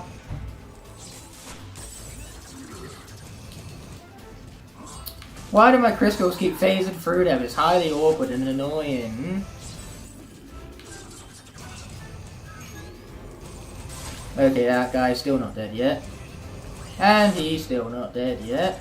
There you go, that's more like it, that's what we like to see. Hey, our crystal actually did damage to him. It's a miracle I tell you. Okay, watch out for... I was about to say watch out for the ice blast, but you know, I said that a little bit too late, didn't I? Because everyone knows if I had said it in time, then that would have inevitably, you know, ensured that I avoided it successfully. Everyone knows that me having said that in time would have made all the difference, is what I'm going as far to say right here. I love the fact that by choosing Prison Break, because he is slow, I am prolonging this episode. All intentionally, see, it's all part of the plan.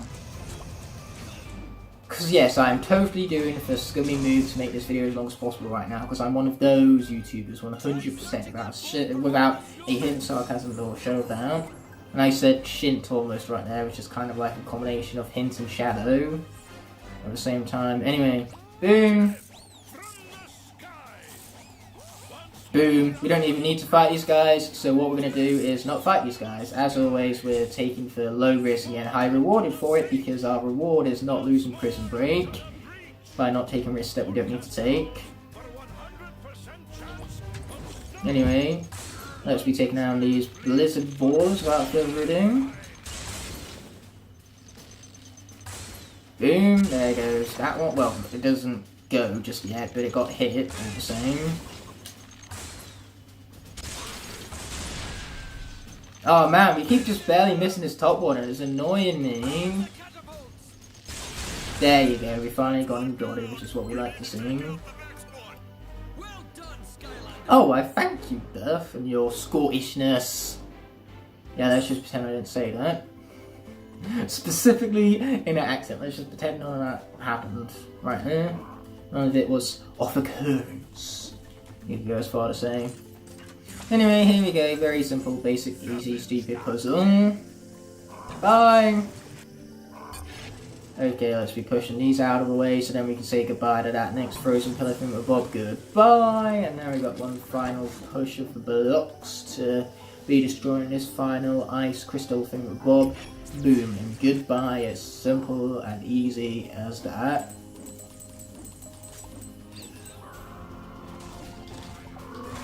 Okay, get out with that guy. And that guy. There goes that guy. Sweet. Yeah, that invisible wall could have been the end of us right there. The keyword here is could have been. Luckily for me, it wasn't. Man, where is the accuracy with this guy? Some accuracy would be very useful right now.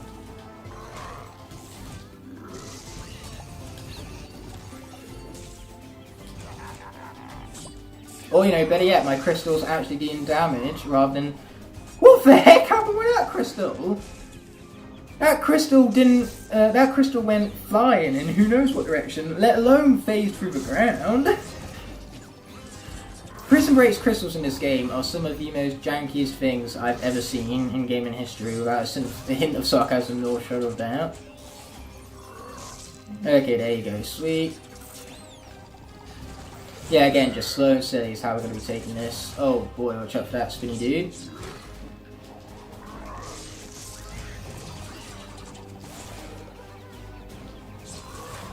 Oh no! I couldn't jump out of the way in time, and now I've gone and lost 2 Skylanders in one episode. This is the last time I play a Skylander to try and prove myself right, for sake of an argument. So now we are going to go with Countdown. For a Swap Force representative, mind you. Ah, he's a bomber, see? Yeah, that turkey hat's going to be a position between victory and defeat right here. So yeah, I suppose Prison Break is bad. In Swap Force, anyway. He's good in, like, literally all the other games, especially Giants. His WoW power is done to be broken in that game. In fact, if the Lightcore had the WoW power, then I'd be in a much more better spot right now. You could even go as far to say, I would say.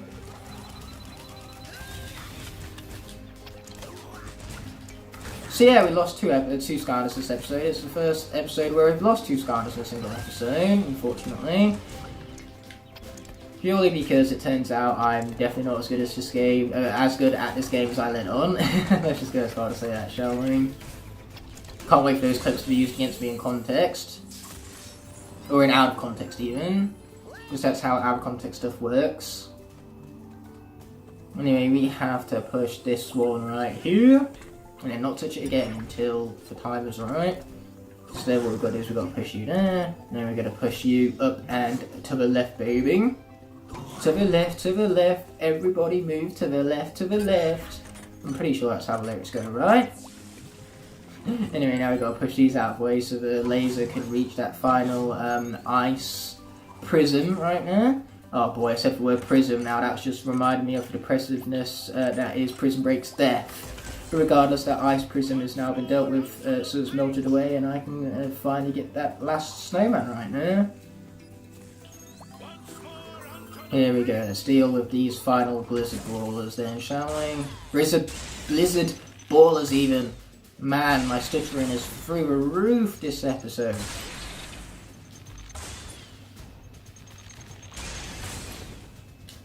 Okay, here we go, is that going to hit anyone? Ha, no, it's not. Not a single soul. Was it going to hit?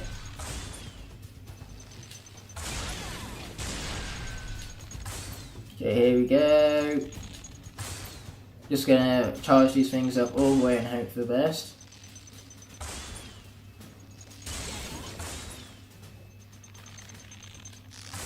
Up it goes! Whee! Unfortunately, by the time I had finished charging it up for Blizzard Ball, I'd moved this position.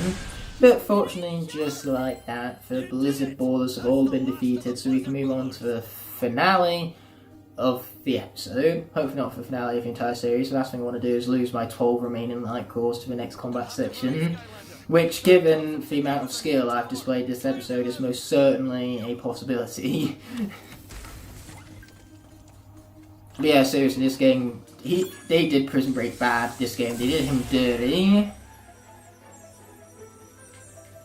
Especially since he's so good in all the other games. Oh wait, what is this grinding animation for Countdown right now? That is so bizarre. I've definitely seen better grinding animations, that's for sure. Like Wildstorms from Imaginators, for example, is so elite. Tubular, man. But getting away from all of the cringe, I really like Wildstorms. grail grinding animations because, man, grail grinding? What's a grail grind? No, his rail grinding animations are real beast. Quite literally, he runs an all-4 because Wildstorm in and of himself is a literal beast. So having a beast-like animation to correspond with that is so dope. Anyway, just like that, we have not glitched out the game, because speaking of glitches, not only do I get soft lock at the original gate that I was talking about, but I've also gotten soft lock to where I wasn't able to access this area. I just continue going in a continuous loop around the rainbow grinding section, which was as tragic as it sounds. You know, this level is just notorious for soft locks apparently. Anyway, this is the first time in the series where I haven't been able to maintain my giant swap force pattern, because now I've had to swap out for Flash Wing directly after Countdown, and they're both swap force characters. But what am I going to do? Prison Break is brown bread. I can't exactly play as him, because when a Skylander is defeated in battle, they are classed as dead and cannot be used again regardless. Luckily for us, Flash Wing is very good, so she should survive this combat section, no problem. I mean, I was about to say why don't I just start off with Flash Wing in the first place. I needed to swap out for a Giants character, so perhaps I should have gone with a better Giants character than Prison Break. You know, Smith Boom definitely would have got through that section unscathed, so why didn't go for him? I have no clue. I do not feel sorry for this guy at all. Yeah, that's it, come this way. I defeated that guy mid-roll, that's something you don't see every day. Okay, there goes them fools. Okay, let's just take this time to make a contrast between Flash Wing and Prison Break right here, and just, you know, observe how much more better Flash Wing is than Prison Break. I mean, granted, with the elemental buffs, I'm sure Prison Break would have been great as well, but, you know, Flash Wing with or without these elemental buffs is broken still. Okay, let's hope not to eat my words now that we have an Ice Gear Golem haven't entered into the fray. And believe me, fray, that's a fancy word that most certainly exists. Ouch. You know, fray is not a word that I made up, at least I hope it's not anyway.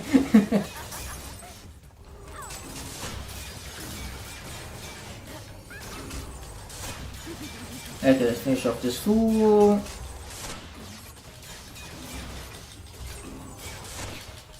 Goodbye!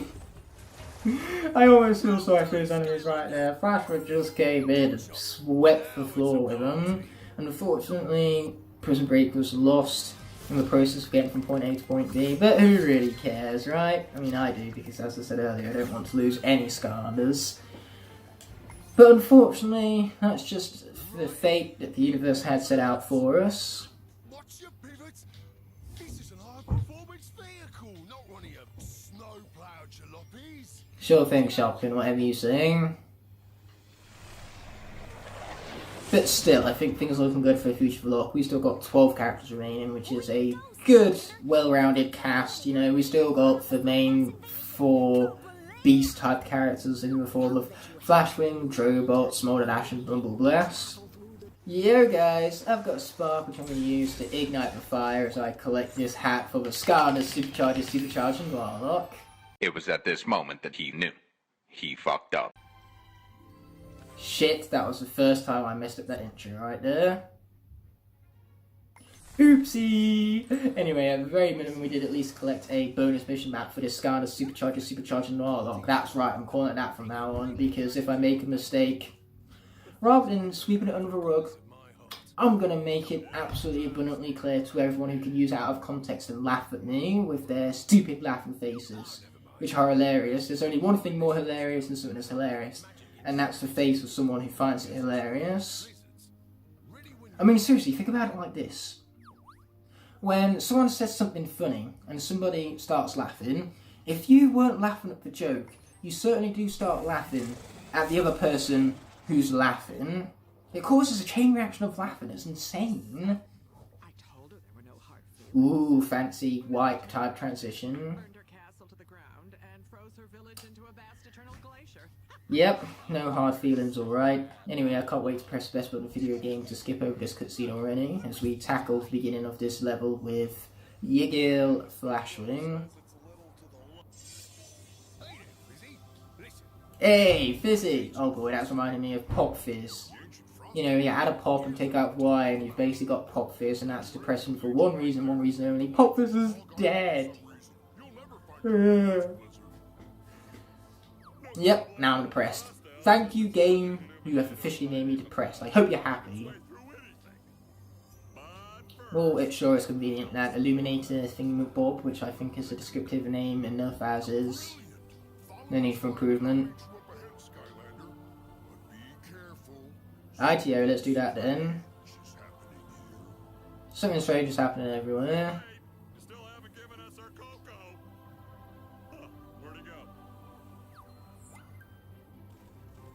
Remember, the name is Mr. Doctor, and that's pretty strange. Mr.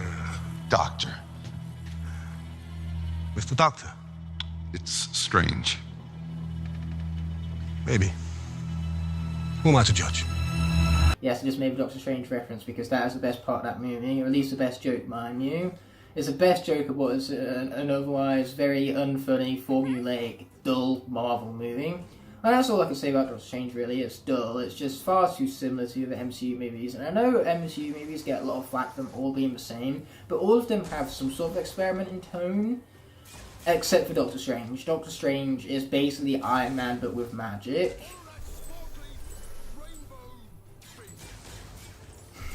Yeah, Sharp Fin put it quite perfectly right now. And what's so perfect about it is the fact that he's putting it as it is. And there's no better way to put it than put it as it is. Therefore, we've got Brawl Bucklers right here that I can't skip over cutscene for. It's quite unfortunate.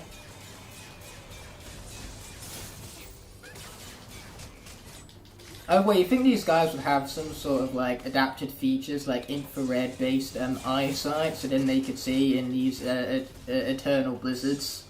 But no, in accordance to the logic of that cutscene right there, they cannot see through the blizzard whatsoever. Which is kind of dumb considering that I assume that they lived here before they were defeated by a moon. Oh, Earth Element, isn't that convenient? We get to remain as Flashwing that little while longer. Okay, let's continue down these gusts right here. And defeat these fools right here, thinking they can take me on. Boom, there goes every last one of them. Yeah, sweet, that's what we like to see. Yeah, last episode, definitely a depressing one. We lost 2 entire characters, Whamshell and Prison Break. Not for, you know, most powerful tools in the toolbox that we have. But still, I'm upset that I lost them, mostly because I lost them due to my own stupidity. Like seriously, I swapped out the Prison Break when I could have instead swapped out the Smith Boom, which would have been a much more wiser decision, because Smith Boom is dumb, stupid, broken. There's a Smith Boom we'll talk about here. Or better yet, I could have swapped back to Drobot. Literally anyone would have been better than Prison Break. Even Jetpack would have been a wiser choice. Anyway, moving on from the depressive nature of the previous episode, let's continue on with the level. What can I say except you're welcome? Even though as always I'm not saying it at all, I'm also singing it than anything else, so I have no idea why, you know, it's sung that he's saying it when he's very clearly singing it. So it's more like, what can I sing except you're welcome? See what I mean, Disney? I just improved Moana tenfold. You're welcome. You know, I'm always available for voice acting in Moana 2. Just send me an email. Either way, now that we have near miss having been completed, let us get out of here with all this gold, glorious gold. Does this look like the face of a man who hasn't lost hope to you, Eon? Dumb stupid fool. Speaking of dumb stupid fools, these guys, thinking on they can take on the might of Flashwing, who is dumb stupid broken. Like seriously, look at this. Man, do I feel sorry for these guys right now. You know what? I meant to get it to face right now. I want the enemies to feel some sort of sense of hope before I struck it away in the most merciless way possible. You know, I've raised their hopes very high to ultimately crush them in the end. Nothing better than making things even more devastating. Anyway, let's heal ourselves up, shall we? There you go, double healing. Sweet.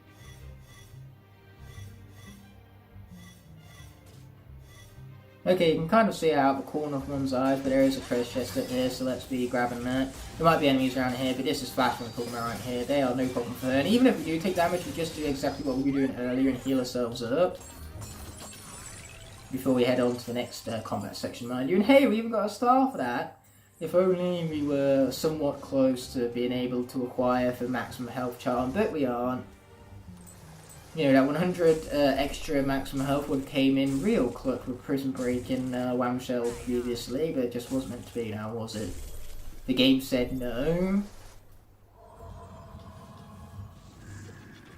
Oh wait, now we have traps. Yay! I love the fact though that like we learn about the traps from a boss fight before the boss fight happens to ultimately prepare us for a boss fight. It's kind of like a test of our knowledge leading up to that moment in time. It's just very clever game design. Ah, now that's better, isn't it? So yeah, as you can tell, the background, the photo icon, it's definitely a whole lot more bright than what it was when the series had began. You know, it's a very sharp contrast to what we saw at the beginning compared to what the layout is like now. And that's what the entirety of the series is about. It's about, hey, if I click on the first episode and then I click to the last episode, I will see a huge sharp contrast with a gradual change per episode.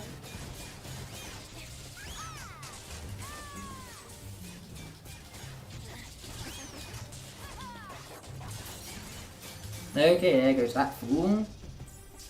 We're going to be grabbing that gingerbread man, not that we even need it.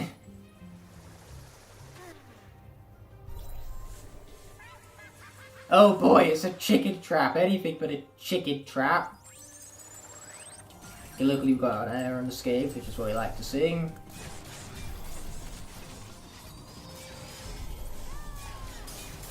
Oh boy, that thing's blowing us. No wonder why I couldn't move. Thought it was a glitch then, like I had drift on my controller, but fortunately I did not. We are drift free, which is glorious, because there's nothing I hate more than analog drift. Okay, there you go, we took down them fools. And then we got more fools just lining up for the slaughtering right here. Like, jeez, what were these guys thinking, honestly? Okay, here we go. Flashwing, why are you the way that you are? The enemies are just out here trying to have a fun time. And suddenly you come in and make everything not that way. Why are you the way that you are? Honestly, every time I try to do something fun or exciting, you make it not that way. I hate so much about the things that you choose to be. Yeah, that was an Office reference, because apparently the Office references I made previous episode were not nearly Office enough. You can never have enough of the Office, is all I can say to that. Woo-hoo-hoo! Boy, that got close right there. But as always, Kaos doesn't quite cut it now, does it? Because we got through that combat section without getting hit a single time, because this character is too beast. I do not deserve this character. Like, seriously, what did I do to deserve this right here? Ooh, giant treasure chest. We're definitely going to be taking that out once all of these fools have been dealt with, mind you. Ooh, nice try, fools. But yeah, Prison Break definitely had a good run last episode. He tried his hardest, but in the end, his hardest just wasn't enough, apparently. Because what the game says goes. Okay, there you go, there goes that, guys. Now that everyone hasn't been defeated, let's claim the fruits of our labour. Sweet, look at all that glorious gold right there. I could sing, but I want to save you guys from the tyranny of my awful singing skill. So you're welcome on that. Even though I did sing earlier, but that was an exception. Because one simply does not say you're welcome. No, if you're going to bring up the phrase you're welcome, then there is no other way of expressing it other than singing. Doing anything other than singing to say you're welcome is basically illegal at this point. Is this level only going to have a single switch out? Oh wait, no, that's a lie. There's a water area coming up, and then after the water area we have the undead area. At least I think there's a water area coming up, or is it another earth area? I don't know, we're about to find out. Next thing you know, this is going to wind up being the female episode, you know, the episode dedicated to all of the strong female cast members.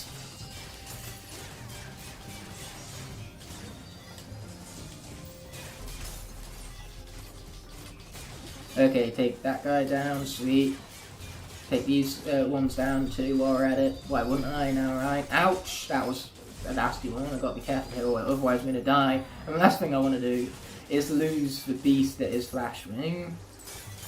So, making sure that doesn't happen, let's go ahead and heal ourselves up right here. I also love the sound effect when she heals herself up. It's very memorable.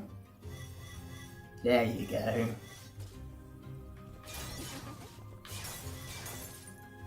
Sweet, there you go, once more. Boom! It's not cheating if it comes as part of a character. Flashwing took damage, but you wouldn't be able to tell.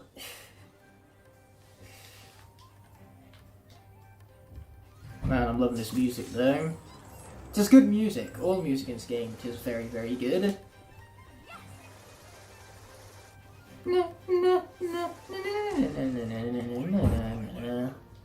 You're welcome, Chris Nick. Oh boy, I just broke my own law and said, what can I say except you're welcome rather than singing it. If I'm going to make my own law, surely I should stick to them. Okay, we could play Frostfest games, we're just going to speed through this level already without further ado. Even though they are fun mini games, there's no denying that much. Don't get hit by the fan. Crap, I got hit by the fan, that's unfortunate. And I got hit by the fan again. Why am I so bad at timing this? On second thoughts, please do not answer that. Okay, that should get it, I think. No, it should not. That should get it, right? Yeah, that got it. Sweet. Finally, my timing was amended. It's about time.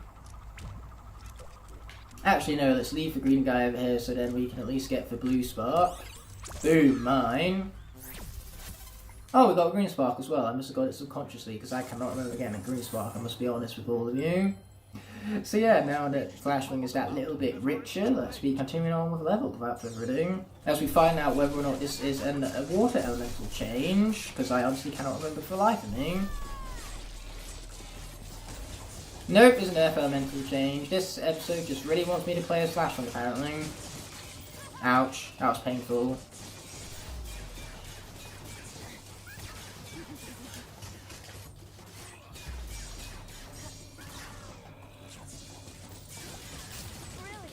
Got him! Sweet. Okay, is now the element going to change? Yes it is. Which means we get to swap out for our final remaining water elemental character, Lightcore Chill, which is convenient because it was a Giants switch over and Chill is the Giants water representative, so, you know, it definitely worked out in the end. What didn't work out, however, was that. That was not convenient, falling into the ice river like that. So yes, this truly is the female celebration episode. We have Flashwing, we have Chill. Hex will be coming up in a bit because the undead area is popping up, which means that, you know, we're going to go from having swapped between two Swap Force characters in a row to swapping between two Giants characters in a row. Oh wait, we're not even going to worry about the guys with lasers. You know, we're not going to take unnecessary risk as per the norm. And what makes this section so interesting is that we have the traps and the enemies to deal with, you know. We've had the traps introduced to us, we've had the enemies introduced to us, and now it's time for the two to be combined, so, you know, it's truly testing our skill, in other words. Our skill and knowledge moving forward. Excellent level design, I can't emphasize that enough. And speaking of what's excellent, we get to swap out for the excellent Hex right now for the undead area without further ado. Yeah, that's definitely something to be fearful of, alright? Not the dark itself, but what lurks in the dark.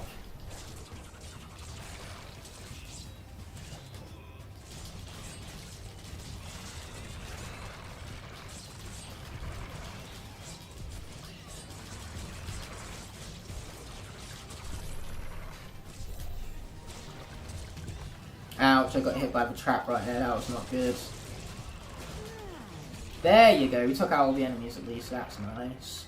So now all we've got to do is not get hit by the traps again, because the last thing I want to do is lose Hex in a, you know, episode celebrating her femininity.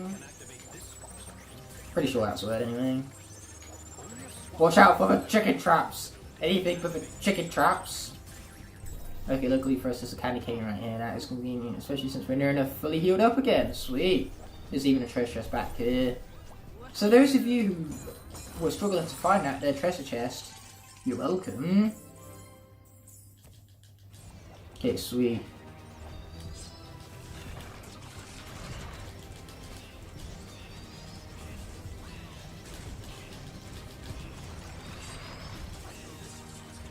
Okay, time to take on some more fools.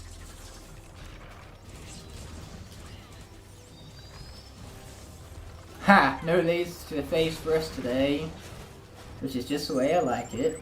Oh boy, is that going to hit us? Yes, yes it is. That was stupid of me. That was what we call a bad mistake. Ha! You can't get me. You can't get me. Oh boy, he can if I drop the skull guard though. Yeah, here I am forgetting that Hex is not speed, because if Hex was speed we would have been able to avoid that chicken blast just fine, but unfortunately she is not speed, so avoiding it was, you know, near impossible. So this time we're just going to run away in the opposite direction rather than trying to be speed with a character that has no speed. She is not fast and fast, nor quick and quick.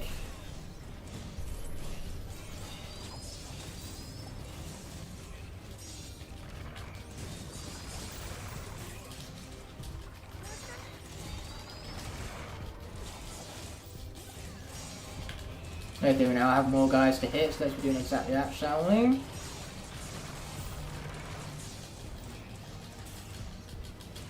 Okay, will this guy die? No, no is the answer to that question, it would seem. Okay, so we've got a few more enemies to deal with. We should be fine though. Here's hoping anyway.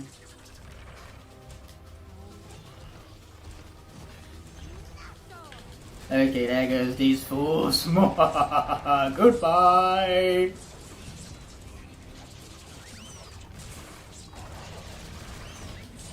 Okay, boom, let's be shooting down some more fools. What we like to see, my friends, very much so.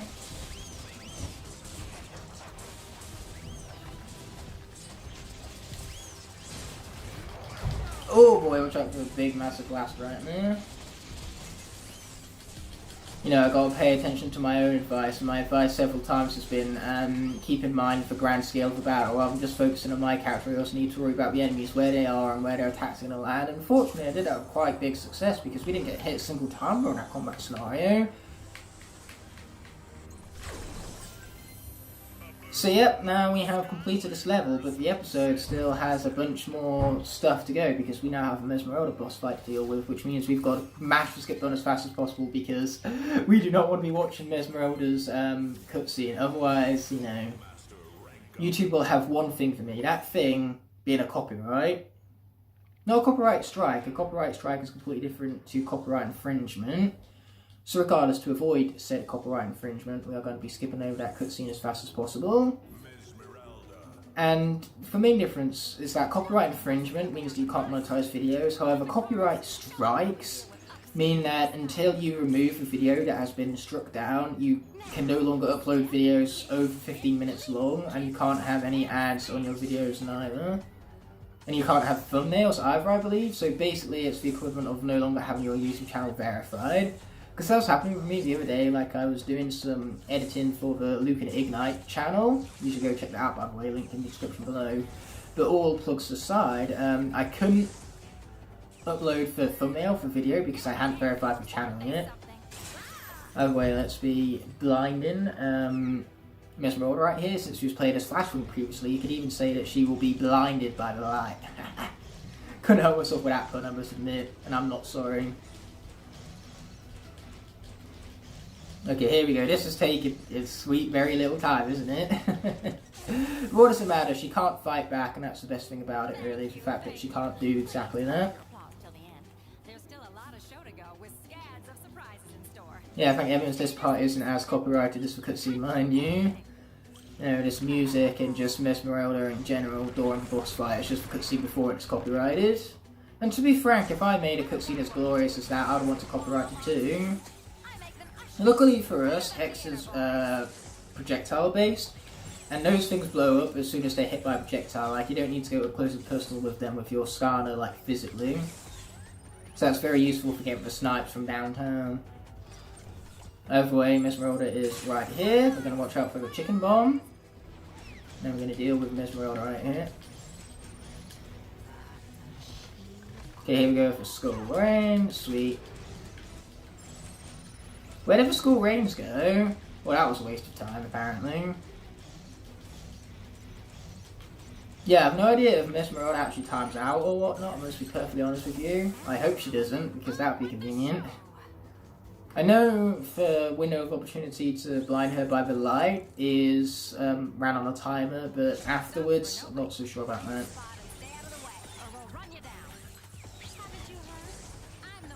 Okay, here we go. Snipes from downtown, baby. 360 no scope. Okay, just wait for it. Okay. Boom. 360 no scope. If I actually, you know, ran from projectile, that is. Okay, watch out for you. There you go. Boom. Oh no, she's not wearing makeup. Kids, look away. It's ugly. Don't want to be scarred for life now, do you? Okay, here we go. Sweet, things are looking good. Might even get this done with no hits.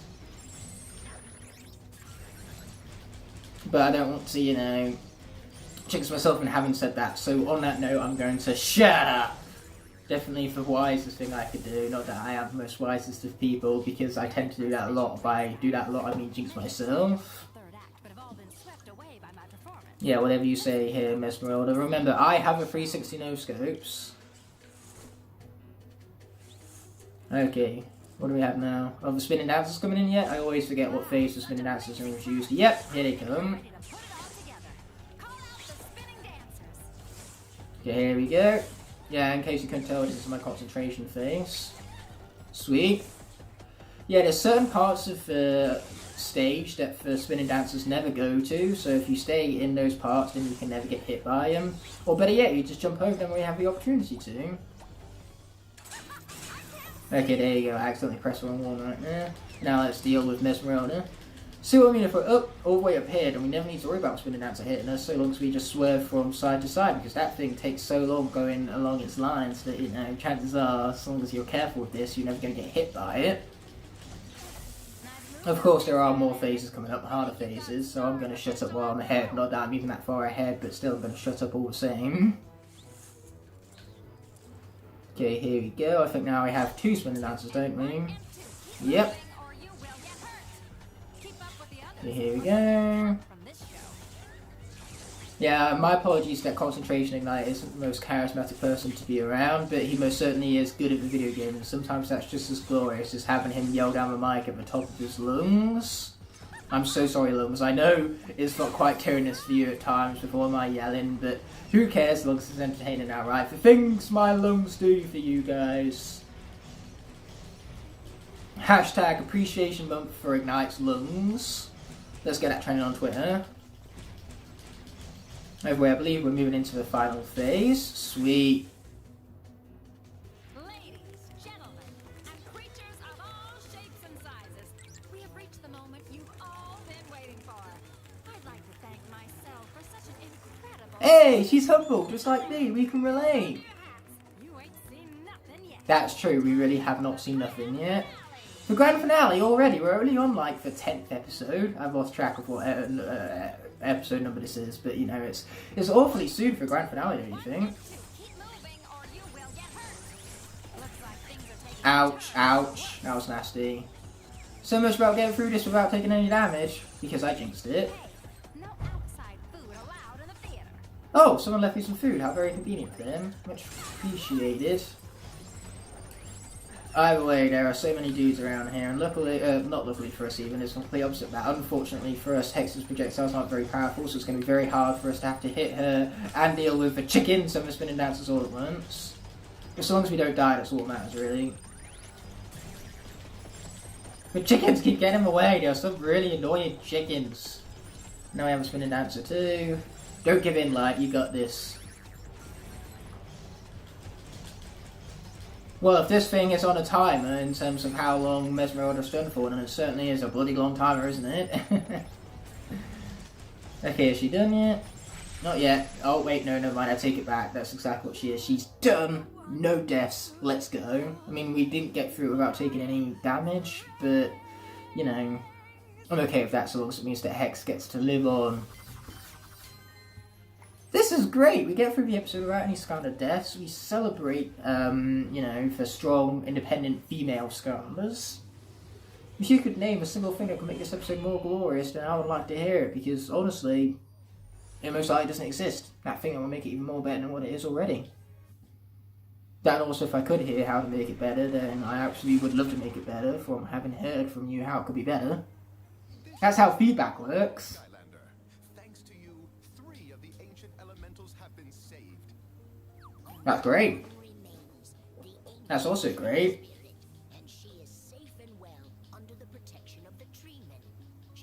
Love the fact that Chiefess is short right now is being blocked out by Hex's glorious bacon bandana even. But of course, Doofus Rufus comes in the end to ruin the fact that we are celebrating women right now, because last time I checked, Rufus is not a strong, independent woman.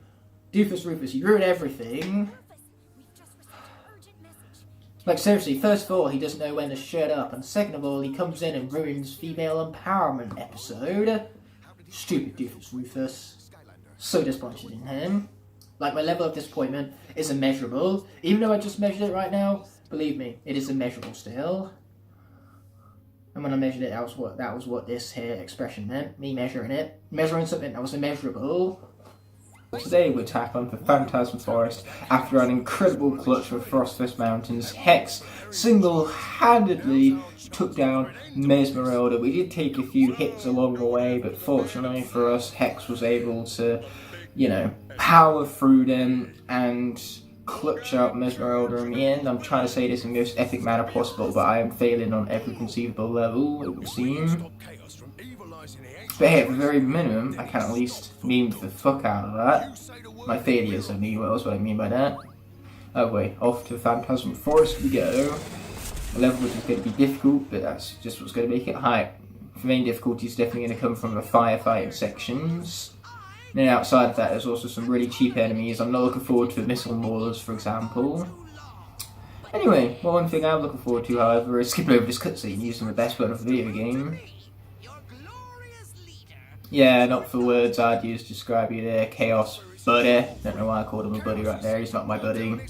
This is the face of a man who's not Chaos's buddy.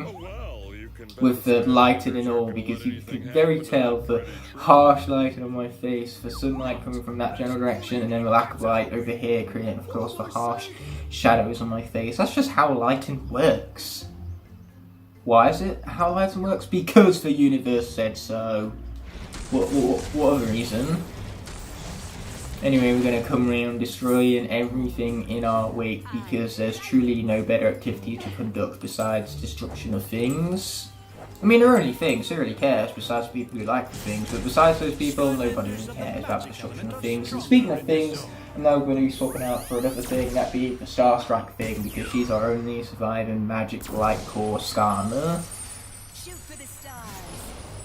But hey, I have no problems with that whatsoever, because this character is dope. My favourite female Skylander from Magic Element, not that did come without competition, because Deja Vu and Splat are both also really good magic female Skylanders, but I bring this up purely because I'm recording this on Tuesday, the 9th of March, so it's literally been a few hours since I uploaded the greatest female Skylanders of each element, and that video is almost at 300 views, so the fact that that did so well overnight is incredible. Thank you guys so much for supporting that video. It seems as though you guys loved it, so I'm looking forward to doing more videos of that caliber in the future, because we're consistently hitting, you know, 200 to 300 views every Skylanders video I make, and that's incredible. It's amazing that you guys are spending your time with me. I truly appreciate it.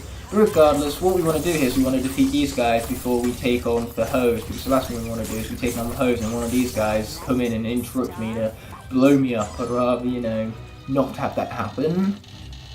Especially since one of them guys right now takes out half of your health. Yeah, Swap Force is weird in Nightmare mode. Basically, enemies deal specific damage based on your health bar. So certain enemies are coded so that they will always deal half damage to you. So you can only take 2 hits, or some of them will be to where you take 2 hits and you're left on 1 health. And so basically, I don't know why I was so obsessed with getting stars and charms this entire time, because they wouldn't do very little to stop those enemies having an effect on you. You know, it's how Grim Creeper died as easily as he did back in Rumble in the Jungle. Because those shotgunner dudes take out half your health, so all you need is 2 hits and you're done so. Anyway, you could tell from him that I was contemplating whether I wanted to do fishing or not, but in the end I decided, why the heck not, right? You know, it's been an entire week since we had the last episode of the Skylanders Lightcore, Swap Force Lightcore, Brightness Locke, even to be specific and all that. You deserve more content for that. That patience, mind you. By more content, I mean fishing. Because this is content right here, if I ever have seen it. Haha. Anyway, we've got one final fish remaining. And one thing I love about this here section is the detail in the water. Like, look at the reflection in that water. It's so magnificent. I actually really like it. Anyway, we've got some gold, which I really do not mind if I do. Starstrike could definitely be going for some gold as well. Anyway, speaking of gold, we actually get gold for putting out fires. That's where the water bloom comes in. Yeah, let's be grabbing on it. Gold right now. Good to see it. Anyway, we now have some trolls. We don't even need to fight these enemies. These enemies can just completely bypass, but where's the fun in that now, right? You know, this is Starstrike. She can take the risks and get away with it because she's so much of a beast. Okay, I instantly regret my decision. Oh, look at this burger here, so we're alright. Sweet. I regret my decision no more until I do regret it again, and then I will be regretting it, but that is not of this moment right now, you could go as far to say. Boom, there goes that guy. I think that guy is a good enough name for him. You know, he's an enemy. Who really cares about his name? It's as Dr. Robotnik said in Sonic the Hedgehog, nobody cares. Major, what was your name? Benny? Nobody cares! Nobody cares. Listen, Major, nobody cares. Honestly though, Jim Carrey absolutely saved that movie because Jim Carrey is basically entertaining in every role he takes is what I'm trying to go as far as say right here, even if I am saying it terribly. Anyway, let's finish these guys off. Could you imagine a Skylanders movie in the same style as the Sonic movie though? Like, we just get a few Skylanders and then the rest of it is shot in live action with human-based characters who are Portal Masters. If we did get a Skylanders movie, I could see it definitely taking up those routes, especially with the success of the Sonic movie. Due to the pandemic and the whole lockdown and theatres closing, Sonic became one of the highest grossing films of the year it was released, just because it was released in February for perfect time, since that was before the pandemic got as bad as it is. I can't get back up there, can I? Oh, no, that's a lie. I instantly regret what I said. Not my decisions, just what I said specifically. Well, my decision to say that, I suppose you could say I regret, but apart from that, no regrets. Okay, we've got to watch out for those crypto thingies. Oh, and just getting hit in general, I suppose. That's also something we've got to watch out for. Yeah, we're just going to stay up here. I like this plan.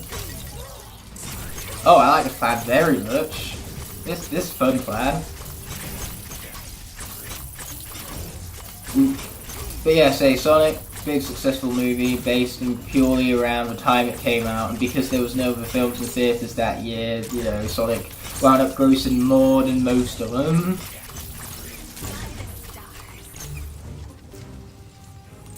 So I'm just going to leave that up to your own interpretation, you know, what a Skylanders movie would look like. Chances are we are never ever ever in the billion years of ever times infinity ever going to get one.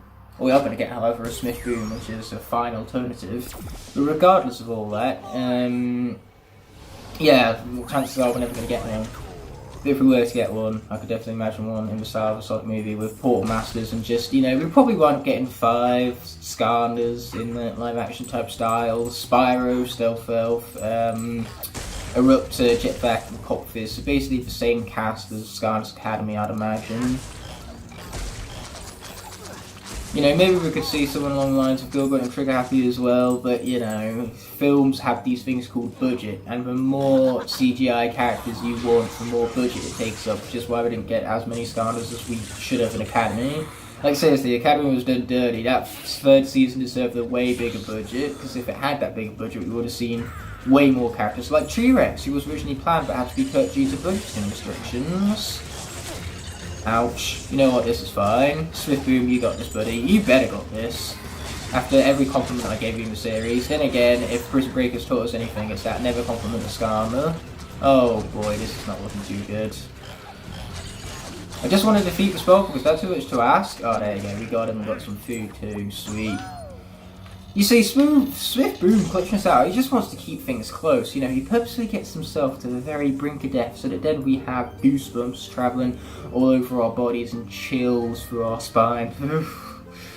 And on top of all that, he's raising up the enemy's hopes just so that then in the end he can ultimately crush them, make them weep. Okay, we don't need to fight these guys. We're just going to bypass all of them. I like that plan. You know, the plan where I live by not taking up fights that I don't need to take up. Because here's the thing, why conduct a fight that you can't win? So let's be grabbing this water balloon right here. And taking out that fire right there. Bing, bag, boom, baby. And I think the boom is quite appropriate considering the boom in Smith Boom right here. Yeah, this takes me back to the tragedy of the random Locke where I managed to get all the way up to the final Chaos boss fight on Nightmare mode using 16 completely randomly chosen Skylanders, so 2 from each element.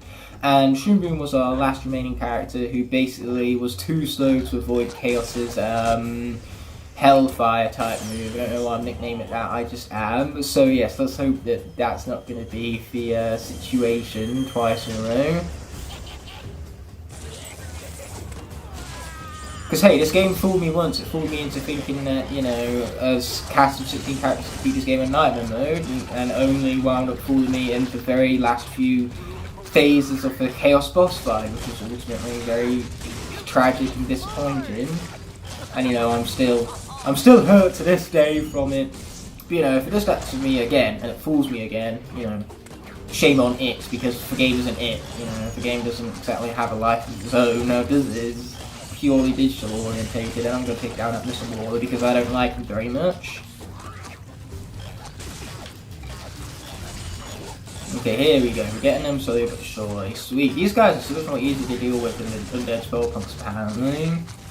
Anyway, that's fine. You take that down right there. But yeah, I definitely am hoping not for that situation again, but Smith Boom just brought back the memories of that because he was the last remaining Skylander on that lot.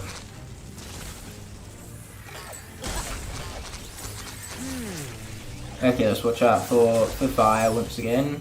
Oh boy, and the big missile coming straight to my face as well. Let's watch out for that.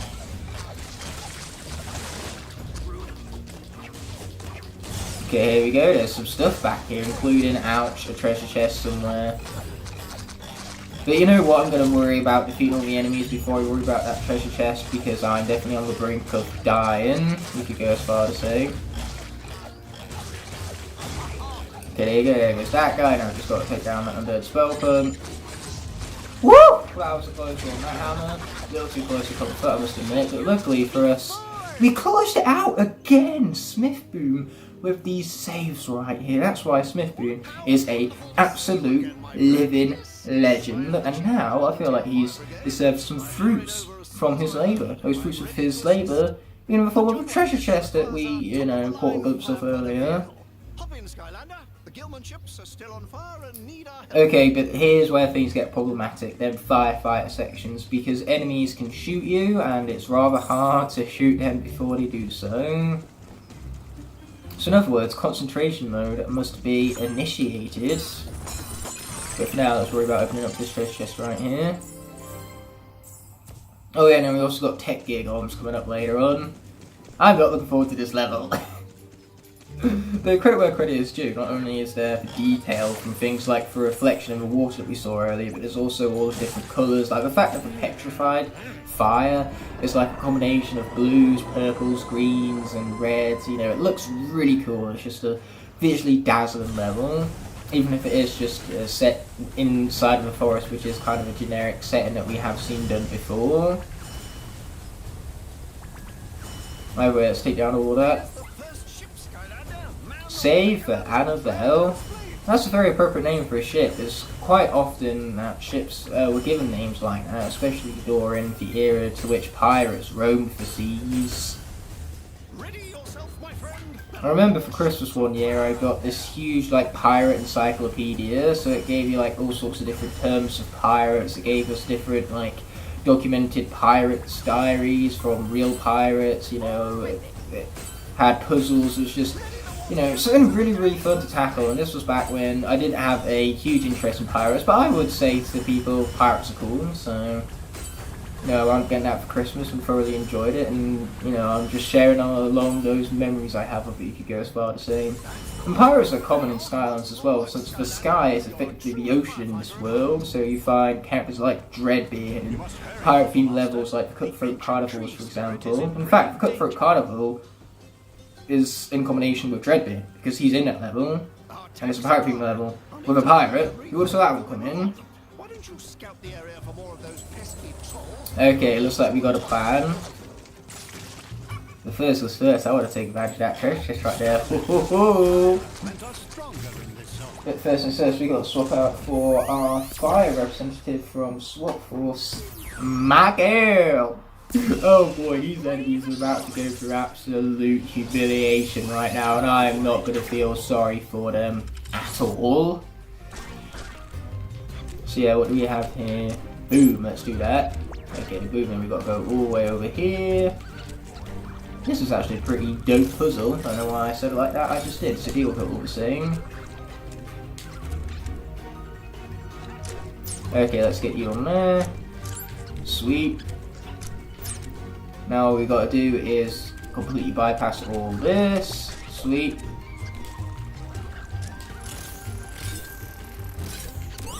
Okay, now let's get the green spark over here. Sweet. And now they can reunite. It's almost as if I've played through these puzzles before. I know them like the back of my hand. What's that for puzzles on the back of my hand? It's not really, that's far too difficult to edit, so just imagine that you can see the puzzle literally on the back of my hand, and boom, you have the power of imagination. Imagination. Man, the SpongeBob references never get old. So let's be destroying these, you know, inanimate objects with our whips, because, you know, the inanimate objects, they had it coming, they looked at me funny.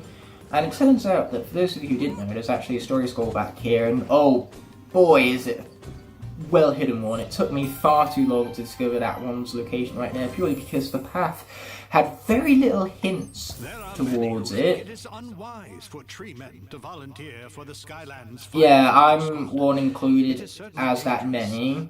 You know, I would personally think that a tree man being a firefighter is a terrible idea.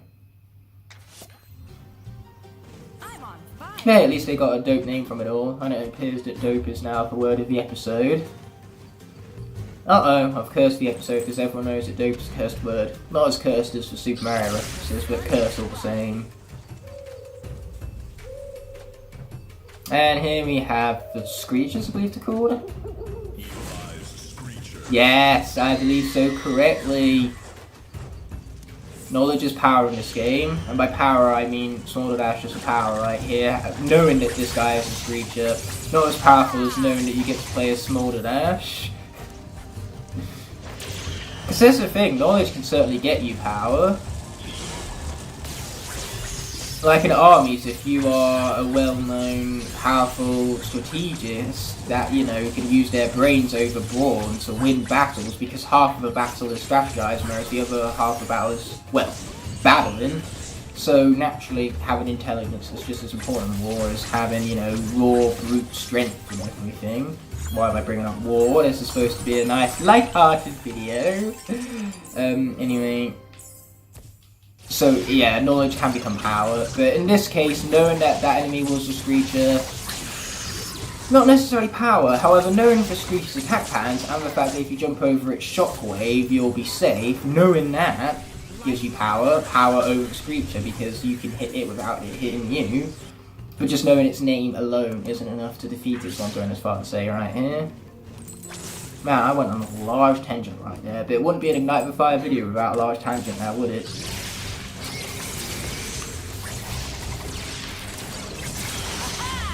Okay, there goes that fool. Now we've got this guy to take down. And he's gonna feel sorry that we do have to take him down, that is. Oh, you know what, that was all part of a power metaphor in there. And now with that, our enemies have been defeated, so we can tackle these here firefighting base sections. With this epic Treetop Terrace music right here. At least I believe it's Treetop Terrace, or a remix along those lines of that soundtrack. Might be For the Forest. Either way, it's appropriate because this is a forest-based level, and the Treetop Terrace and For the Forest are the forest-based levels of Skylanders Adventure, since that game had all of its levels locked behind elemental themes. You know, you had air elemental theme levels, life elemental theme levels, you know, etc, etc. Anyway, let's get rid of that fire before we get hit by it, despite the fact that taking damage to fire makes no logical sense, considering that Smolder Dash's entire being consists of fire. So, using that logic, she would hurt herself every few seconds from the own fire within her body. You know, you'd think fire would power up, but Skylanders' logic is that there is no logic in Skylanders. So naturally, the fire won't hurt us, despite the fact that it is literally her element. Anyway, we're going to open up this treasure chest, and man, I've been absolutely smashing it for treasure chest today, apparently. Earth element, well, let's go. I was about to say Smolder Dash then, but that's who I was playing with already. What I meant to say was Splashwing, our last remaining Earth representative.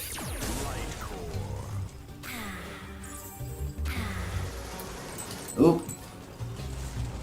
So yeah, there was a pattern at one point, Swap Force Giants, but at this point the game has just said no more patterns for us, because too many characters have been killed off to maintain that pattern moving forward, it seems. Although one thing I've learned is that it's quite common in this game for Earth to come up directly after Fire. Like happened in the first level, now it's happening here. It probably didn't happen anywhere else, and it's not really all that common most probably. I'm just trying to make sense of patterns where there aren't any. Oh wait, we now have the fourth wooden Dalmatian, sweet. Oh, what's not so sweet, however, is this guy right here. Yeah, I don't like this guy. Anyway, let's finish him off. And of course, the blowy up chompies too don't want to get blown up by those guys. That would not be convenient much. Why is this character as broken as she is? She's so beast, I love this character so much. Goodbye! Or maybe not, I guess. There you go, that's more like it. I love the fact that that laser does so much damage and it charges up so quickly too. Like man, I don't think they prioritised balance when it came to just how good some of these characters are in comparison to others. It was just like, you know what? Who cares about whether Flashwig is still stupid broken or whatnot? Or Smolder Dash for that matter either.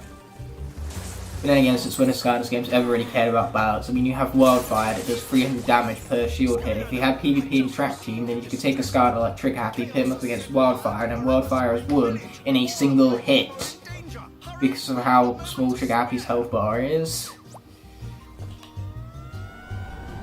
Anyway, we now have some more firefighting to do. It's actually a really cool pun in this level from the Rocket Zone, because it's called Fire for Lighting. This game is funny, you know, laugh at its joke already. I see you not laughing at its joke, laugh at its joke. Which once again I'm referring to it as an it, because that's what it is. The game is an it, it's not an he or a she. Games don't have genders, unless we're talking about the French language. Yeah, I don't know why the French language like makes nouns gender orientated. Like a rubber is a female apparently. Oh boy, there's an attack over here. Yeah, let's take down the trolls and then worry about the fires before the trolls wind up taking me down, because that's not of much convenience. The last thing I want to do is lose is lose Flash Whip to a fucking firefighting section. And what is it with me accidentally calling Skylanders by the wrong name today? That's the second time now. I called Flashwing Small Dash earlier, and now I'm calling Flashwing Star Strike.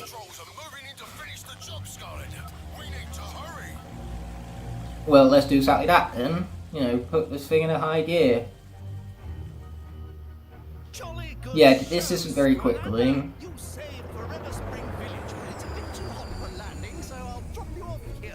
I am very tempted to yawn right now and ask you to wake me up once we finally reach our location, but, you know, fortunately for me, before I had the opportunity to even say that, the game finally loaded in so I could, you know, save this village as, Willowbark asked so politely.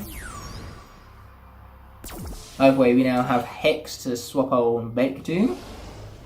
Yeah, this level shifts elements quite quickly and frequently, it seems, because quickly and frequently are basically the same thing, so I have no idea why I said both of them, but here we are, I haven't said both of them anyway. Oh boy, it's a gear golem, I repeat, it's a gear golem.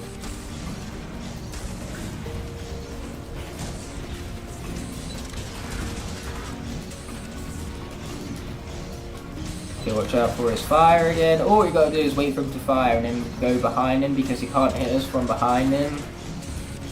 Yeah, there you go, baby. And it's even a burger to heal us back up, which is what we like to see. But for now, we want to go to that pump and get some water balloons created. Or should I say filled up, to be specific. You know, the water balloon, in terms of like the plastic surrounding it, that's already created. We just need to fill it up with water. But yeah, why don't they fight fires like this in real life? You know, forget the fire engine, forget the hose, just use water balloons. Boom! Most effective method of firefighting. You're welcome, future people who are in fires that I just saved your lives off because I made the suggestion to use water balloons rather than actual trained up firefighter techniques. You're welcome. I would ask the question, what does this commentary become? But that's quite fucking obvious at this point. That would be more of a rhetorical question than anything. Oh boy, enemies. I don't like enemies. I do like wooden Dalmatians, however, so we are going to pop over here and grab one of them. Sure, it's a convenient thing that the fire doesn't spread too quickly because those wooden Dalmatians would light up awfully if the fire was to spread towards them. I mean, they're made of wood, and wood is particularly flammable. Oh boy, what was that game? Are you going to kill me for that? Am I dead? It was at this moment that he knew. He fucked up. I have made a grave mistake. Man, don't you just love deaths like that? Because now Hex is gone, because... What was I supposed to do there?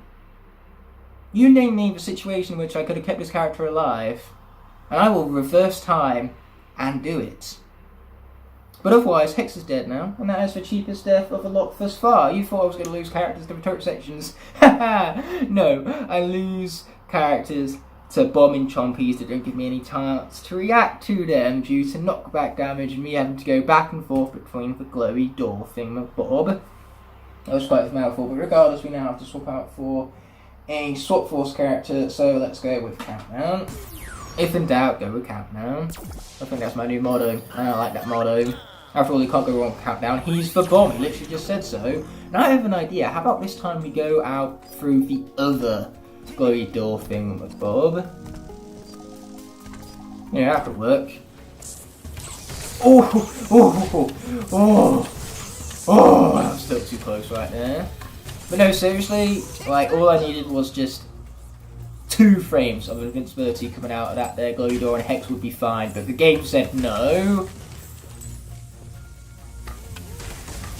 Anyway, I believe there's more chests back here, so we might as well take full advantage of that. No point in just leaving this chest to rot. After all, that even completes our treasure chest objective. Sweet. And the sad thing about all this is that we might collect all of the nominations for once I might actually be successful with the collections part of second star, but because Hex got killed off, we're no longer gonna get the No Skylanders defeated objective. So no matter how we spin this, it's fucking tragic.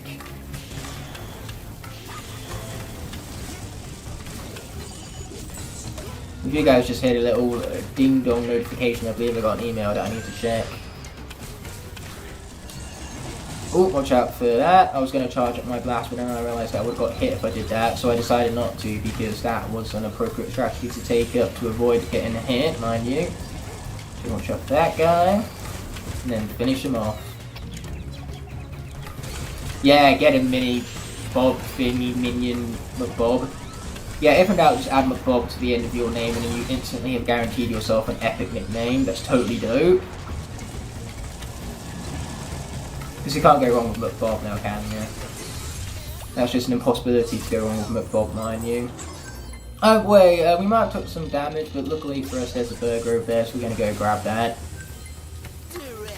In fact, no, there's multiple burgers, which we don't mind if we do, man. But yeah, let's continue on with the rest of the level without further ado. Watch out for that falling crate right now. What's over here? Isn't this the sneak zone? Yes, this is the sneak zone. It's almost as if I played this game before and know where all of the challenges and jazz are. Which I like the fact that I brought the word jazz because it's also the word of the name of the best Autobot ever created. Oh wait, enough of my Transformers references. Let's continue on with the platform in here because this game introduced the world of Skylanders to the jump button. So now we're taking advantage of said jump button and jumping, mind you. Ouch, we took that one to the face, that was nasty. Oh, watch out. Okay, we gotta take down that guy because I don't like this guy very much. I don't like any of these guys very much, if I'm being honest. There you go, there goes that guy. Yeah, we'll focus on the Screecher last. They're by far the easiest patterns to dodge, you know, so long as you remember where the jump button is on your controller you're set. And luckily for me, I tend not to forget that key information right now. But man, I'm kind of glad that Hex took the heat for that, because if Flashwing had died for it, I would have been even more upset. Anyway, now it means that both of our undead Skylanders have been defeated, so that's quite unfortunate. Anyway, I forgot that we kind of need to actually fill up the water balloon first. My bad, just follow the hose back to its pump. Yeah, this is definitely a juicy episode. I hope you guys are enjoying the extended length for this one right here. And more importantly, Countdown's Turkey Hat. Like seriously, this episode won't be as glorious as it is without the addition of the turkey hat. Direct hit.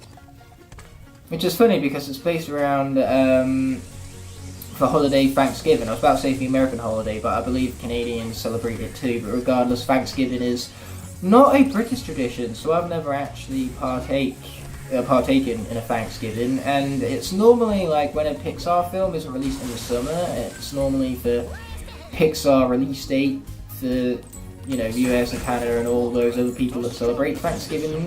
But in terms of us at the UK, we normally have to wait for those films until January. Coco, for example, might have been released for Thanksgiving of 2017. But for us in the UK, we didn't get it until January of 2018. So technically we got it one entire year later, technically speaking. But yeah, Thanksgiving is definitely a culture that I would love to partake in someday, because it seems like it could be totally cool, just gathering around, thinking about what you're thankful for, and having a massive turkey to indulge in. But let's be honest, Halloween and Christmas are way superior. Even people who celebrate Thanksgiving cannot tell me that they prefer it over Christmas and Halloween. I mean, Halloween has free candy for crying out loud, and Christmas is... well, it's Christmas, need I say any more? But yeah, that's one thing that's always fascinated me, the differences in different cultures found around the world. Like, even the Skylanders has a celebration of different cultures. Skylanders like Scratch celebrate Egyptian culture with her natural design, her moveset, her colour palette. You know, it was really, really cool to see. Oh boy, I'm in a bad spot right now.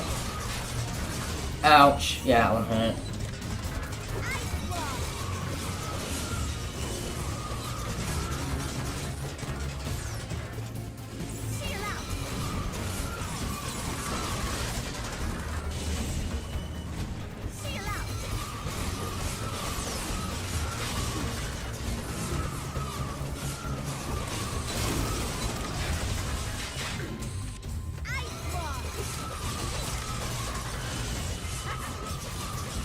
Okay, come on, let's have a clutch of a century. Watch out for that there bomb chompy thing with Bob. Oh boy, that guy's still not dead. How is he not dead?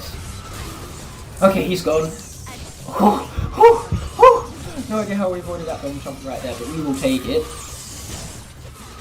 Thank you, bone chompies. They're dealing friendly damage to the trolls right now, which is what we like to see, because if they're taken down by bone chompies, then Chill don't need to worry about taking them down by herself now, does she?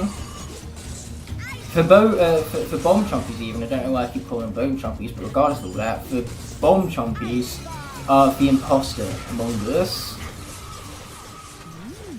You know, they were secretly out to help out the sky more than anything. So yeah, clutch for the century from your girl Chill over here. To be perfectly honest, I was definitely expecting to lose Chill in this combat situation just because it's so tough with all of the tech gear golems and the, of course, missile maul on top of all that. But in the end, Chill proved me wrong and she beasted it. Nothing stands in our way now, Skylander. By the way, I love the fact that we had Willowbark in the Rampart Ruins and he has returned to be the Fire Chief this here level. It's cool to see. Regardless, we know I have some more turret sections to worry about, so let's hope not to lose Chill to them, especially after her clutch of the century right here. Well, that's not cool. Yeah, let's do that. I like that plan, I do. I also like the plan where Chill doesn't die, so let's take down the missile maulers. Okay, there you go. We're almost there. 2 more to go. I love the fact that this is an odd number of fires we have to put out because I prefer odd numbers over even numbers because 1, 3, 5, 7, and 9, they just look cool. They're cool looking numbers. Much more so than the even looking numbers. They look so cool. I mean, a 6 for crying out loud is just a wannabe 9. You know, the 6 wishes it was as cool as the 9 is.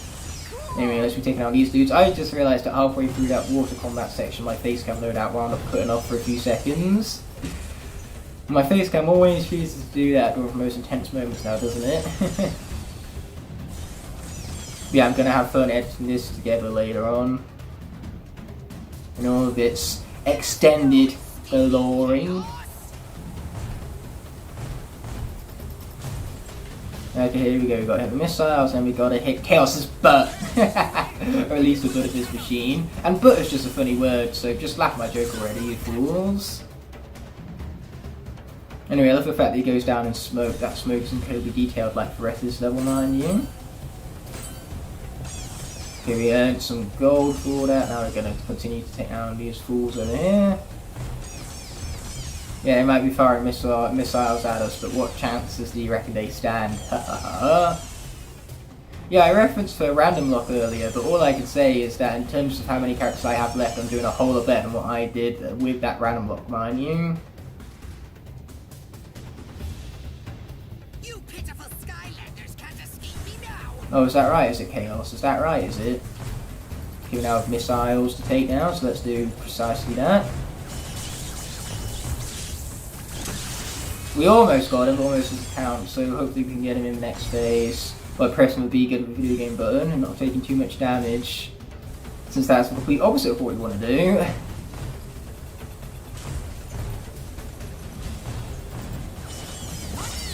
Boom! And Kaos is taken down, just like that. Yeah, you've got to be careful though, even when you defeat Kaos, those missiles that these smaller enemies can launch at you can still deal damage to you. It's the worst thing when their missiles wind up spawning off screen so you can't even shoot them down before they hit you. It's also the worst feeling when you have an itchy nose and a face cam to just prove how itchy your nose is, because man, I have one really itchy nose right now.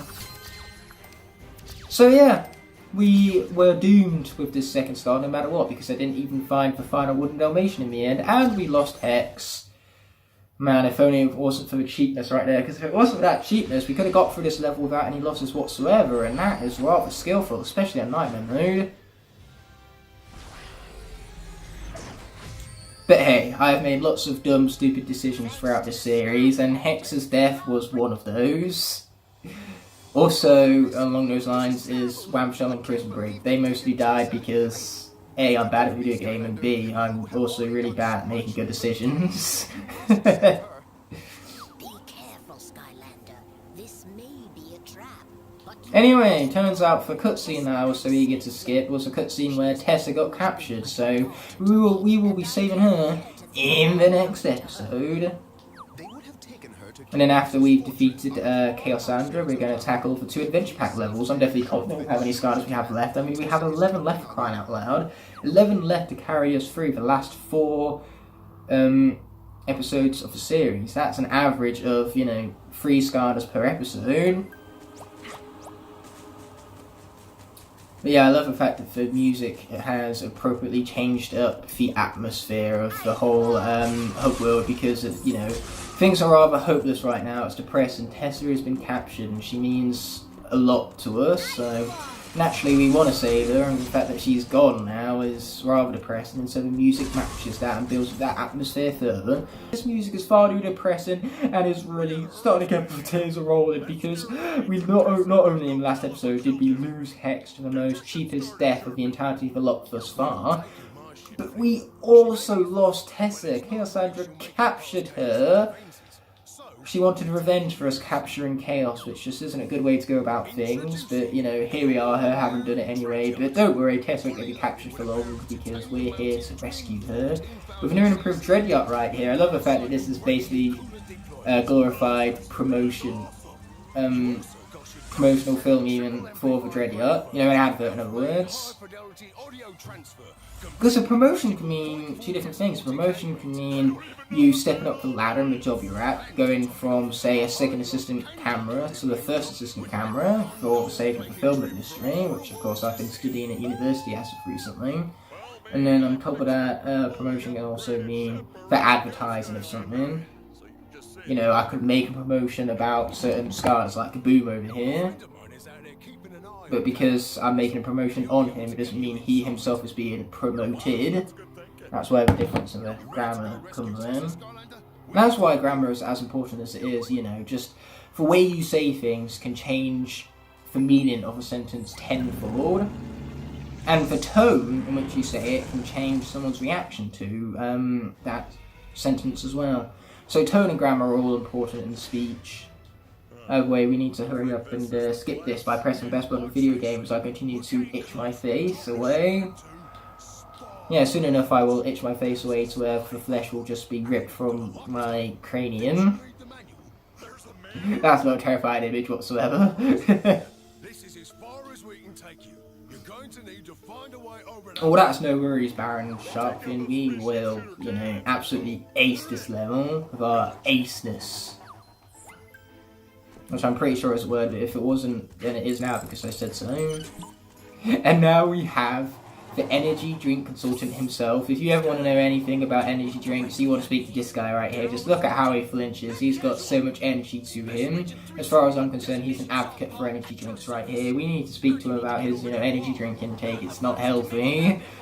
First, hop into this disguise. The scout hazards to elude an escape poncho. Yeah, the fact that he said that so easily in that tone of voice definitely proves to me his love for the good old energy drinks right here. And by energy drinks, I literally mean energy drinks. There is no subtle joke I'm making about alcohol here. Alcohol, from what I've found, doesn't really give you energy to the same level as what energy drinks does. Then again, I wouldn't know because I've never had alcohol to a large extent. Like, I've had it in celebratory moments and to socialise, but, I've never been much of a drinker myself. Anyway, about that, let's be blasted off again! Yeah, Team Rocket reference for the win. And I'll tell you why that was a win, because Rocket and Reference are literary. Anyway, it's time to swap out for the swap force representative of Life Element, Bubble Blast. Meaning that this right here, is the number of chances our enemies stand. 0. This is Bubble Blast we're talking about here. Either way, I love the fact that the gloop has those kind of like waves to it. You know, it's good detail. And now we have the Chompy Pace Pedal. Yeah, this is one of the most creatively themed levels in the game. You know, the fact that it's orientated around a goop fortress is pretty cool. And here, we even achieved a little achievement for Bubble Blast right here. Yeah, I do like the addition of Skylanders quests. It gives you more reason to play for Skylander for longer. These quests, mind you. We're now inside the secret laboratory section of this here fortress. Because hey, lots of people rationalise their purchases with how long will this purchase last, you know, how much will I take out of it. So if you pay £60 for a game, then you'd want it to last at least 4 hours, so then you're paying £15 an hour, for example. You know, sometimes I rationalise my purchases like that, but if you think of it like this, most Skylanders cost a tenner. I recommend retail, right? So, you know, as soon as you play for them for 2 hours even, it's £5 an hour, and it's totally worth it. And look at me, how much I play Skylanders. I've played every single Skylander I own for at least 2 hours. You know, some of them much more than that. But hey, some people care and rationalise money like that, and some people just don't care what they're spending money on, so long as they enjoy what they're doing, and that's, you know, the key thing about life, enjoying it, taking it, you know, one step at a time. You don't need to rush things, you don't need to plan out your whole life, just let things be unpredictable, and just enjoy the journey along the way. That's my advice for the day. You know, it's better than spouting out the word dope every 5 seconds, like what was that of the last episode's word of the day, you could say. Man, I phrase things weirdly, but that's just for child my commentary, I suppose. So let's be opening up this ship lock right here. It's not really zipped, but it is locked however, so we're opening it up all the same. Bumble Blast! What's your language, young man? No need for that, you buzz off! I'll tell you, this guy is a terrible influence. High Five took this guy's phrases and used it for his catchphrase. So every single time you place High Five onto the portal, you hear that foul language, and it's all Bumble Blast's fault. Man, I tell you what, there is no need for language like that. But all jokes aside, let's continue on with the rest of the level right here as we absolutely annihilate and humiliate these enemies with our absolute annihilation of them. That I do not feel sorry for in the slightest. Yeah, this right here is the face of a regret-free man. Anyway, let's be taking this fool down, shall we? Yeah, who does this guy think he is? Thinking he can tackle us? He can't. Simply put. Okay, let's be continuing to take him down. Boom, baby, just like that. Perimeter secured.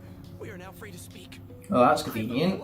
This high-velocity stealth transport device. Yep, this guy's definitely consuming them energy drinks left, right, centre, to say the least. That's one thing I am confident about this guy's energy drink intake being off the charts. You know, most energy drinks companies are staying afloat purely because he is putting so much of his annual income into them. He's buying so many energy drinks that they are staying afloat from him and him alone. Anyway, let's be mashing the correct button. I was mashing the X button by total accident. And last time I checked, this is an up square button. Anyway, controller can be put aside. Let's grab that treasure chest. Yes, please. Yeah, baby, let's go. Now, Bumble Blast might have a larger hitbox than most, but fortunately for us, that's compensated for the fact that his health bar is so buffed up. And the fact that enemies can't even get close, the fact that he slows them down and defeats them without even needing to face in their general direction, because he can just fire off bees as he flees away from them. Or better yet, he can knock back enemies with his mine. You know, basically this character has it all. He has for knockback damage, he has for stun, for slow, for projectiles, you know, for high health bar. And the horns as well, apparently. Yeah, what you just heard was a train right there.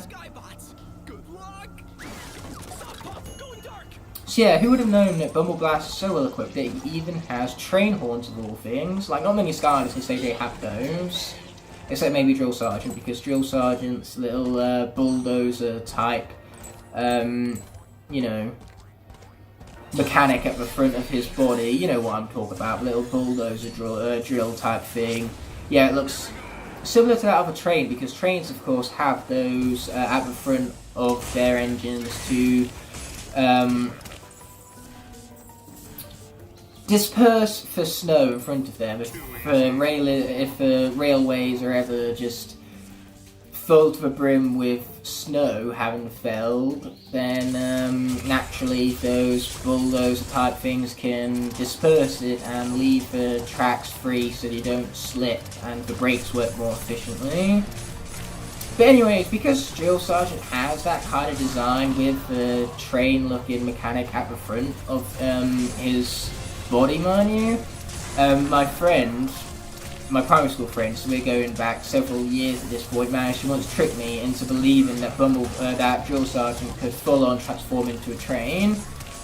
I mean, sure, his shields at the front of his body can be made to emphasize that mechanical part of him that makes him look like a steam train, but when he said transform into a train, I thought he meant like a full-fledged steam engine with the wheels, the axles, the whole lot. So yeah, that was a lie I believed for far too long, because I believed it until I finally acquired Drill Sergeant for myself in 2013 and discovered that, hey, he doesn't transform into a train as I visualized. So yeah, that train's horn just brought about that story, you could go as far as saying. But anyway, stories aside, we have spark locks to be completing. Yeah, let's try to avoid that, because the last one we want to do is lose Bumble Blast in an explosion brought about by soft power and his crazy energiness. Like, seriously, I thought I had energy. My energy does not, you know, hold a candle to the energy of soft power right here.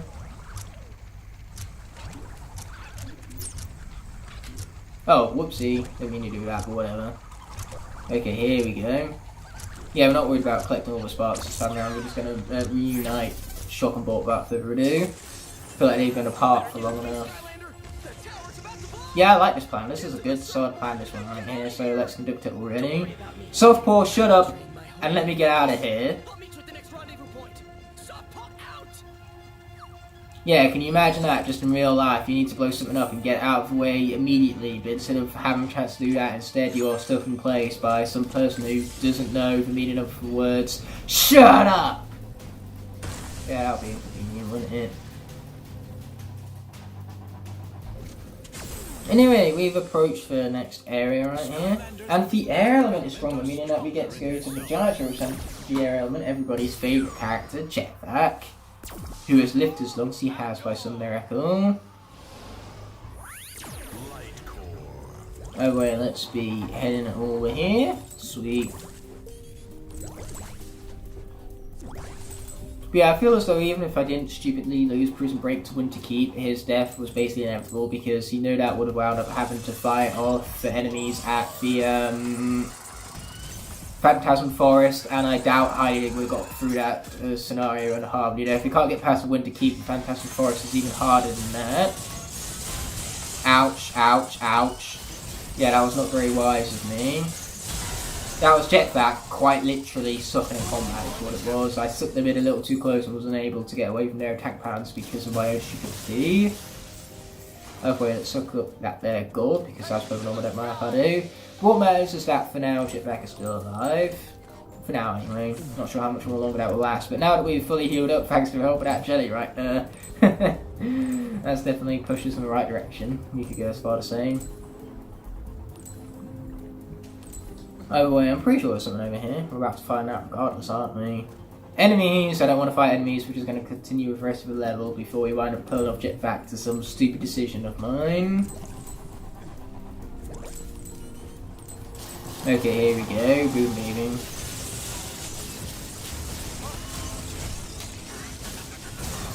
Yeah, there goes that fool. Our last guy to take down is this one over here.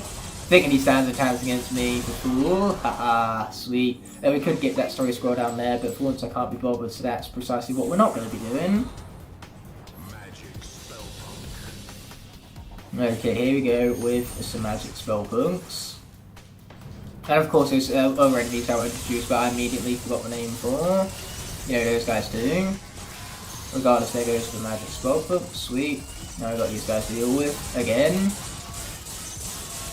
There we go. Oh, sweet! Jetpack actually did something good for them. It's got to respect for hustle here, boys. For, you know, ambition to prove us all wrong right here.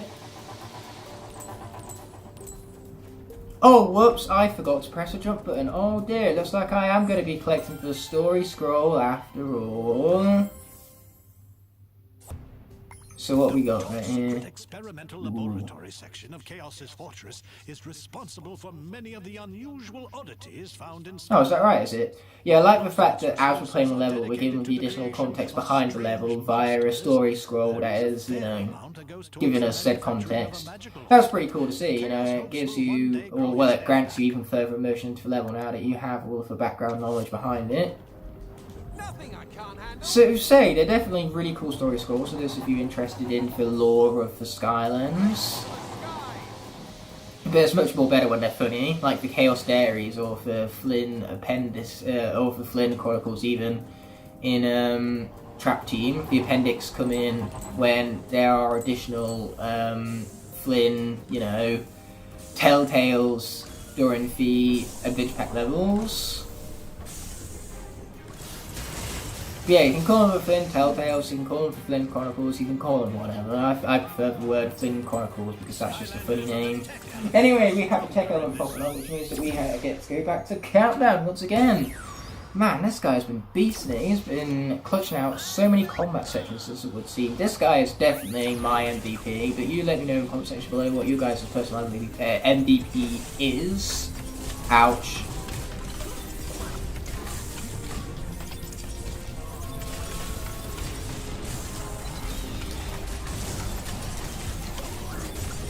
Boom, baby! Why is this guy as good as he is?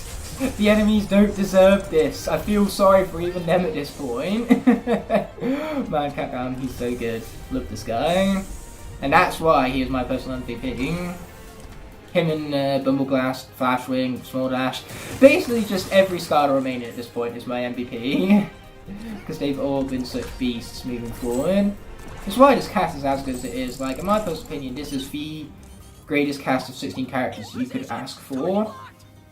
There are a few casts you can assemble that are better than this one. I mean, I suppose if I was to do this with a legendary cast, that too would be pretty decent. I mean, legendary Night Shift alone has multiple lives. Then you also have characters like legendary Igniter coming in clutch, because he's my favourite character and naturally that makes me very good at playing as him. You know, and his moveset in and out and everything. Anyway, with the sheep having been confirmed, let us be blasting off again! Yeah, we're taking off alright. So for Kaosandra, despite the fact that we have to remove the Skylander and place them on constantly, we're going to remain as the same Skylander throughout the entirety of the battle still. Because it's going to be unfair if after the first phase the Skylander's at like 200 health and then I swap out for a different Skylander. Just because I took them off the portal to, you know, expose Kaosandra within the portal network. Which is a really cool gimmick, by the way. When I first saw that, my mind was blown with how they were able to pull that off. So yeah, Kaosandra definitely a really cool gimmick for her boss fight. The fact that you need to take a Skylander off the portal because she's hiding within the portal network. Really, really cool stuff. But yeah, that's how we're going to do that, just so that then it's fair, because other Skylanders have to tackle the entirety of the boss fight themselves, so it's only fair that the Skylander taking on Kaosandra has to do the same. And I believe that Skylander will be Countdown, actually. Oh boy. Because I believe the element before Kaosandra is tech, so we have to remain as Countdown throughout the rest of the level, throughout the rest of the episode now. But even still, every time I take Countdown off the portal and put him back on during the Kaosandra boss fight, the screen will be getting that little bit brighter. Because technically, I'm taking the Lightcore Skylander and placing them on the portal again and again. And the screen lights up every single time the Lightcore is placed onto the portal. So yeah, naturally that's how all that's going to work. I'm basically just foreshadowing at this point.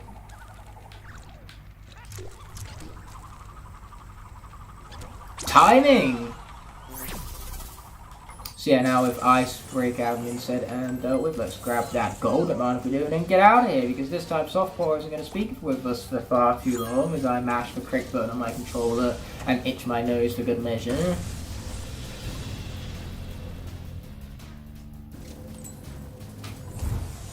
Okay, sweet, there's another treasure chest over here, and you know what? I want it, so let's go grab it. I mean, enemies, they're no problem for us. This is Countdown we're talking about here. Told you so, no problem whatsoever, except for that guy right there. That guy could be a problem. Oh, no he wasn't. My missiles are too fast for that fool.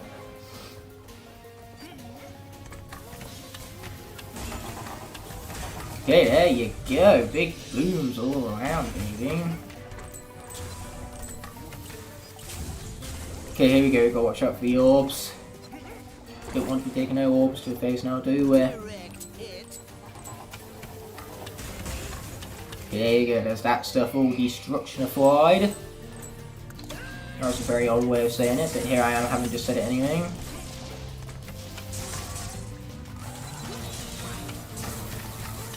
Okay, let's finish off this guy right here. Easy as that, boom baby.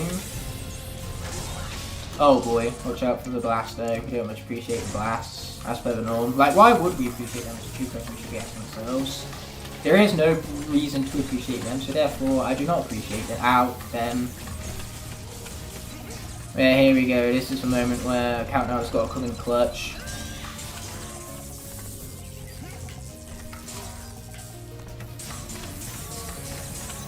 Okay, watch out for all them blasts once again. Watch out for those guys, last thing we want to do is be defeated by one of them. There you go, we got him, sweet. Now we can continue on with the rest of the level, hoping that there's some food in sight, because boy does Countdown need it right now. Oh, speaking of food. Sweet. Oh my gosh, an enemy ambush, who saw that one coming? It's almost like I've played this game already in the past before, several hundred times actually. Ouch. Oh boy, this is not good. We're taking continuous damage from the goop and that's the worst thing about it. Now we're down to 35 health. Ah! This is a moment where I become very big scared because this is Countdown. This is my MVP we're talking about here. The last thing I want to do is lose my MVP. Oh boy, watch out for that guy. Oh no! No! Oh my MVP, no! Countdown is gone! Oh, that's unfortunate. And now we got to swap out for the other tech representative because the tech element is still stronger here, which means we got to bring out Drobot and his fancy ribbon. But yeah, now I'm ultimately incredibly depressed. I'm not crying, you're crying. But putting all jokes aside, we still have 10 characters remaining, so things are looking good for the future of this Locke. Even though Cluck is not the easiest boss fight to deal with in my mode, I must admit, but still, I doubt we're going to lose like all 10 scars to him, and hopefully, in having said that, I didn't just jinx myself. Time to activate the Red Rover protocol, Skylander. Things in here just got real. Oh, they weren't real before. They were fake before, because that's what not real means, that it's fake. So, how was it fake exactly? I mean, we lost Countdown for crying out loud. The last thing I want to hear is that we lost Countdown to something that was fake. That's just the ultimate depression right now. That's like adding salt to the wound, that is.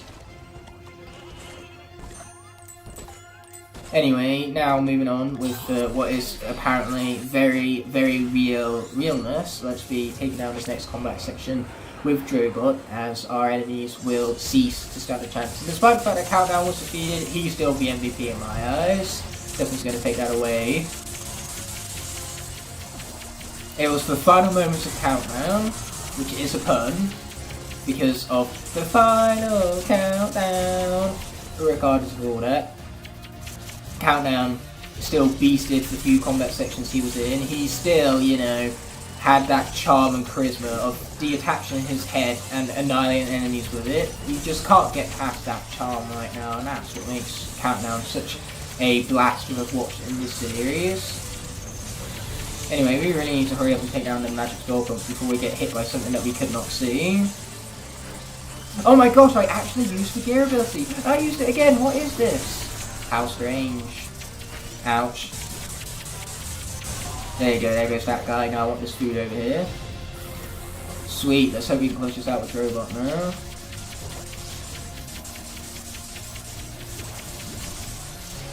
Woo! Somehow we didn't get hit by anything there. I don't know how, we just didn't, I suppose. Ouch.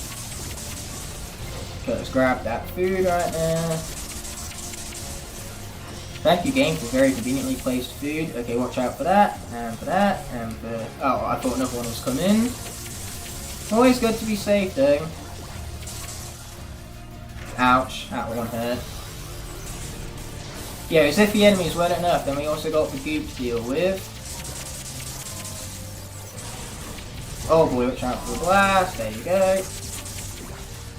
Here comes the shockwave. My concentration is unparalleled right now. I've never concentrated on anything this much in my entire life.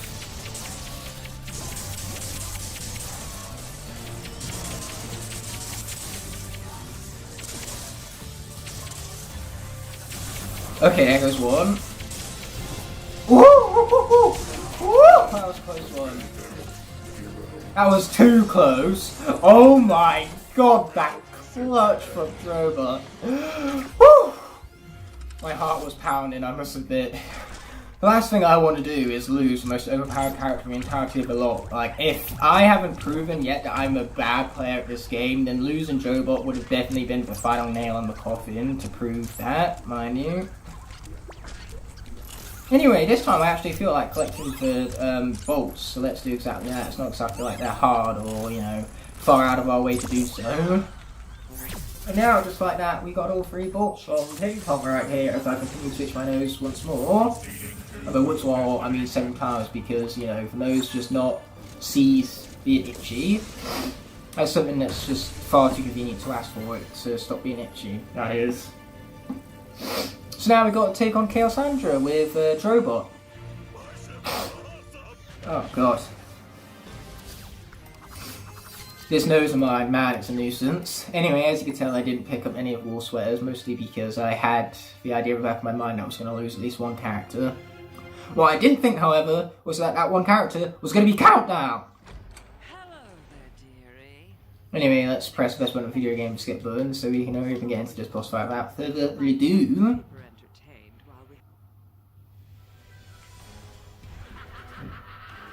So yeah, let's do this thing. Kaos's mum, eh? We shall see how much you have learned from Eon. Raise the cages and unleash the beasts. Yeah, bring them on. These beasts, quote unquote. Good news is that because there is no element of the area I can swap out for any Skylander I wish if Drobot's defeated. But that's a pretty big if because defeating Drobot is easier said than done. Ouch. Yeah, I'm gonna shut up now. Definitely for the best, me shutting up that is. Okay, here we go, let's continue hitting this fool.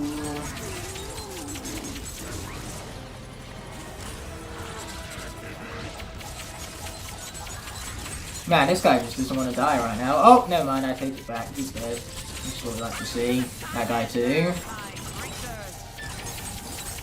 Yeah, these enemies can be confusing because they look awfully similar to the Screechers which we saw in the Phantasmal Forest, but what makes them different to the Screechers is that they fly in a straight line and they don't have a shockwave to jump over.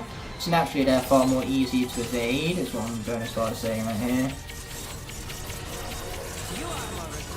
And now there's a lot of guys. I repeat, a lot and a lot of guys. Oh my gosh, I actually used the gears again. Who saw that one coming? I didn't. I mean, the gears? Who uses Drobot's gears besides me? The answer is nobody. It's just me. Okay, here we go. There go the gears again. Wow.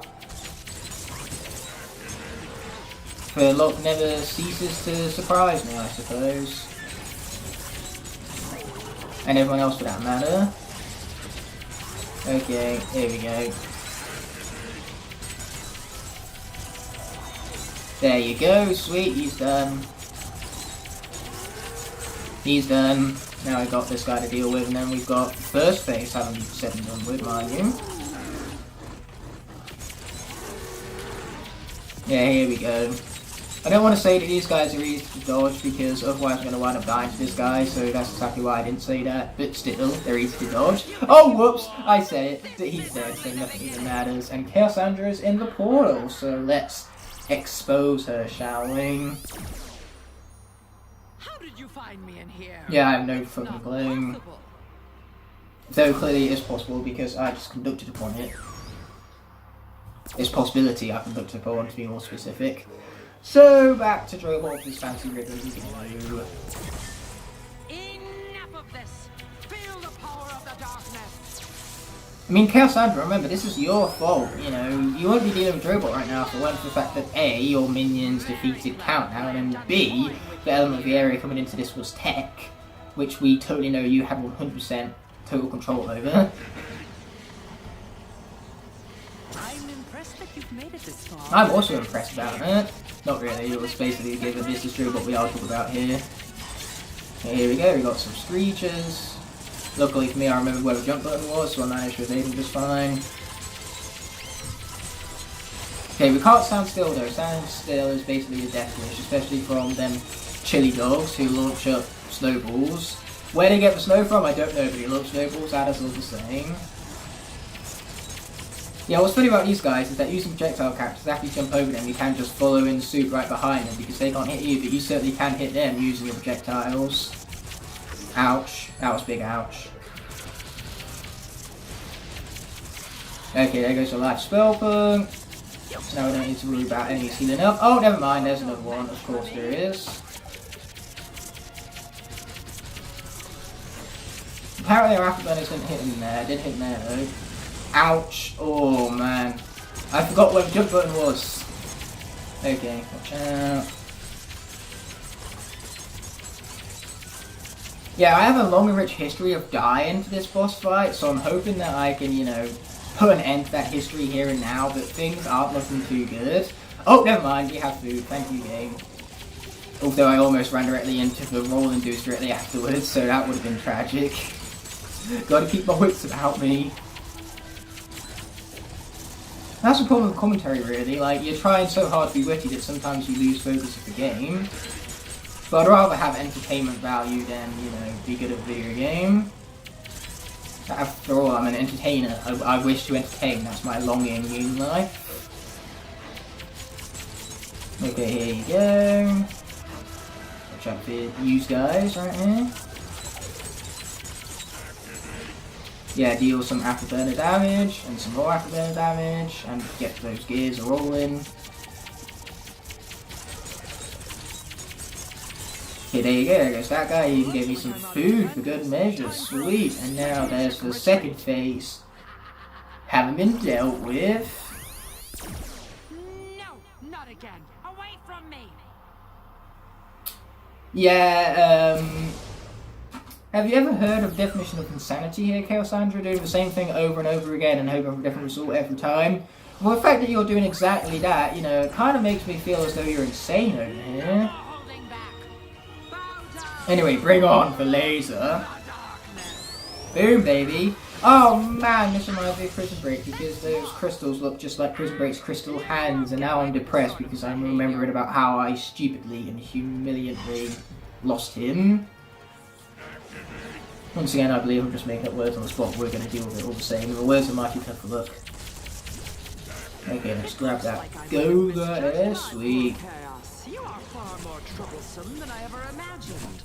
Of course I am. This is Drobot with a fancy ribbon I've talked about. Drobot alone is stupid powerful, but you know, the ribbon merely but amplifies that power. So now he's like powerful but times infinity.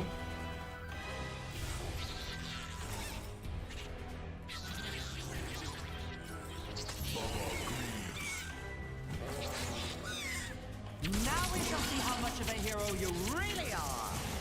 Minions, attack the Skylander with everything you have. Definitely the name of the video, boss fight exception. That's just too much of an awesome name to pass up the opportunity of using it.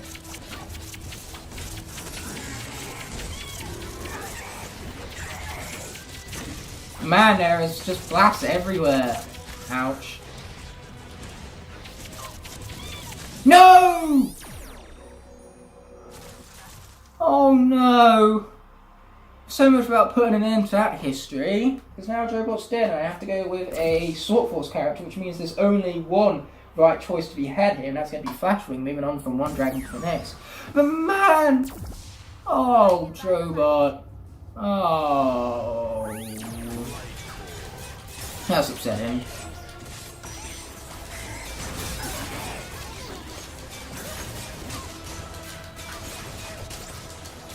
Okay, we're going to pick up that bomb right there, sweet, and blow up Bubble Greaves right here. But man, now I'm really upset. I lost both text starters in the same episode. Oh man, that sucks.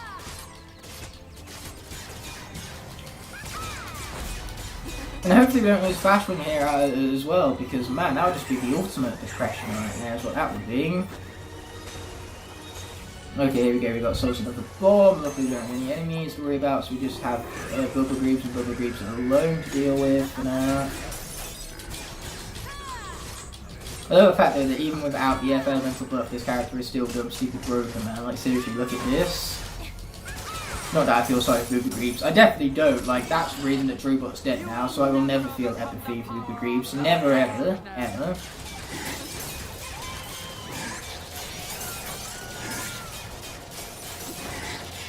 And now I have lots and lots of enemies to have to defeat. Ouch. Ouch, not pleasant. There's so many of them. Was that going to blow any of them up? No, it's not. That's unfortunate.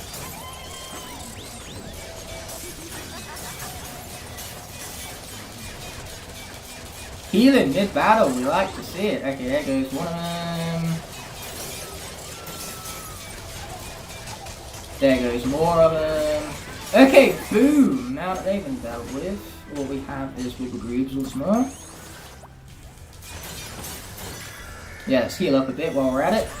Watch out for Shockwave too. Okay.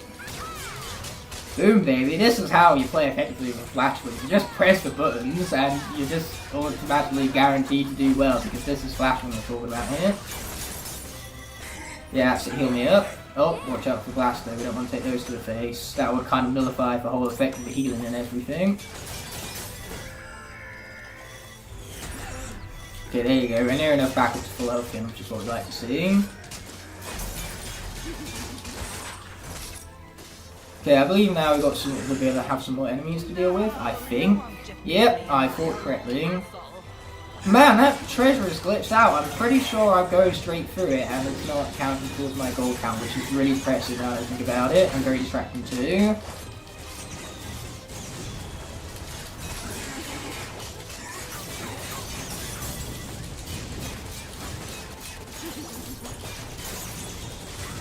Okay, there goes that guy.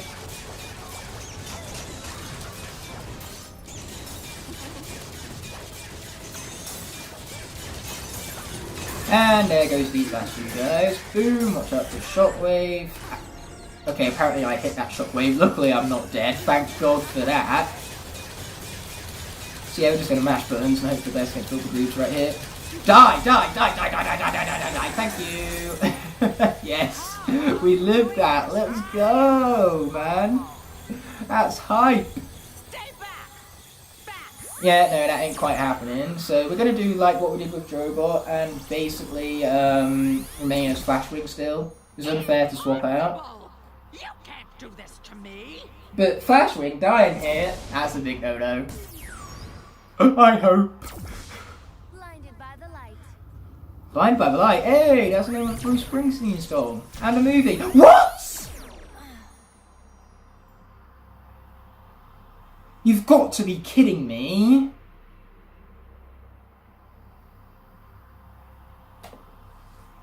Man! That sucks! Let's go with Warnado purely because he's not going to die and he's had very little screen time this series. But still, that sucks. I've realised that I had to swap out for a Giant Skylander and not swap for Skylander. But at this point I couldn't care less. But man! How was I supposed to react to that? That sucks! Oh, now I'm upset.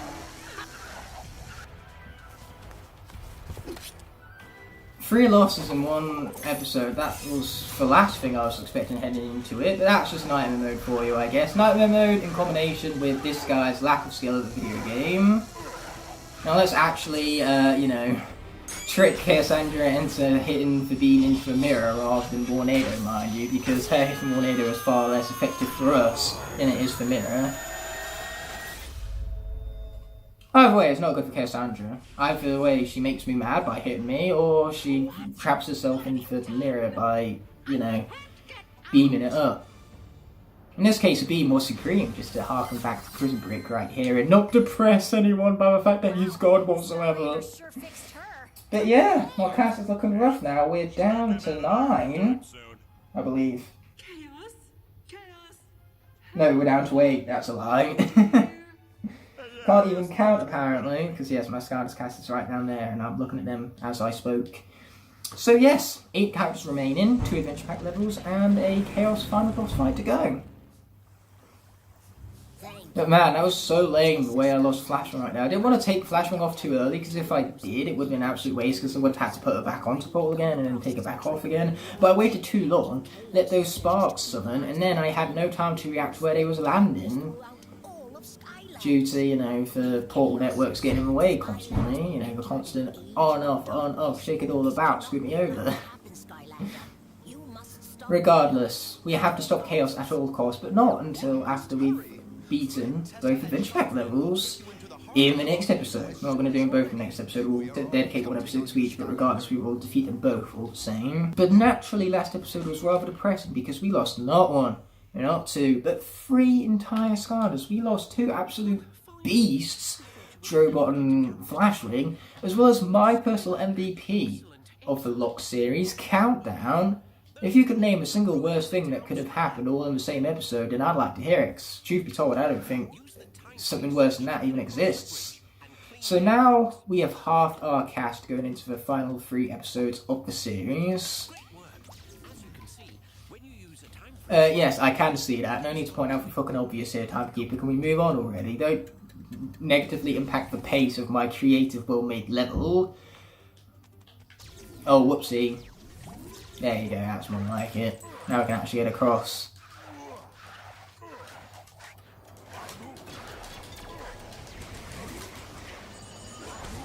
Haha, no hitting of me today, you fools. Ouch, this is fine. This is what being fine looks like. You know what, how about we freeze types so they can't attack us? I like that plan. That's a solid plan if you were to ask me. Boom! Knock them down.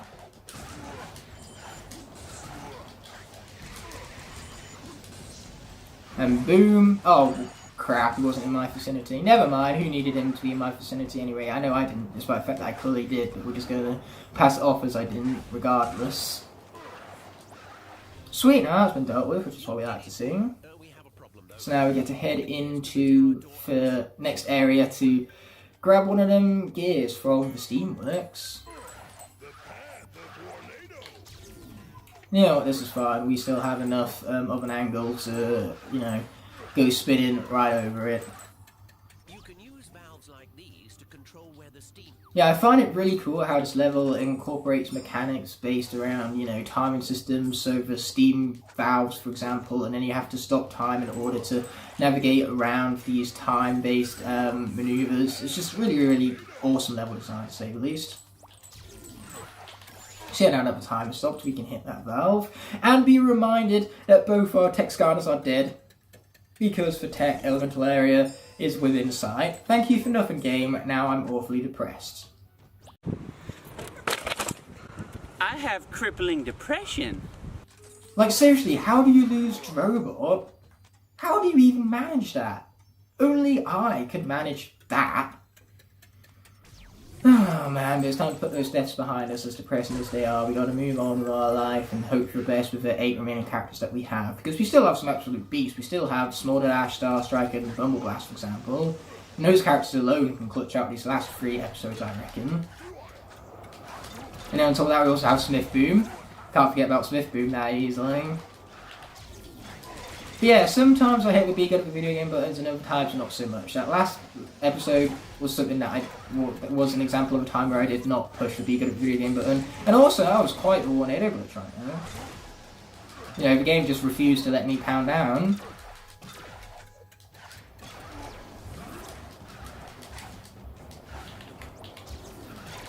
Okay, these guys, they gotta go, man. Okay, there goes them. How about these guys? Are they gonna go yet? Apparently not yet. Anyway. Oh, wait a minute, there's food over there. I could go grab that. I also love the fact that everything besides the Skylander artwork in this here frozen time period is in black and white. It reminds me of the Supercharged and Locke. And you can't go wrong with that now, can you? Even though I lost at Locke, that lot depresses me, but still, you can't go wrong with it.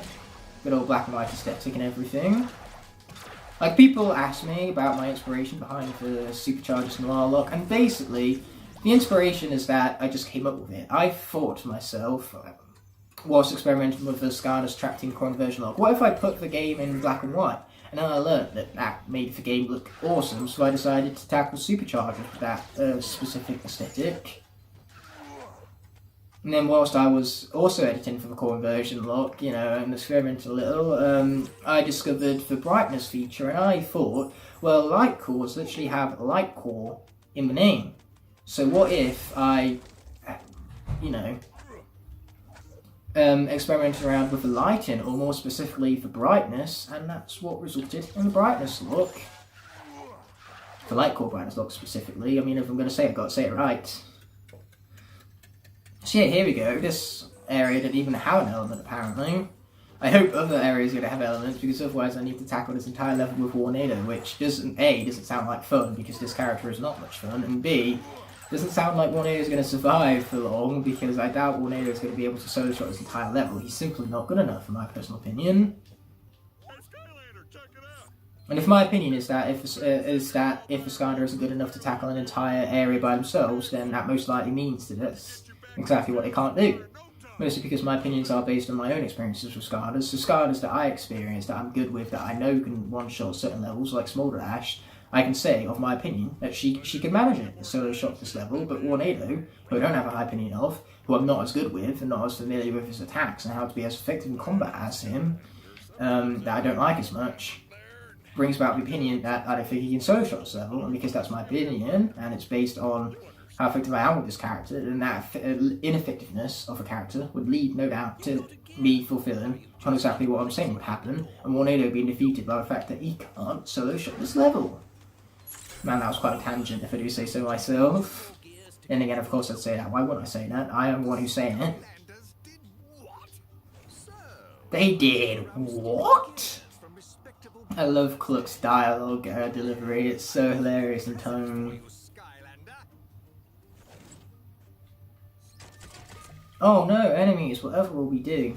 Defeat them? That's what we're gonna do. That reminds me of a Bad Boys song. What you gonna do? What are you gonna do when the enemies come for you? Well, I'll tell you what I'm gonna do. What I'm gonna do is I'm gonna defeat them too. Yeah, that's not nearly as catchy as a Bad Boys song, but it's a song all the same, isn't it? You can say that much about it at least. Ouch, that was painful.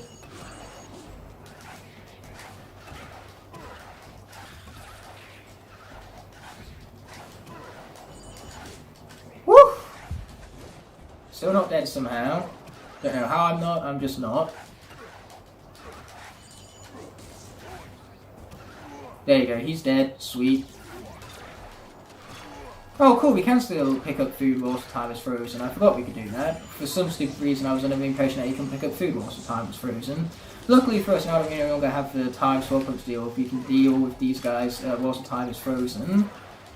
Which makes things a hell of a whole lot easier, which is why you always want to take down the time swap ups first, so that then you can freeze time and deal with all the enemies with ease. Anyway, where is an elemental shift when you really need it? Or is that too much to ask for? Otherwise, we're skipping over this and heading into the Windworks without further ado. Oh, I meant to do that, that was all part of the plan.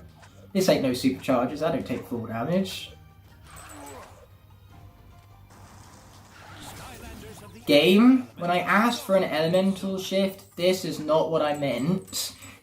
Looks like we're staying as Tornado a little while longer then.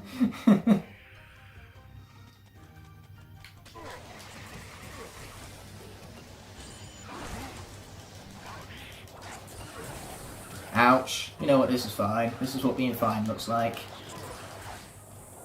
Ouch. Took that bomb to the face, which I do not much appreciate, to be honest. You know, it's awfully rude bombing me in the face like that.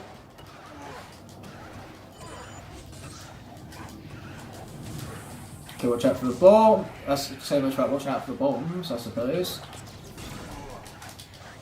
Okay, here we go. Boom. Just pound that down. There you go. Oh, there's some food there. That's convenient. Oh, but apparently we haven't defeated all the enemies yet though, so let's get around to doing that, shall we? Boom. Sweet. That was quick like.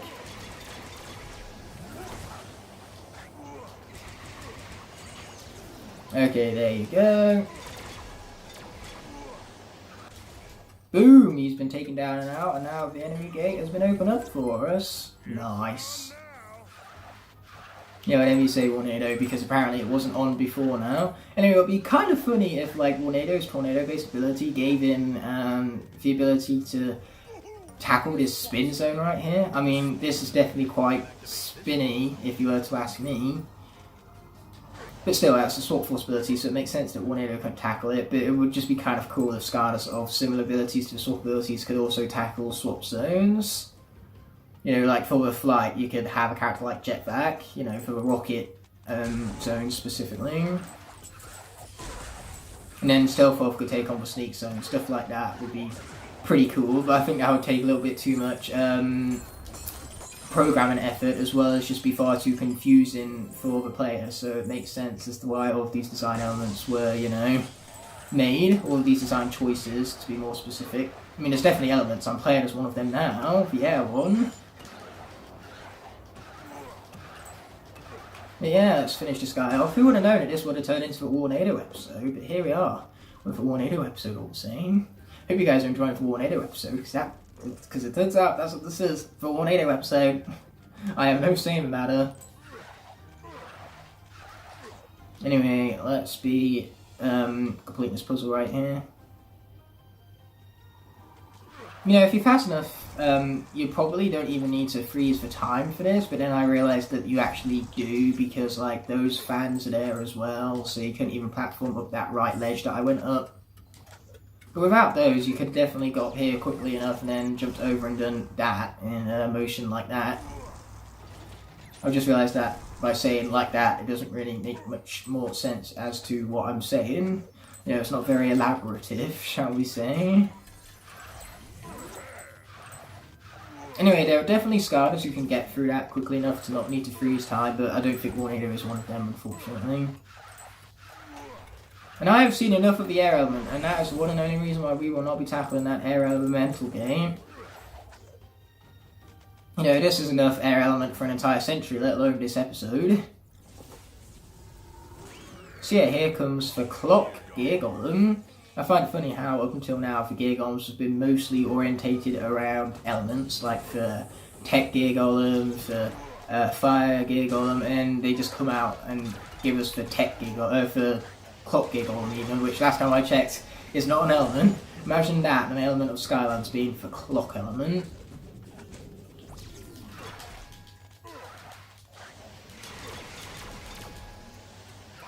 Okay, there you go. Or, you know, as Baron von Shellshock calls the Earth Gear Golem, the Sand Gear Golem, so... You know, that's quite a nickname for it, I suppose. You know, imagine if it was actually called that rather than the Earth Gear Golem, that would be interesting, I suppose.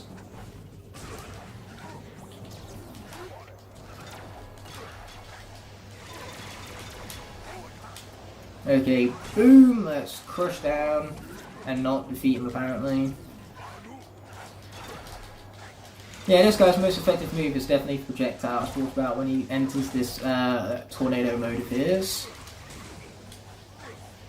Which is why we're going to do it again! Yeah.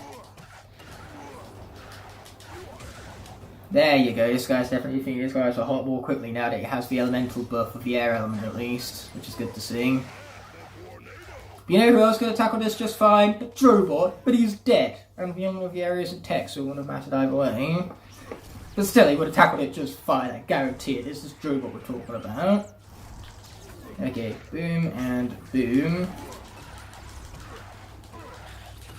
Yeah, he's not doing a great job of fighting back now, is he? That's my favourite kind of enemy, an idle enemy. Haha.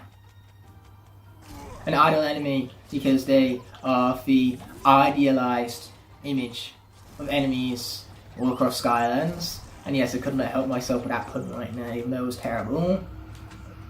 But still, terrible puns, they are my forte. Hey, look at the birds, very detailed. I also love the fact that this, you know, tree branches around with the leaves and all that. It looks pretty dope. Just to bring that back as the word of the episode for no clear reason whatsoever.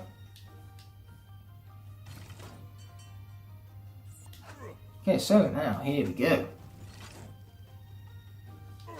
Got to keep my eye on time because I have a class coming up shortly, so I'm probably going to have to end up the session here. My original plan was to make this the final session, recording session even, but that's just probably not going to happen considering how long this level is, as well as the Sheep Brick Islands, and the fact that the finale is going to be more than just fighting off Kaos. I'm also going to conduct all of the mini games that we skimped out on around Woodrow. So we're going to be doing the turret, the fishing mini game. We're going to be doing an arena battle. So basically, you know, just catching up on everything we missed out on.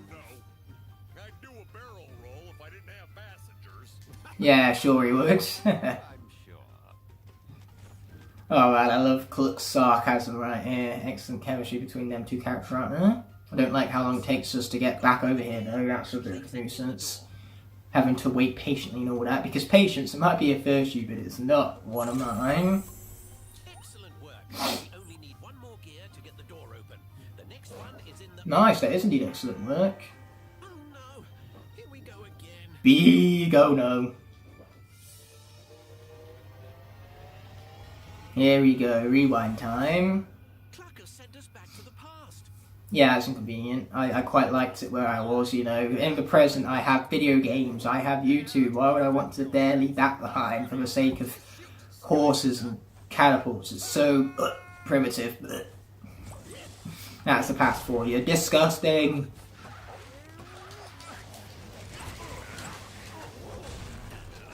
Okay, let's actually freeze time this time.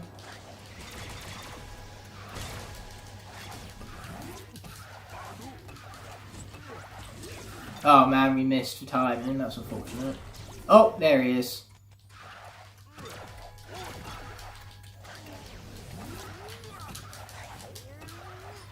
Yeah, this is very weird tackling this boss fight with Warnado, purely because I've never tackled a boss fight with Warnado before. You do something new every day, and today the new thing I'm doing is tackling Warnado for a boss fight, or tackling a boss fight with Warnado to be more grammatically correct and everything. That shockwave was nasty, man.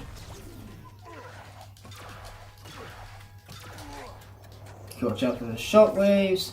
Ha! No shockwaves being taken to the face for me.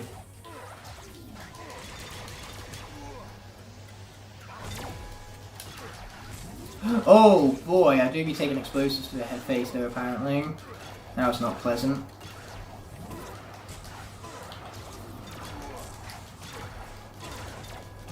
Ooh, yes, please, I want that food. Thank you, game. Much appreciated, even though it did very little in the effort of healing me up.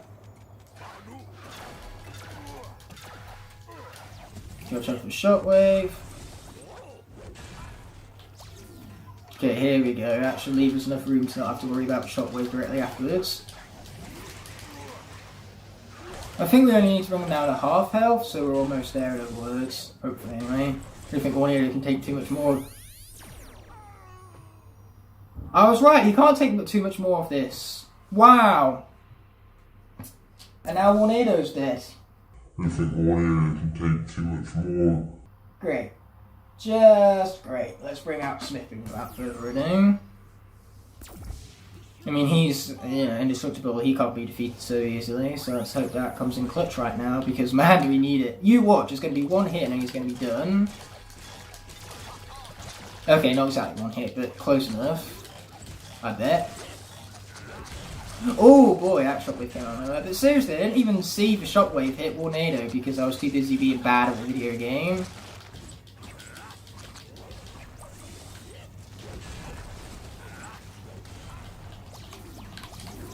Apparently I pressed the R2 button a few too many times right now. Okay, this guy just doesn't seem to want to, you know, be defeated this first phase of his. Or at least this first time we fight off against him. Oh wait, let's have time to go back again. There you go. Yeah, let's get him, Smith Boom, let's get him! And take less shockwaves to the face. There you go, he's been got, which is what we like to see. I wouldn't say lucky, I mean, he did take out Tornado, and it was big sad. You could even go as far to say that was a big sad moment. But yeah, Tornado didn't have to die. I didn't have to tackle this level, so I'm doing it anyway for the sake of challenging myself, and no doubt I'm going to instantly regret it all. Karma's going to come back and bite me in the ass, in other words, no doubt. Me and Karma, we have a very big relationship together, and by that I mean Karma's always around to screw me over. So now we have the waterworks to deal with, so let's be doing exactly that, and by that I mean dealing with it. Water element, okay, that means we get to swap out for Chill, which is a blessing in disguise, because Smith Boom was looking a little bit low in health right now. Yeah, I would swap out for Whamshell to keep up with the giant Swap Force pattern, but unfortunately Whamshell's been defeated in battle, so therefore his class is dead and cannot be used right now, and it's quite unfortunate.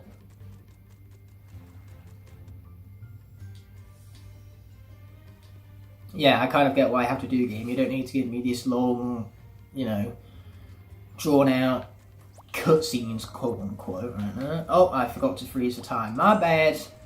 All I have to do is press the R2 button. It's not that difficult, is it? And again, I can make anything difficult. Okay, so let's hop on here and wait for it to continue with its momentum, being pushed forward. Boom, baby. What we like to see. Honestly, I thought I'd be quick enough to make that, but clearly I wasn't, so my bad. This is my hastiness and my impatience getting the worst of me. Yes, pressing forward indeed, Chill. Now, last thing we want to do is lose Chill here after her amazing clutch after Phantasm Forest.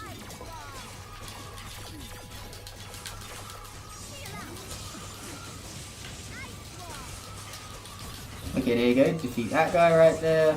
Bring in the Time Freeze. Oh, yeah.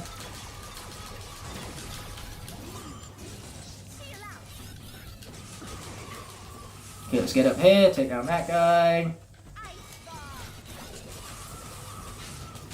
That's why we take down that guy first, because man, that guy is annoying, and I know I don't like him very much. Okay, now we've got to take down them dudes.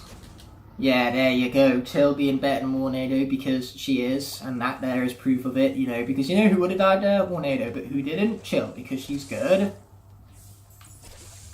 Okay, here we go with Mount Clockmore. That's a bit of a reference to Mount Cloudbreak with its very similar namesake and all that, which is cool to see because that's of course the name of the first level of the game. So yeah, very clever naming system they got going on here. You know, this game is just really clever with its puns. We mentioned about Fire Flider in Phantasm Forest. That's probably my favourite pun of the game, but still all the other puns they're good as well, I suppose. I think there's a treasure chest in here, so let's go grab it. I was right, let's go. With some very interesting artwork, shall we say. I mean, interesting is one word for it, that's for sure. Okay, let's grab all that gold, glorious gold, and then get the heck out of here. Yep, water is still strong here. Sure is convenient that Chill is of a water element then, isn't it? Yeah, game, I still get what it is I need to do, so can we just move along already? Was that too much to ask? Okay. There you go, that'll do it. Yeah, that part is all about timing as well as patience. And luckily for me, I did myself proud with that one. Now I've just got to hope that Chill can do me proud as we tackle this here combat section. Yeah, all I did was freeze time, knowing that the time swapping was going to undo it, so then I could get past the, for Gear Golem at least.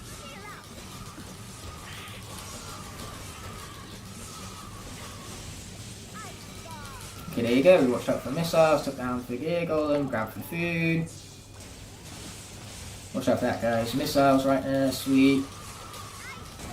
There you go. Okay, now we can freeze time again.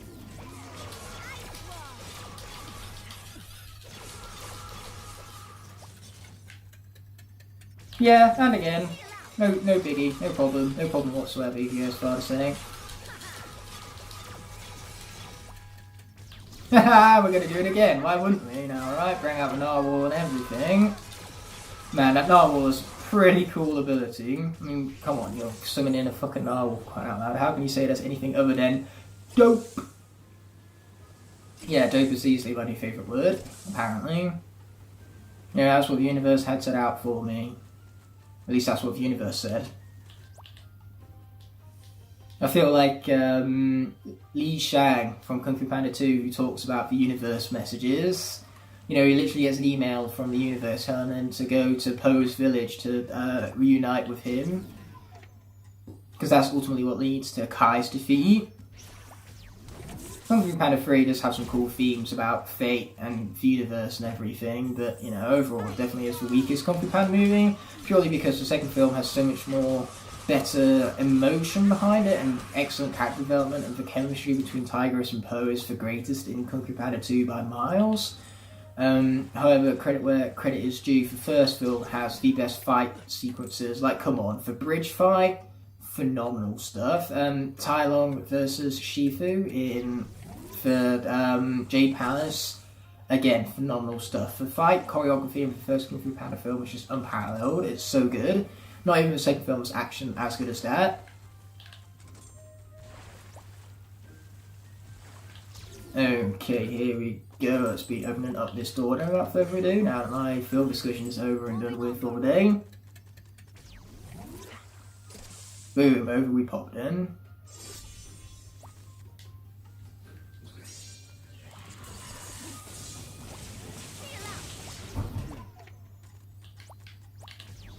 I did that purely to reposition myself because unfortunately you can't get up through waterways whilst the time is frozen. But luckily with that I was able to reorientate myself and avoid the enemy fire getting up to the explosive dude from the top shelf up there. It's not really a shelf, but it's from the top all safe, so top shelf is an appropriate term I suppose. Okay, up we get. Sweet.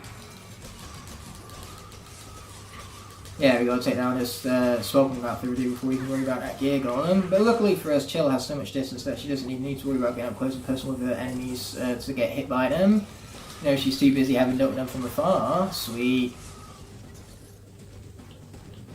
Ouch. I mean, of course that guy is right next to the time-stoppy thingamabob. Where else would he be, right? Besides right next to it. Being anything other than right next to it is too much to ask, I tell you. Okay, let's freeze time again. Sweet. I almost feel sorry for this guy right here. He didn't stand a chance against Chill and the logic of freezing time. Okay, bring out a narwhal again. Sweet. And he's down just like that. I love the fact that the narwhal takes such little time to charge up as well. That is quite convenient about it. High damage, low charging speed. You can't fault that. Again, it's what makes Chill good. And anyone who disagrees with me is wrong because that's how opinions work. Anyway, up for Leaf Branch Thingamabob we go, which once again is the superior name to whatever its official name may or may not be, because Thingamabob makes anything automatically 10 times more awesome. Yeah, let's do exactly that after we, you know, sit around with you in a hot air balloon for 10 minutes straight. If that's not entertainment, I don't know what is. Peak entertainment right here. Yeah, into Wild Blue indeed, I suppose. In fact, no, there is no I suppose about it. Put my foot down on this one. That's exactly what's going on right here. With waterfalls, with that Kangarat's face and carved into it. I only just noticed that here for the first time, and that is some real cool detail, if I do say so myself. The upright and locked position Well, you're welcome there, Flynn. What can I say except you're welcome. Yes, well done to me indeed. So let's play some Doorway, shall we? Now, I think the element of the area here is magic, but I'm not sure if there even is an elemental switch, so we're about to find out either way. But I think Chill should be effective enough in this boss fight. Cute here is effective enough. You know, all you need to be in a Locke is good enough. You don't need to be any better than that. And that's exactly what describes Chill right here. She's good enough. But you know who's even better than Chill? Starstrike. Let's go, baby.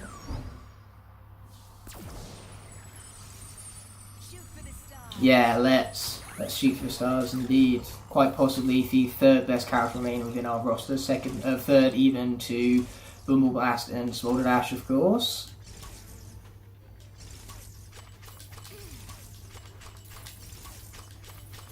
Okay, here we go. Yeah, because I'm recording all of these in bulk, I have no idea how the reaction to Drobot's death is going to go down, but man, I reckon it's going to be quite hysterical, and I'm never going to live it down, I know that much, don't you worry. I'm already aware of how much I'm not going to be living that down. Because seriously, how do you lose Drobot? Me, that's how. You let me press the video game controller. The moment I press the video game controller, you are cursed to lose Drobot, despite the fact that it's Drobot. Because Drobot, he does Drobot things, but even then, that's still not good enough for me. You know, maybe that's why he died, I just didn't deserve Drobot. Okay, we really need to slow down time at this point, things are getting really scary. Yeah, there you go, we're getting these fools thinking that they can take on us. Oh boy, he's getting a little bit closer comfort right now.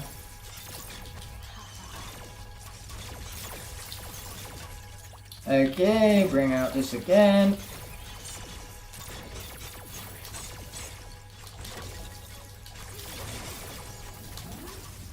Okay, unfortunately he's invincible whilst he's spinning, so we need to go back and freeze time once again, but luckily we dealt with his friend, and that's what matters.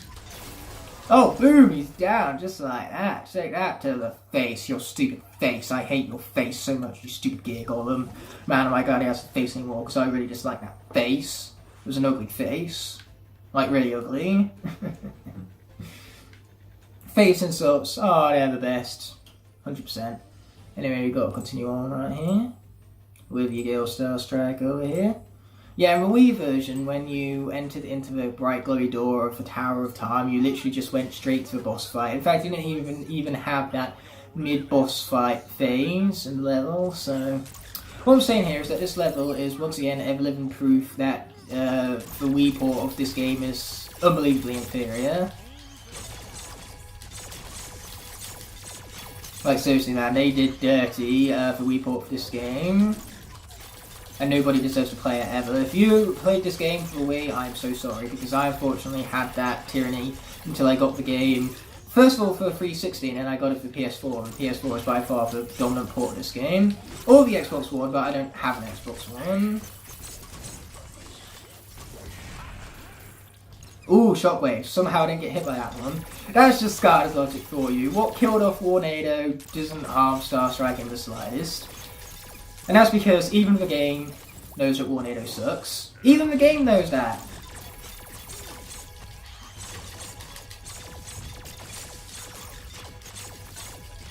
Okay, we have this foolish spell pump to deal with now. Ouch.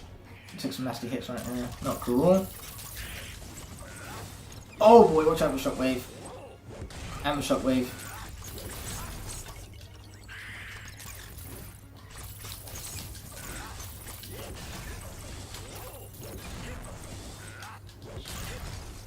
Okay, there you go. Gotta hurry up and get to the slowy timey thing, but well, phew, we got there in the end.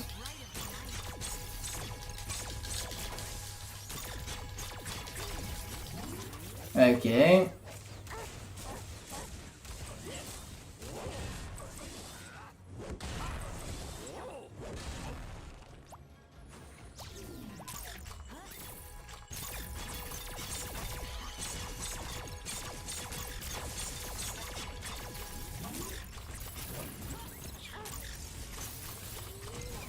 Oh god, I don't see that one coming. Woo! That actually gave me a mild heart attack right there is what that did. So now Star Striker's dead, so we are going to be swapping out for one of our 6 remaining Skylanders, Jetpack. Yes, I can't believe I just willingly swapped out for Jetpack either. I'm no doubt going to regret this instantly. I'm going to regret tackling for Adventure Packs, I know that much for sure. I mean, that's basically a given, I'm regretting it already.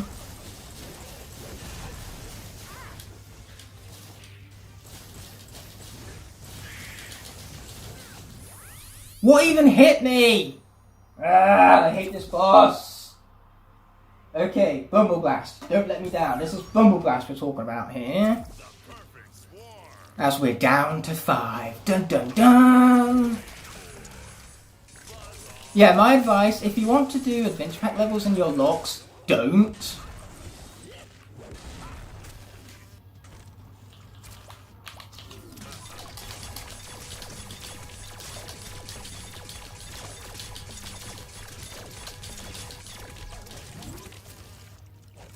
Okay, watch out for these blasts right here.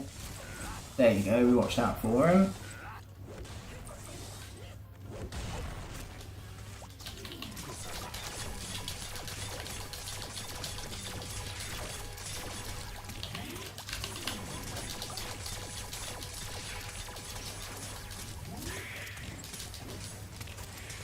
Okay, watch out for his blast. There he goes.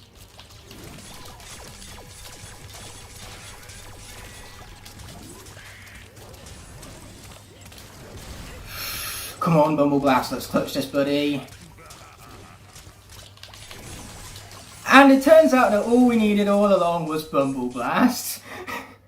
Oh, mate. Where was this character when I needed him? Where was Full Life Element when I needed it? And now, because of this, we're down to 5. We have Chill, Eruptor, Smolder Dash, Smith Boom, and Bumble Blast left. And that's it. That's our cast for the rest of the log. 2 episodes left, and we have 5 characters remaining. If this isn't hype, I don't know what is, because, man, I've definitely cut things close towards the tail end of this here Locke series. Especially with Cluck being confirmed as the hardest boss fight of the game right here. Cluck and Kaos for sure have definitely caused me the most trouble so far. But seriously, where is the be good at video game button when you need it? Because I really needed it then and there, and the game just said no. I hate it when it does that, when it says no. I'd much prefer the game to say yes far more frequently, then I'd probably die much less. But it just wasn't meant to be, that's too much to ask for. But without further ado, let's skip this cutscene. Who wants to watch this cutscene that we've watched, rinsed and repeated before our very eyes time and time again? Regardless, the last episode was start of an incredibly depressing one, all because of one word, Cluck. I hate Cluck on Nightmare Mode. He defeated, several of our characters, meaning that now we're down to 5. A very limited cast of 5 Lightcores remaining. Bumble Blast, Smolder Dash, Smith Boom, Eruptor, and Chill. But one of which was Eruptor, who hasn't had any screen time since this 5th episode, I Enjoy Gulch.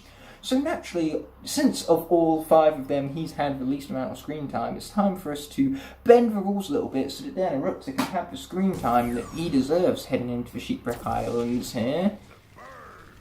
If he dies, he dies. At least then he's had some sort of, screen time to call his own, because it gets a bit bland when you're watching for same Lightcores over and over again. So let's give Eruptor some love this episode. Anyway, now that all said and done, how is everybody's day doing? We're almost towards the end day of May. In fact, actually, this is the very last day of May. The way I've scheduled this series is that today, you're not only going to be getting 1 episode of Skylanders Swap Force Lightcore Brightness Log, no. You're getting 2, because the finale is going to be premiering a few hours after this episode goes live, so I cannot wait to see you guys for that. It's no doubt going to be a short episode, a bit like this one, considering that, we're only going to have a few bits and bobs to do around Woodborough, and then defeat Kaos once and for all, at all costs. But with that all being said and done, let's destroy some dudes right here. I'm about to feel sorry for the absolute humiliation that these guys are going to go through. I'm also going to grab some gold in the process, because you can't really go wrong with gold now, can you? So yeah, it's time for these guys to go night-night. Yeah, I'm actually kind of shocked that despite the fact that I think the Swap Force class of Lightcores is a little better than the Giants one, we've wound up having more Giants characters left over than Swap Force counterparts. You know, we have 2 blue bases from Swap Force, and then we have 3 from Giants, which has surprised me. But then again, you know, Smith Boom is indestructible, so I couldn't really blame him for lasting as long as he has. So let's be pushing this block into a place without further ado. We could push it into 3 plays, but we don't need to do that. Instead, we can just, you know, take shortcuts and do things the way they weren't intended for the sake of speeding things up. Boom, baby, just like that. Fast and fast, quick and quick and everything. Oh my gosh, I actually used Eruptor's triangle attack. What is this? This is like the times that I used Drobot's blade ability. Who does that? Who actually uses that ability? Except me, in that exact scenario right there, and damn, now I'm depressed that both of the Undead Skylanders are dead and that they were the first element to go. Like, sure, since then we've lost every other element except for life and fire, which are the only 2 elements that both Skylanders are alive for. But, apart from that, yeah, every other element is killed off. Oh, and water, we still have chill at least left for that element, I suppose, which is great because chill is highly underrated. Hey, look at that! It's the magic item that got included in the pack. Yeah, I find that to be rather interesting, the way how they tie this back to the pack in which you got, you know, as part of the pack, or the adventure, or the magic item even that you got as part of the pack, to be more specific. What's so interesting about the Shipwreck Islands is that before I knew Wind-Up was included in the adventure pack, I thought it was going to be Doombug, purely because Doombug aesthetically seems like he could also mesh well with the rest of the pack. You know, he seems like he could definitely fit quite well with the Shipwreck Islands, but they gave us Wind-Up instead, which I have no problems with whatsoever, considering that Wind-Up is a better character. Yes, I said it, deal with it. Anyway, if Eruptor had this thing called Speed, we'd have been able to grab all 3 of those keys in one fell swoop right now, but unfortunately Speed from Eruptor is too much to ask for. Anyway, let's grab that key without further ado. Boom, baby. So yeah, the main question is, will I wind up using as many characters as I did in the Tower of Time? Well, I'm sure that answer will come to us soon enough, but for now I have some more fools to defeat. What makes them fools? Well, the fact that they're taking on Skylanders and thinking they can win, of course. Nobody does that. You know, if you're going to take on the Skylanders, you should at least, you know, face for your fate. You know you're not going to get out of this, right? Thinking otherwise is foolish. Very foolish, you go as far to say. So incredibly very foolish. Wait, we have ourselves another tornado right here. Remind me of our fallen comrade, Warnado. As well as a really wonky camera angle, just for good measure, because it wouldn't be a Swap Force level without some sort of wacky camera angle thrown in there at some point. Not that this game isn't finalised or that it doesn't look good, because that would be an absolute lie. This game looks great. Anyway, I'll tell you what else was great. Platforming! With the jump button. That was newly introduced into Skylanders in this game, because I truly cannot say the same phrase enough times. If anybody's ever said to you, you can't say that again, you said that far too many times already, then that person is just jealous that you have so much more better sayings than they do, because honestly, there's no such thing as I said that too many times. A phrase of that existence simply just does not exist. I cannot emphasize this enough, which is why I'm saying it multiple times, mind you. Like seriously, I'm saying it multiple times about how there is never anything you can say too many times, and I'm saying that in and of itself too many times, or am I? Yeah, this is the kind of personality you sign up for when you click on this video, so in the words of my tough look, deal with it. Okay, we have some more fools to defeat right here, and I couldn't be more excited, more pumped to mercilessly burn the flesh of these guys' bodies and just leave behind nothing but skeletal, deceased corpses. This is a family-friendly game, guys, remember? I was about to say guys game. A family-friendly guys game.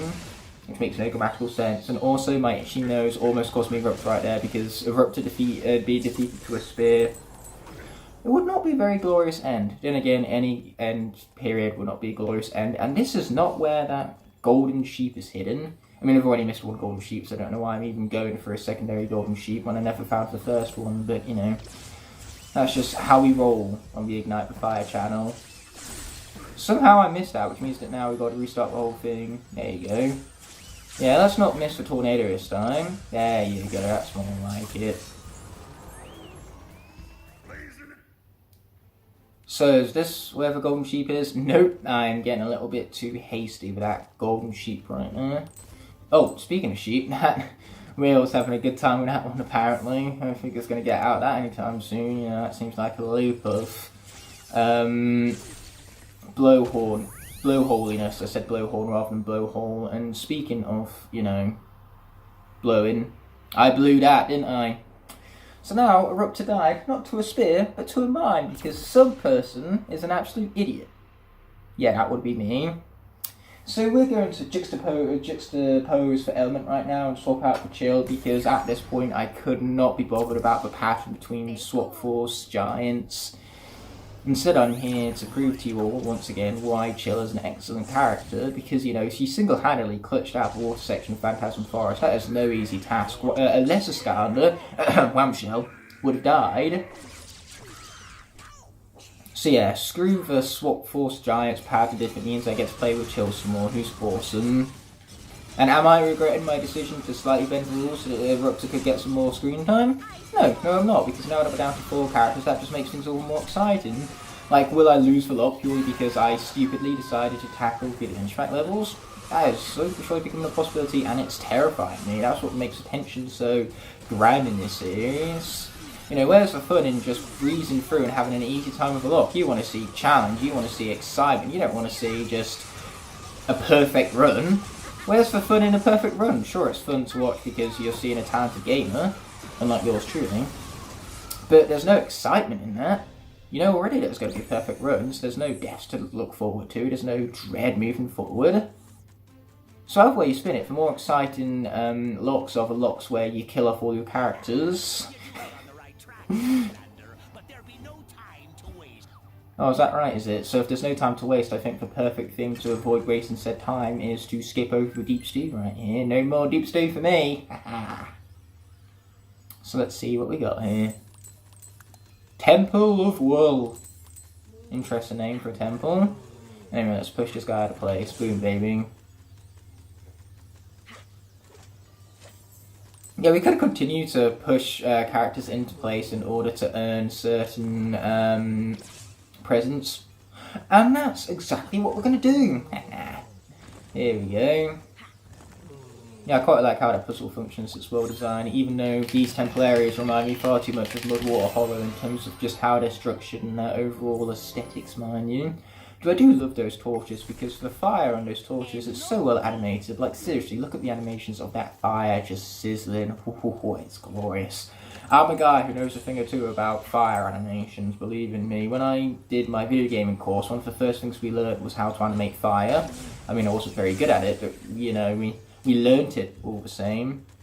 Either way, I should probably stop hitting mines, shouldn't I? I think that's a good plan if you were to ask me. So yeah, here we go. And I also like the fact that these adventure pack levels also offer up additional bonus mission maps for you to find, you know, just so much extra content that you even get extra post-game content with these levels. You don't just get the levels themselves, you also get new arenas to fight and new PvP arenas and new bonus mission maps. So yeah, it's really cool how much they offer up. These additional adventure pack, battle pack pieces as well, because the battle pack pieces give you not only a powerful weapon to take advantage of, not on a Locke, but any other time you can take advantage of stuff like Magna Forge and the Archean crossbow. But they also, of course, open up certain PvP arenas for you to fight in, which are pretty cool as well. Okay, let's provide some knockback right here. There you go. You see what I mean? Knockback. That guy was about to hit me. Now he's not, because I knocked him back. It's brilliant. Okay, here we go. Let's finish off these fools. Can't even get close to me because I'm covered up by all of my ice walls. Boom! Making up an awesome Skylander right now. Okay, let's take down some more of these fools then, shall we? And what's great about Chill is that both her paths are really, really cool. Pun not intended. So, what you can do is that you can either take the ice walls path and freeze enemies with the ice walls rather than just block them off. You know, it's very useful against melee attackers because that way they can't get up close and personal to you, but ranged attackers, like those little orb throwing guys, yeah, they can still hit you. But for top pack, it gives you triple javelins, and your javelins are reflective of their ice walls, so you can have 5 javelins being thrown at enemies at once at really high rates of fire. So either way you spin it, this character's great. Anyway, watch out for the looming mine. Oh, that was quite interesting. That could be the name of some sort of cool novel. If anyone makes a novel of that name, then I've already trademarked the name, so you owe me royalties. Okay, here we go. Enough of looming mines. Let's defeat some fools.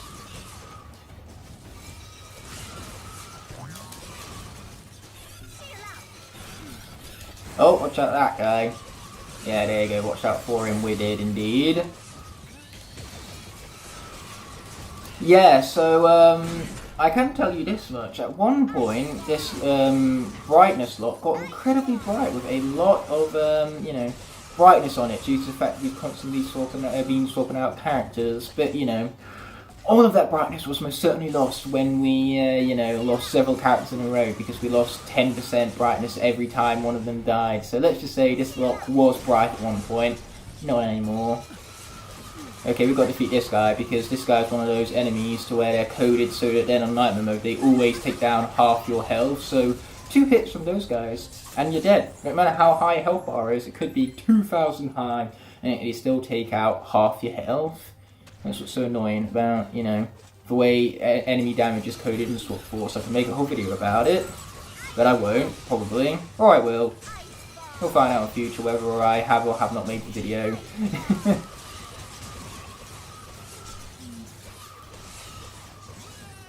Okay, here we go.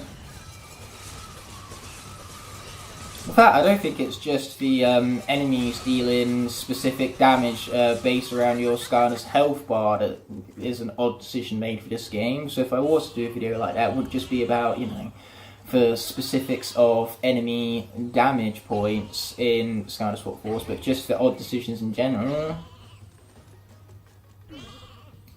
So either way, this video is either going to become very, very dated when I inevitably never create that video, or I've created that video already and I'm just shamelessly plugging something that I've made already, despite the fact that I'm recording this all the way back on March 11th. So here we go. Boom, push that into place and grab some gold while we're at it. Like seriously, nobody says to free gold. And I'm not nobody, so therefore that's why I do in fact say yes to free gold, because instead of nobody, I'm everybody, and everybody says yes to free gold. Speaking of gold, I'll be grabbing that golden sheep right there. What I love about these collectibles from the middle star right here is that they give you gold as well as, you know, for collection stars, so either way you spin it is pretty sweet. There you go, got it first try this time.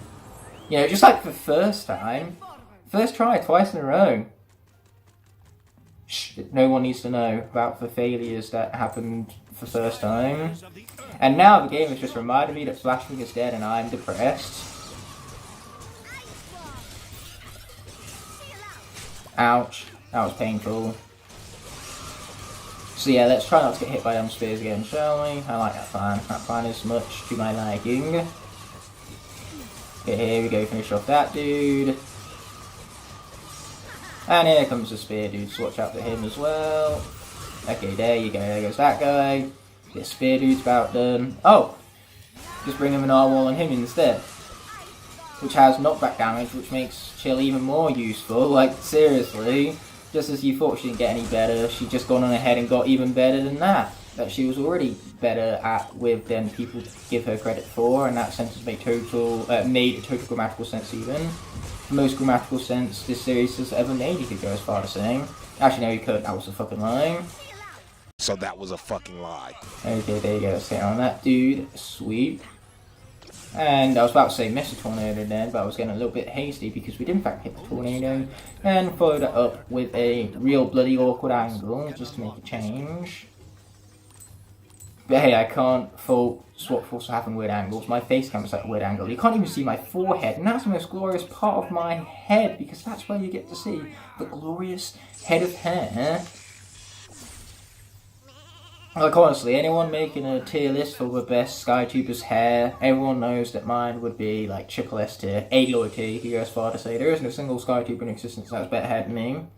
I might be one of the worst Skylanders players, but I'm not one of the worst Skylanders hair guys. Yeah, we just went, ouch. Yeah, let's just pretend that didn't happen.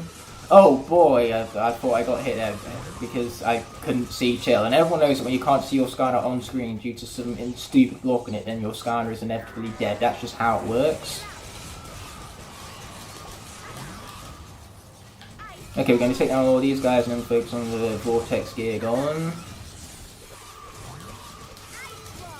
Okay, here we go. Oh boy, watch out for Vortex. Don't want to get taken towards the Vortex Gear Golem, because otherwise it's going to hit me and I will die, which would be very not pleasant. Ooh, but a pie, that's much more pleasant. I like that very much.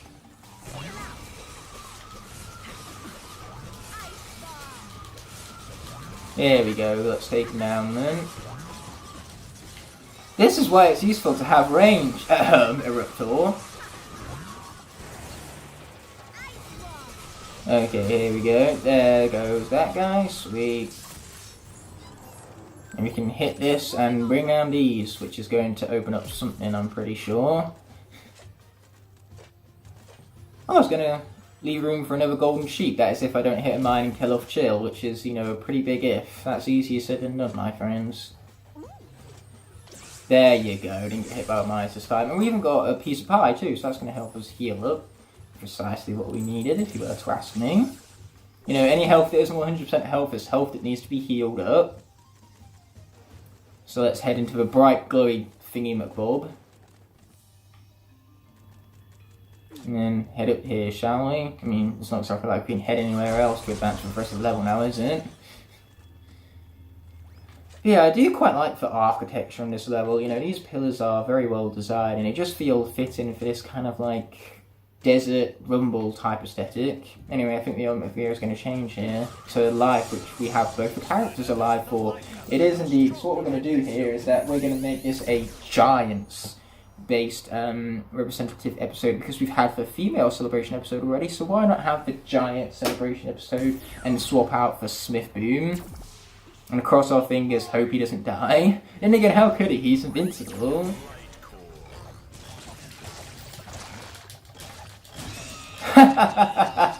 Oh, we crushed that guy. Here we go, let's finish off this guy too while we're at it. I like the sound that much. Boom, there we go, said and done with. So let's speak of advancement for the rest of the level, mind you. With none other than yeah boy Smith Boom being our final Giants representative who's left alive, which is therefore why this makes us such a great Giants representation within the Lightcore brightness lock. Ouch, I did not see that mine there. I was being totally blind for a moment right there.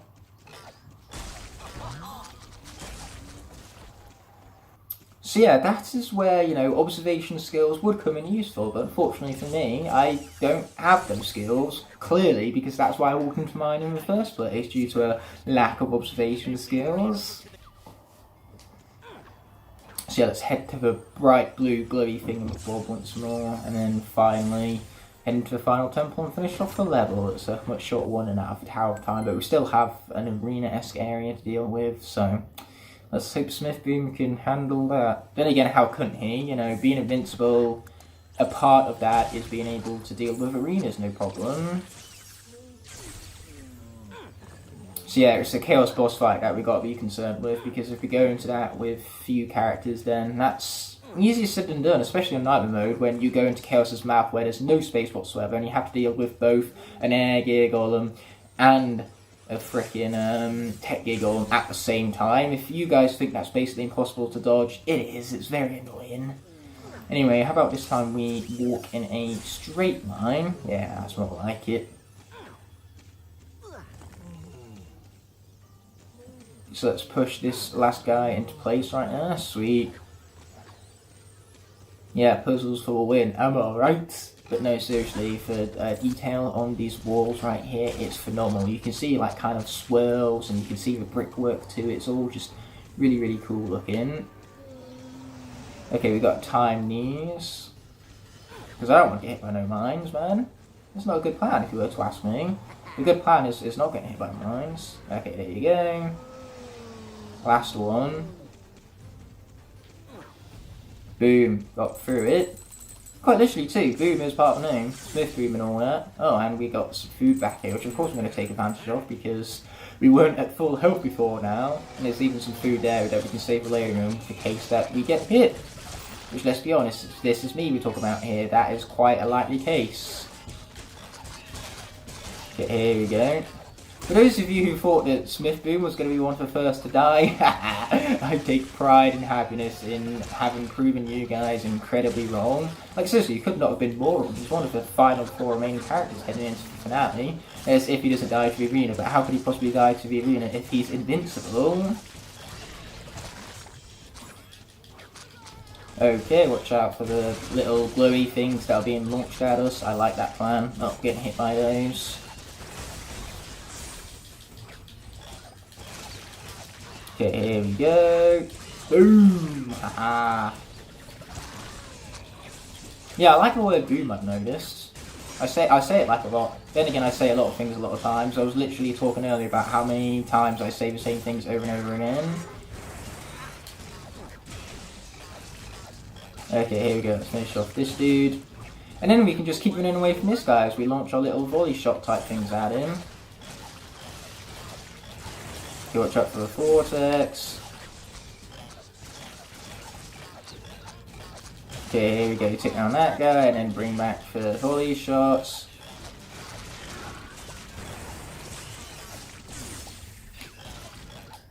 Okay, here we go. Last thing we want to do is get hit by that guy, because that guy, you know, we've already established that he takes down at least half your health every time he hits you. Which in String Boom's case, that's 400, which is a lot of damage. Okay, there we go. He's finally been dealt with. And now we can head on to the arena. So that Smith Boom can go through and absolutely smash it. It's like Smash Hit without H before the it. But yeah, as we continue to the Altar of Worship, for one time where I actually read the name of the area. Nice voice crack right there. It ends now, does it? Yeah, you can't go wrong with a classic voice break. Oh hey, thanks. That guy actually pushed me away from projectile right there, you know. Sheep Mage, he's actually a bro in disguise, you see. He doesn't really hate us.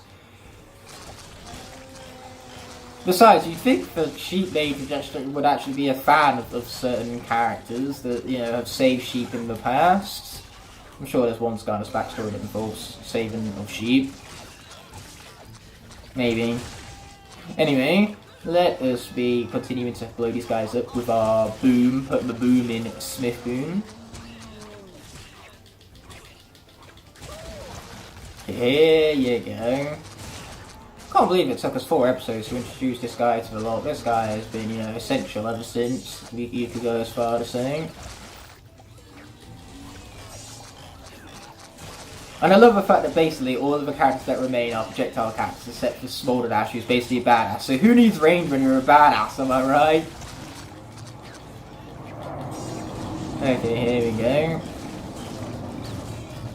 Yeah, Smolder Dash already has everything under the books. You know, she has knockback, she has speed, she has really high damage ability, she has invincibility cycles, so naturally, how does one even defeat Smolder Dash? You don't have a window of opportunity to do so. For the moment you try to attack her, boom, knockback damage. And then by the time that she's launched herself back up in the air, not only can you not attack her, but by the time she slams herself back down, you're dead. That's just the might of one Smolder Dash. Boom. Ouch. That mine hit me. Wasn't very pleasant. But luckily for me, I can just stay back here and spam my projectiles, you know. Who wants to get up close and personal with mines, am I right? So I could really be doing with some food. And actually, you know, my mushrooms actually landing on Sheep Mage too, that would also be quite useful. Yeah, I won't be too sure about that. Okay, watch out for mines. There you go. Yeah, it's annoying that the mines that still remain are set off at the end there. It can really screw you over that if you're not aware of what's going on. So yeah, where's that food I requested? The Uber's getting a little bit late right here. Now, I'm not giving no tips to anybody who's late. Yeah, I find it funny. Uber gives you the option to actually give tips before they deliver the food, and I did that once. I gave someone a 15% tip because I'm a nice guy like that before he delivered the food. But he basically took 40 minutes to get here because he was collecting other people's food along the way, and it's like by the time he got here, my food was cold because of that, because I was the first person's food that he picked up before he went on ahead and picked up other people's food along the way. So naturally that really annoyed me, especially considering that my house was very, very close to the place I ordered from, which is McDonald's. That's just about the only thing I order from Uber Eats. And, yeah. From there, you know, he went further and further away from my apartment in order to go and get other people's food, and then he came all the way back to my apartment, and then he went all the way over to other people's apartments who were receiving warm food because he had picked theirs up sooner than mine, in comparison to when he actually got to their houses, that is. So in other words, I ordered first and wound up receiving my food near enough last, and 40 minutes later that. And it's not exactly like I could get a tip refunded, so needless to say I was very annoyed and haven't ordered an Uber since. Ouch. How dare you hit me during my very engaging and unrivaled story about Uber Eats? That's just awfully rude, old chap, that hits one in the middle of a glorious story like that. Who does that? I'm beyond disappointed and now my day is ruined.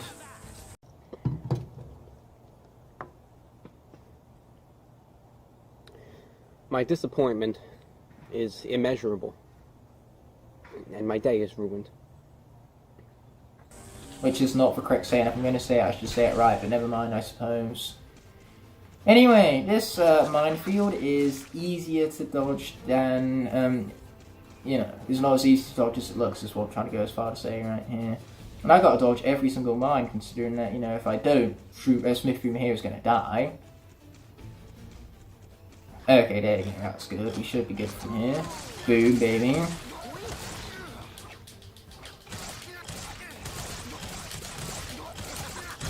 Yep, there you go. Final phase. At 200 health, so one hit and we're done for. So moral of the story here is don't talk about Uber in the middle of the combat section in the Shipwreck Islands, otherwise you will get wrecked. It is part of the name of the level after all, and oh boy, now we got Vortex Dude. I repeat, we got Vortex Dude. Luckily for us, we got our homie right here, the Sheep Bro, so he's most likely going to help us dodge attacks by sucking in and breathing back out again. It's like Gusto, but before Gusto existed. You know, this game told the future about how, you know, Gusto was going to be a character just like Sheep Mage, with his inhaling and exhaling abilities, specifically. That's what they are, aren't they? Abilities. I find it hilarious that these guys actually trip. It's like Brawl all over again, and when they trip, they really screw themselves over, a bit like in Brawl. Yeah, the last thing you want to do is trip and Brawl. Brawl is stupid, because it has tripping. I can't emphasize this enough, truly, which is why I'm saying it over and over again. Whew! That Vortex got a little bit too close to cover it.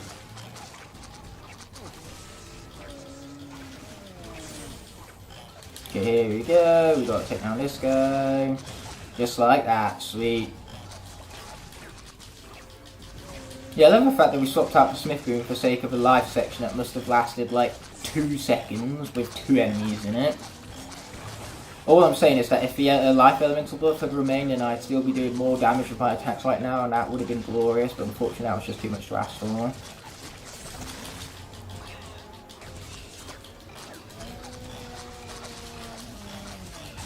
Okay, there you go, there goes that guy. Oh boy, massive giant Vortex here golden dude. Watch out. Yeah, I could do the self-slingshot, but the self-slingshot is self-slingshot even is basically Sudoku. It's Sudoku in disguise, and I do not want to commit Sudoku, so let us not do exactly that. Oh great, now there's two of them, because clearly one wasn't enough. Yeah, I forgot how hard this is, but luckily, you know, we got Swift Boom, so... I wouldn't tackle this section with anybody else. Actually, I would, but never mind about that right now.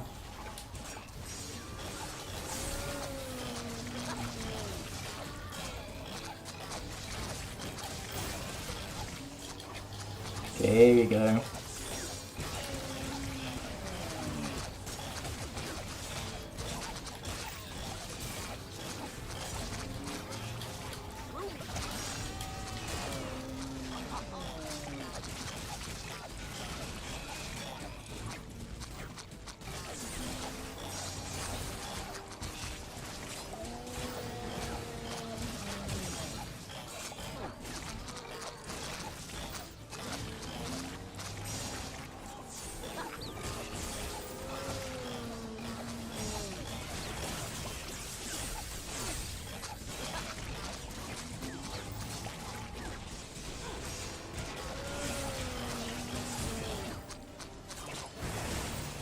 We really just don't want to die, apparently. Like, seriously, these guys are everywhere. Okay, we defeated someone. I'm not even sure who we defeated, but we defeated someone, I'm saying. I mean, come on, those guys have to be close to being dead by now, surely. Oh, wow! Him exhaling actually saved you from that vortex right there. Thanks, sheep bro.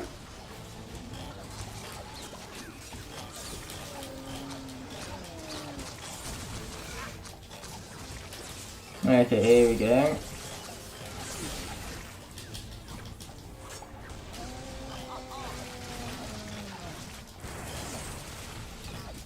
Man, there are so many of these guys over here, it's so annoying.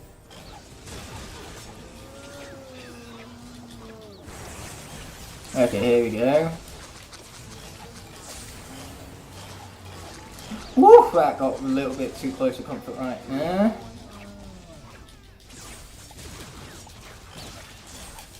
But man, these Vortex Gear Goblins just do not want to die, and it's really annoying me at this point. Oh, never mind, we got one of them. And we even installed an update file for Crash Bandicoot 4 It's About Time, which, you know, it's about time that not only we got the update file having been installed to my console, but it's about time that we also got through that combat section right there. You know, It's About Time updating is like the most perfect timing for the update of It's About Time. Okay, here we go, we can still hit him from back here, so let's be doing exactly that. So we probably want a different angle on him. Yeah, this angle will do. So what's good is that this is not on a timer, so we can just stay back here and do this infinitely, basically speaking. Can our thingy volley shots hit him too? No, they have limited range, which is unfortunate. Okay, here we go, this is the angle. After several angles I have found for one. Here we go, I could marry this angle. Boom, baby, destroy the sheep creeps. Sheep creep? Now I'm getting sheep creep nightmares. Thank heavens we had to deal with a sheep row rather than sheep creep, because if we had to deal with sheep creep in this level, we would have been screwed. Screwed, I tell ya. Can you imagine if this was a trap team level? This would totally be the level where you'd have to fight sheep creep. Yeah, that sounds like a good plan. Let's get out of here with our 4 remaining characters to deal with super evil Kaos in the finale of the Skylanders Swap Force Lightcore Brightness Locke, which is now getting very, very dark due to just how many Skylanders have been defeated. But hey, at least we've got some stars along the way. What we're not going to do is rush straight on into the Chaos battle, because who wants to do that when instead we could go back and tackle all of the mini games that we refused to do so leading up to this point. That's right, we're going to prolong this finale as long as possible. I don't want you guys showing up to a premiere that's 2 minutes long, as all what we do is defeat super evil Chaos. That's not a glorious finale, not in the slightest. Even having said that, I got a little bit bored of exactly what it was I was saying. If it sounds bored in your head, in execution it's going to be even more boring, so why even go on ahead and execute the finale that way? Make it as hype as possible with our 4 remaining characters, because unfortunately we lost Eruptor in the previous episode, which is a shame really, because that was the Giant Celebration episode, so losing a character from Giants is quite tragic, and those eels are really annoying me now. There you go. Mashing buttons for the win. Get over here, fish. That's it. That's what we like to see. That's 5 or 6. So here comes the last one, baby. Yeah, that's it. Get over here. Nice. That's one mini game down. Next up, we have the turret to deal with, and then we're going to go into an arena battle, and hopefully not kill off Smithboom, because him, after having tackled the Shipwreck Islands, losing to an arena battle would be incredibly tragic. But we also have this here story scroll, so I suppose we could do that as well. Yeah, why not? The Great Holloway. Going to the volcano to replenish the magic in Skylands, the ancient Yeah, we know all this ready and blah blah blah blah blah. I know that was quite a tune. You could even make a song out of that. Oh wait, Smurfs did, and it was annoying. So just scratch that all together, which is a Skylanders reference in of itself, because that just happens to be the name of one of the overrated cores from this game. Yes, I just said Scratch is overrated. In the words of Mighty Tough Luck Deal With It, who ironically enough is also incredibly overrated. There we go, we got a mushroom to get ourselves back up here. Smithboom taking advantage of fellow mushrooms, I see. I came over here for a rainbow bridge, but the game said no. My hopes and dreams have been crushed, but at least I can turn all of these plants to life. At least most of them. So yeah, off to the turret we go. You know, we even get to see Tibbet along the way. Good old Tibbet. Here for the trophy room, despite the fact that we don't really see any trophies back here. I'm sure there was a pedestal, but that was about it. There's a pedestal, a trophy. Last time I checked, no. No, it isn't. Okay, so what we've got to do is we've got to hit Magma Rocks and not the mines. Oh, and the crates too. Well, we don't have to hit the crates, but we could hit the crates, and I wanted to hit the crates, so that's exactly why I hit the crates, for the sake of the coin bonus.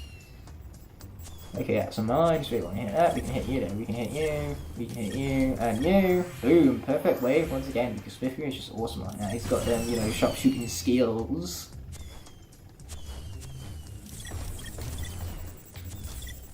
There you go, take out you and you for another perfect wave. Sweet, I'm pretty sure this is like an infinite game, so you can just play it forever and ever, but believe me, eventually I will screw up. Especially since I'm commentating, but let me know in the Premiere chat how many waves you reckon I'm going to get through. That was the 4th one, so we're moving into the 5th wave already. So yeah, might as well break the 4th wall. After all, this is a Premiere, so I might as well acknowledge the fact that it is said Premiere. How are you guys doing in the chat? Let me know, as well as let me know what your MVP of the Locke is. I don't care if Countdown's dead, he's still my MVP, because this is Countdown we're talking about here. He's epic. But you know, apart from Countdown, the MVP definitely has to be Bumble Blast. That guy has been a beast. And remember when I said that this was an infinite wave of mines? Turned out I was lying, I just never made it to the end until now. I just accidentally proven how bad I normally am at that mini game. Whoopsie! So now I officially know that there is an end to that mini game, and my mind has officially been blown. Anyway, we now have an arena to deal with, so let's be doing exactly that before we head out for Kaos, our final showdown. Which reminds me of the final countdown, the total 100% MVP of the series. Otherwise, again, it is still Bumble Blast, who's been a beast. I must admit, out of the 4 remaining Skylanders, they definitely have been putting in the most effort in this Locke. Small Dash has been a beast throughout, as has Bumble Blast. And then Chill and Swiftboom have had the most legendary clutches in Locke history. It's been incredible watching this, and it's been more incredible playing through all this. So, yep, here we go with Swiftboom tackling an arena right here. Hopefully he doesn't die to Chaos, because I can't bear to think of the idea of losing Swiftboom. Can't bear to even think of it. Alright, we have super hungry Gobblepods right now. Cage Master. No, love Cage Master. Anything with Cage Master.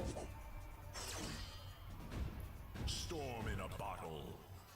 But yeah, from the 4 remaining characters, any one of them could be the MVP. So I see you guys putting MVPs in your chat. In the chat even. Your chat? This ain't your chat, this ain't even my chat. There's a digital chat that just happens to exist because I scheduled this for Premiere. But yeah, in all seriousness, you guys were just leaving MVPs in the chat. And I see them right now, I totally see them. All of the excellent characters you're listing off that are great MVPs, mind you. You know, I can see where you're coming from. And you. Yes, even you, I can see where you're coming from with your opinion on who the MVP is. It might be wrong, because that's how opinions work, but it's an opinion all the same that I respect.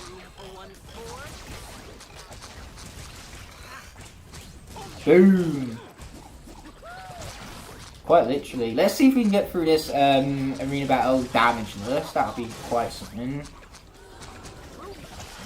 If anyone can do it, it's Smith Boom. After all, this guy's a bit of a beast. Can't emphasize that enough. There you go. Boom, let's be taking out all of you guys. Ouch. So much about doing this damageless. Me and my big mouth jinxed it. But luckily we got Epic Announcer Guy to, you know, clue us in on how many enemies are remaining. And there's nothing better than Epic Announcer Guy, epically announcing stuff. Hey, come over here, I have a friend for you to meet. Oh, he's kind of locked into my mushroom shield right there. My bad.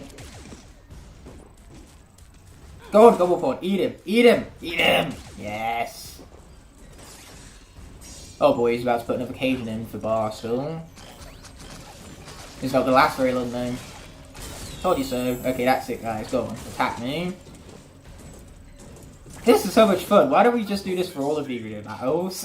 That Gobblepod is officially a bigger beast than Shroom. You know, if those, for those of you who are clever enough to put Gobblepods in as your MVP for Locke, nice touch. The Gobblepods are the true MVP. You know, they've definitely defeated more enemies than any of my other Skylanders combined. You know, the Gobblepods are the true beasts of the Locke. If a Gobblepod was a Skylander, then oh boy, all the enemies are really screwed. Unfortunately, they limited the Gobblepods because they knew just how broken they were in this game. You know, the enemies got lucky in that department. The fact that they had to deal with much less Gobblepods than what they would have otherwise, or the fact that the developers remembered not to put them everywhere because they're just too dumb, stupid, broken. 2 heavies in a row, this is brilliant. Oh, and there's a Skullpunk up there who's annoying me, so I'm gonna kill him. No other better reason to kill him than annoying me now, right? Ouch, I got hit in the face by something. I noticed that there's yet another Skullpunk I don't like very much. Luckily, that's what your power-up's for. Okay, now it's free for Gobblepod, so then he can help us out with shieldy dudes, the Ironclads. Ouch, I just got hit in the face by a cannonball, it's not very pleasant. Ouch, and another one. Ooh, there's pizza over there, don't mind if I do. Yeah, there you go, jump over the cannonball, grab the cheese. Oh, the cheese. What glorious cheese. Bit like Crypt King Cheese Lord, a video that's probably been released by the time this video is premiered, hopefully. Hopefully I don't pull off a Crypt Crusher, who ironically is the person who I collaborated with for that video, and decided to, you know, take 6 months to make it. That was a funny joke, I just couldn't resist. Ha ha, very funny. Now laugh at my joke already. I see you not laughing in the chat, laugh at it. It's a very funny joke. I command it, laugh at my joke already. I still see you not laughing, laugh. Because I told you so. So laugh already, just do it. We both know you're going to do it, so just do it already. Yeah, here we go. There's that guy having been said and dealt with. Bonus stage, baby. So yeah, I find it pretty cool how all of the mini-games that we have refused to tackle up until the Locke, up until this moment in the Locke have finally been tackled by yours truly, all in the finale at once. You know, nothing more glorious than that now, right? Going back and redeeming ourselves for our past laziness. Okay, we go, final stage, no more Gobblepods, which means I'm officially screwed, guys. What am I going to do? There's no more Gobblepods to help me out. I'm screwed, guys. We're going to lose Smith Boom. His invincibility is not enough. Yeah, it's just like a game of rock, paper, scissors. There's only one thing that beats out invincibility, and that's Gobblepods. Even though, let's be honest, paper does not beat rock. Rock should be something that's, you know, 100% guaranteed win rate.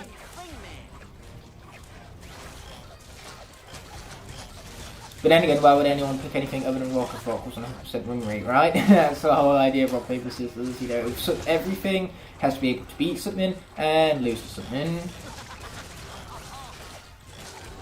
There we go.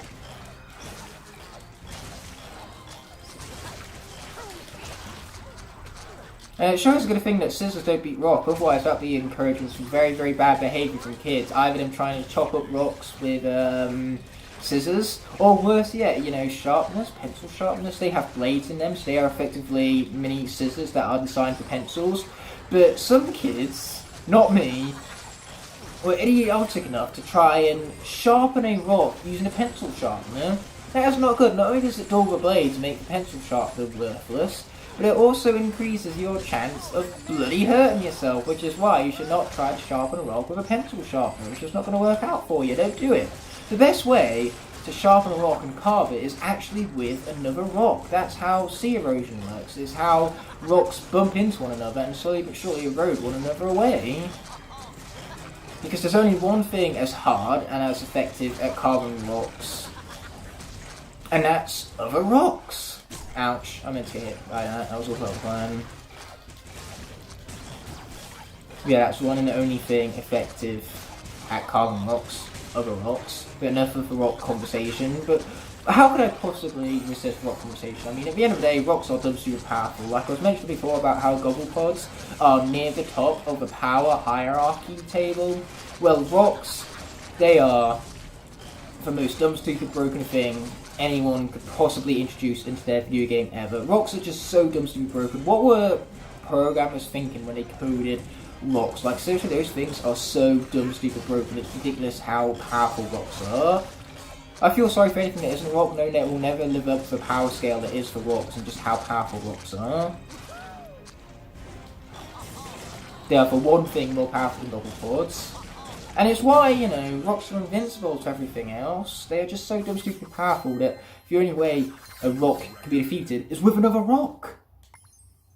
Either way, it's time to get out of these arena battles and, you know, leave the rock conversations behind us, despite how glorious rock conversations are, because just like rocks themselves, the conversations of said rocks are incredibly powerful and truly entertaining. So speaking of entertainment, let's actually move on with the entertainment part of the premiere, which is going to be finding out whether we defeat Kaos with our 4 main characters or not. So yeah, it looks like we now have good old Flynn and Sharpfin to be speaking with, so we can put an end to Kaos once and for all. And we even get a nice little jamming tune for sake of Woodborough hub world right now. But, you know, it's time to put jamming tunes behind and bring an end to the Locke. There's another mode, might I remind you. Like, I think this would be a terrible performance if it was on hard, but considering I'm Nightmare mode, 12 deaths up until this point, it's not too bad. In fact, one day I will even do this Locke with just the Swap Force Lightcores to see how possible it is. Because I reckon I could beat this if I don't tackle the Adventure Pack levels with just the Swap Force characters. Especially since the Swap Force characters have Bumbleblast, Flashwing and Smolder Ash, which I reckon those 3 characters alone could have done this Locke. You know, Flashwing only died to my own stupidity, so all I've got to do is learn that stupidity, and when I eventually get around to streaming the Skylanders Swap Force Nightmare mode Locke with just the Swap Force Lightcores, you know, I'll learn that mistake and not lose Flashwing to such a dumb, stupid mistake of mine, of my own doing. Anyway, let's be skipping over this deep stew without further ado, which is a bit of a rhyme, therefore making me a poet, not even knowing it. So we can finally tackle the worst boss in Skylanders history. Well, not the worst boss, just the worst Chaos boss, mind you. Like, seriously, this boss fight is disgusting, its patterns are terrible, and I really, really hate it. I hate it so much! And it's even got puns too, just to make it even more worse. Like, just as you thought it couldn't get any worse, then Chaos starts bringing in his stupid puns. Yeah, let's try my hardest not to be defeated here. Yeah, I love the fact that I moan about Chaos doing it and I go ahead and proceed to do it myself. This is what being a hypocrite looks like. Okay, let's take out this guy's toes without further ado. Okay. Bam! And no hit from yours truly, because I will not take that shockwave to the face, thank you very much. That's why the invention of the jump button came in so handy right now. Yeah, I'm not going to be fearing him anytime soon. So now we have a double shockwave to deal with. You know, if there's one thing worse than a single shockwave, it's a double shockwave, mind you. Okay, that was a bit bizarre. I got yeeted backwards from him there. Okay, is that going to defeat his big toe? I think it did in the end. He pushed it out, just barely. There you go, let's finish him off. Okay, goodbye first phase, you'll be missed. Not really, that's a fucking lie. So that was a fucking lie. So here we go with what is in my opinion, the hardest part of the boss fight, just because the arena is so small and you get so many tough enemies to have to deal with. So here we go, time to help out Kaos with his hygiene. You know, this is actually doing Kaos a huge favour. We're effectively being a dentist right here. We're brushing his teeth, we're getting rid of all of the, you know, residue and cavities found in his mouth. You're welcome here, Kaos. Dental hygiene is very important. Kids, remember to floss. If there's going to be one takeaway from this finale, it should be that you should definitely remember to floss. Unless you want to end up like Kaos, with these disgusting crystals all on the inside of your mouth. Like seriously, if you find this as disgusting as me, the lesson here is to make sure you always floss. Okay, watch out for the shockwaves.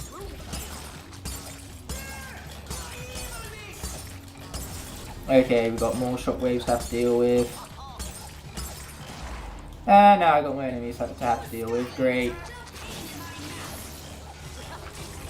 Okay, here we go. If we get through this with Smithy, I'll be very impressed with myself, to be perfectly honest.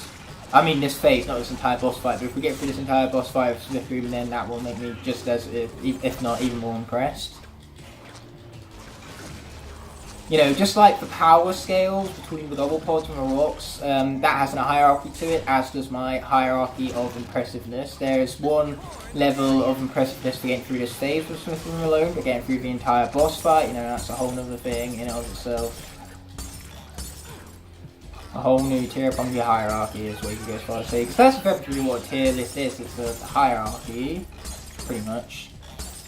What's better than what, comparatively? But I prefer ranking lists over tier lists just because they're so much more specific.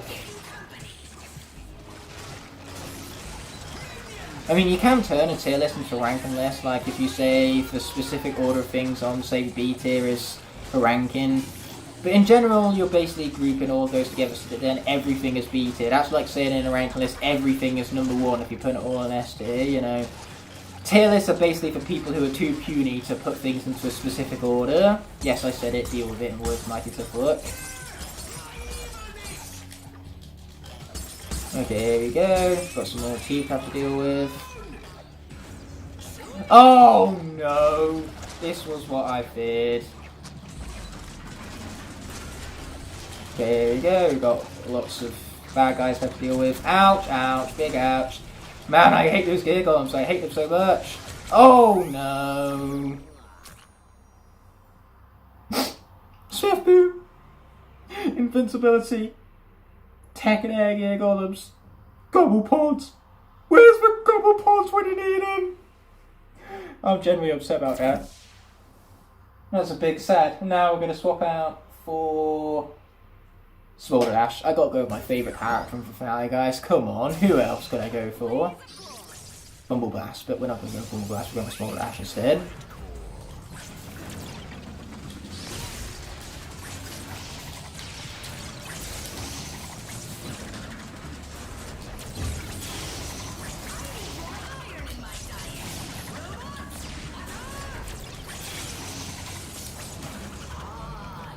I hate the fact that the only other time we have to fight these, I believe, is in the Twisty Tunnels. And the Twisty Tunnels, you can just bypass these guys, but not here, you can't.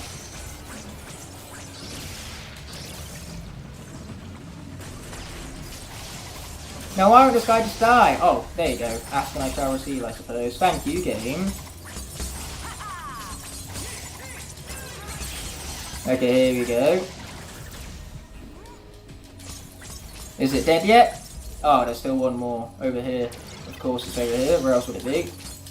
There you go, just like that, Kaos' dental hygiene has been dealt with, and now we get to go into his tiny miniature mind, which makes no sense, because if you think about it, Kaos comes up with all of these schemes, you know, he certainly has wit and charisma, that's intelligence is what that is, so his brain being as small as that makes no sense. I mean, sure, he's defeated, but that's just because Skylanders have raw might and power. It has nothing to do with the fact that Skylanders are smarter than him. Anyway, I believe this is on a set path, so we can just stand off to a side and never get hit by it. Yeah, I don't think it actually follows you, so just stay here and you can't get hit. Goodbye, evil love shakes. You shall be missed, and I mean that quite literally. You know, this is no foot or mouth face. This is a face that shall actually legitimately be missed. Oh boy, it's them dudes. Nobody likes them dudes. Where am I? I can't move!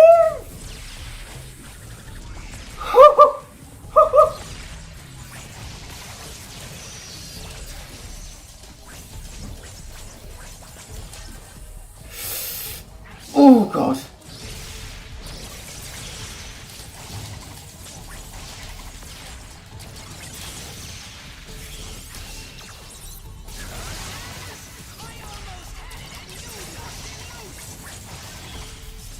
No! There goes Smolder Dash as well. That's mostly because I got stuck for a moment there and couldn't move. I took, you know, a few too many hits of damage because of that absolute bogusness. But now we're down to 2, which means we're swapping out Rumble Blast. I'm not about to trust Chill right here. Because now my favourite character for Locke is gone. We have to leave this down to, you know, what no doubt most of you are going to be calling the MVP. He's my personal MVP, right behind Countdown and Smolder Dash.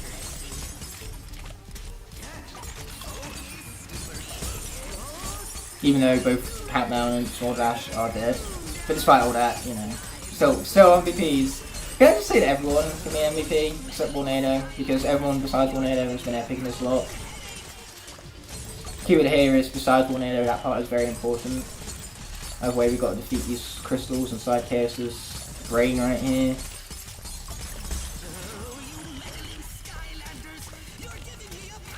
Oh, is that right? Is it Kaos? Is that right? Okay, here we go. We have some juice to defeat. Yeah, this basically raises the question, why don't I just start with Blastermine? Blastermine isn't in this block. No, why don't I just start with Rumble Blast? That would have been a much more wise decision to just start with him rather than swapping out for Smolder Dash, who is a melee character. But unfortunately, you know, not only did I make dumb decisions, but the game also screwed me over when it said, oh, Smolder Dash is stuck in midair and cannot move, so just take all these bogus hits that you cannot avoid due to her being stuck for far too long. I mean, we could have took the hits before I got stuck, but I'm just going to continue using the whole I was stuck and I could not control my character excuse a little while longer.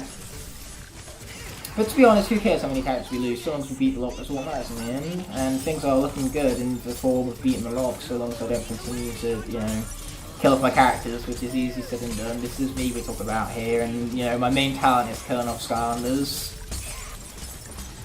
You know, I could put that on a resume, and if I put that on a resume, how talented I am at killing off Skylanders, and I basically guaranteed whatever job it is I'm interviewing for. Okay, there you go. There goes one crystal. Yes, we're giving her a headache. If that's not cause of celebration, I don't know what is. So we now have one final crystal to destroy and then one final phase. No! Not dastardly, despicable and deadly. They're for 3 deadly Ds. Anything but for 3 deadly Ds. Oh my god. I'm so terrified. Guys, send him away. This is where we lose for Locke. I'm panicking. Whatever will we do against Chaos Shape? I've never been more terrified in my life. This single most scariest moment I've ever had to endure, but we got through in the end, guys. Whew.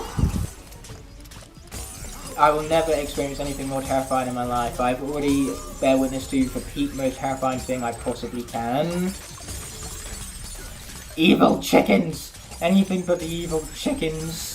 I'm not a big fan of the evil chickens. You know what? I kind of hope that Chill winds up being our last main Skylander right now. That would not be ideal, but if it was, then I would just be able to rub it in Crush's face so much. His least favourite Skylander was the last remaining one in the Skylanders Force Lightcore Brightness song. That would just be such a way to hand it to him. But fortunately for us, Rumble Blast is too OP, and he said no, he wants to live as well, so it seems as though we're going to have 2 slimes at the end of this. So long, as I don't make stupid mistakes in this here final phase of battle, which is, you know, very common for me. I very commonly make dumb, stupid mistakes, so the chances of clearing off Bumble Blast in this section right here is quite high, believe me. So I believe what we can do is we can wait here, and then once the blast comes running, we can just... Huh! There you go, jump straight over it. Oh, is that right, is it? Ah, run! Run, Bumble Blast, run! Oh boy, I got hit. That's not very good running. I've seen a lot more effective running, and that's not it. Okay, here we go. We can wait here. And jump over it. Never mind. No, we can't. Yeah, it turns out that I can make dumb, stupid mistakes. This is one of them, and that leaves us down to our final character, Lightcore Chill. I can't believe this. Of the entire cast, Chill is our last remaining hope. She better beat this Locke, otherwise I'm going to be so mad at myself. Okay, wait here. Jump over it. There you go. Yeah, here's the thing. I've been saying throughout this entire Locke, remember the jump button, you know, introducing for all the Skylanders to the jump button, key thing this game got right. And here I am, forgetting about that very button that I keep putting emphasis on, the jump button. Yeah, I don't think so here, Kaos. The main problem is timing though, like when it came to Bumble Blast I screwed up timing, but with Chill right here, she's too broken to screw up mere things such as timing. Also, I should probably continue mashing. Here we go, just like that, super evil Kaos. It's going to be sneezed to death apparently. Boom, baby! We beat the Skylanders plus Lightcore Locke with only Chill remaining.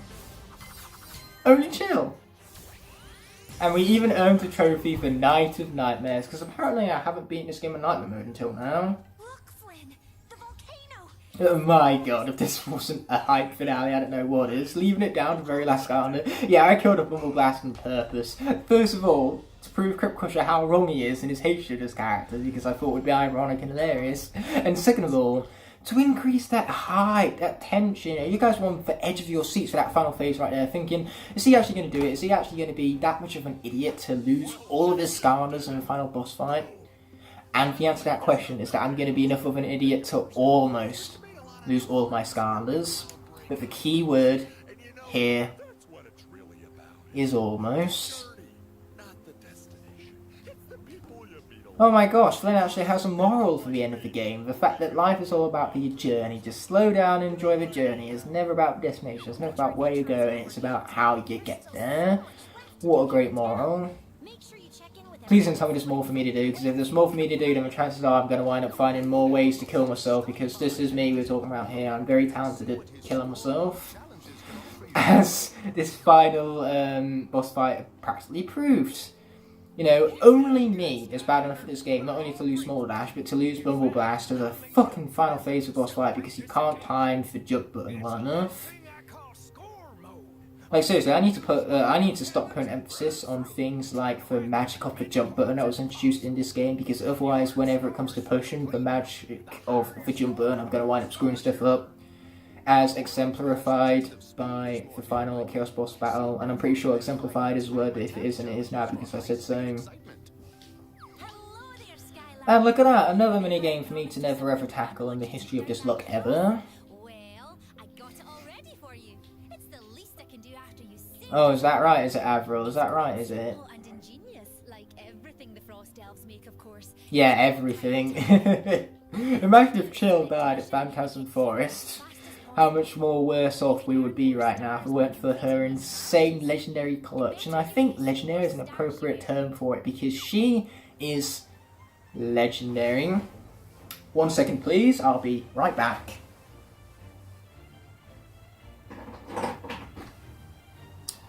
To celebrate the legendariness of Chill, I think it's only appropriate for a change in her attire. Legendary Chill, baby, with the Easter hat, just for good measure, despite the fact that at this point Easter has been gone. So let's be opening up this hat and earning a volcano cap. You know, it's time to replace that, you know, outdated old Easter hat right there, and even gain some maximum health while we're at it. Man, what a sick way to end off the lock with the legendary Skylander, known as Chill, taken for clutch one last time as she becomes our sole remaining survivor of the Skylanders Lightcore brightness lock. But for those of you who are wondering what the next lock is going to be, it's going to be starting up next Monday. We're not even going to take a week's gap because we are going to get straight into the Skylanders Giants legendary lock. So, legendary Chill kind of got two birds with one stone. Not only did she prove how legend, wait for it, dairy Chill is. Yes, that was a How I Met Your Mother's reference, but regardless of just how legend, wait for it, dairy Chill is. But for other bird that we hear without stone is the fact that this is a mere illusion to what the next lock is going to be. Not illusion. An illusion is something that's faked. An allusion, whether it's spelled with an A, is when you allude to something. And that's exactly what Legendary Chill has done. She has teased the next lock, the Skylanders Giants Legendary Lock. I will be tackling Skylanders Giants with the 10 Legendaries from Giants backwards. And we will see if we can beat that game on Nightmare Mode on the Xbox 360 with just those characters. How can I record on the Xbox 360? Simply put, I got an Elgato, so that's going to be one hype series. So let's just say, Legendary Chill here, this is not the end you're going to see of such a legendary character. But with this log coming to its glorious legendary filled ending, I want to thank you all so much for watching. I'll of course be seeing you in the next one, and until that moment arises, I cannot in good conscience end off this video without first thanking all of my incredible channel members whose continued support help make these videos possible. Without them, these videos would be near impossible to make, so from the bottom of my heart, I truly appreciate every last one of them. If you enjoyed this video and would like to see more, there are plenty of options on screen now to explore, and please consider subscribing to keep up to date with all my content. On that note, this video is coming to an end, so thank you so much as always for watching. Until the next video arises, peace!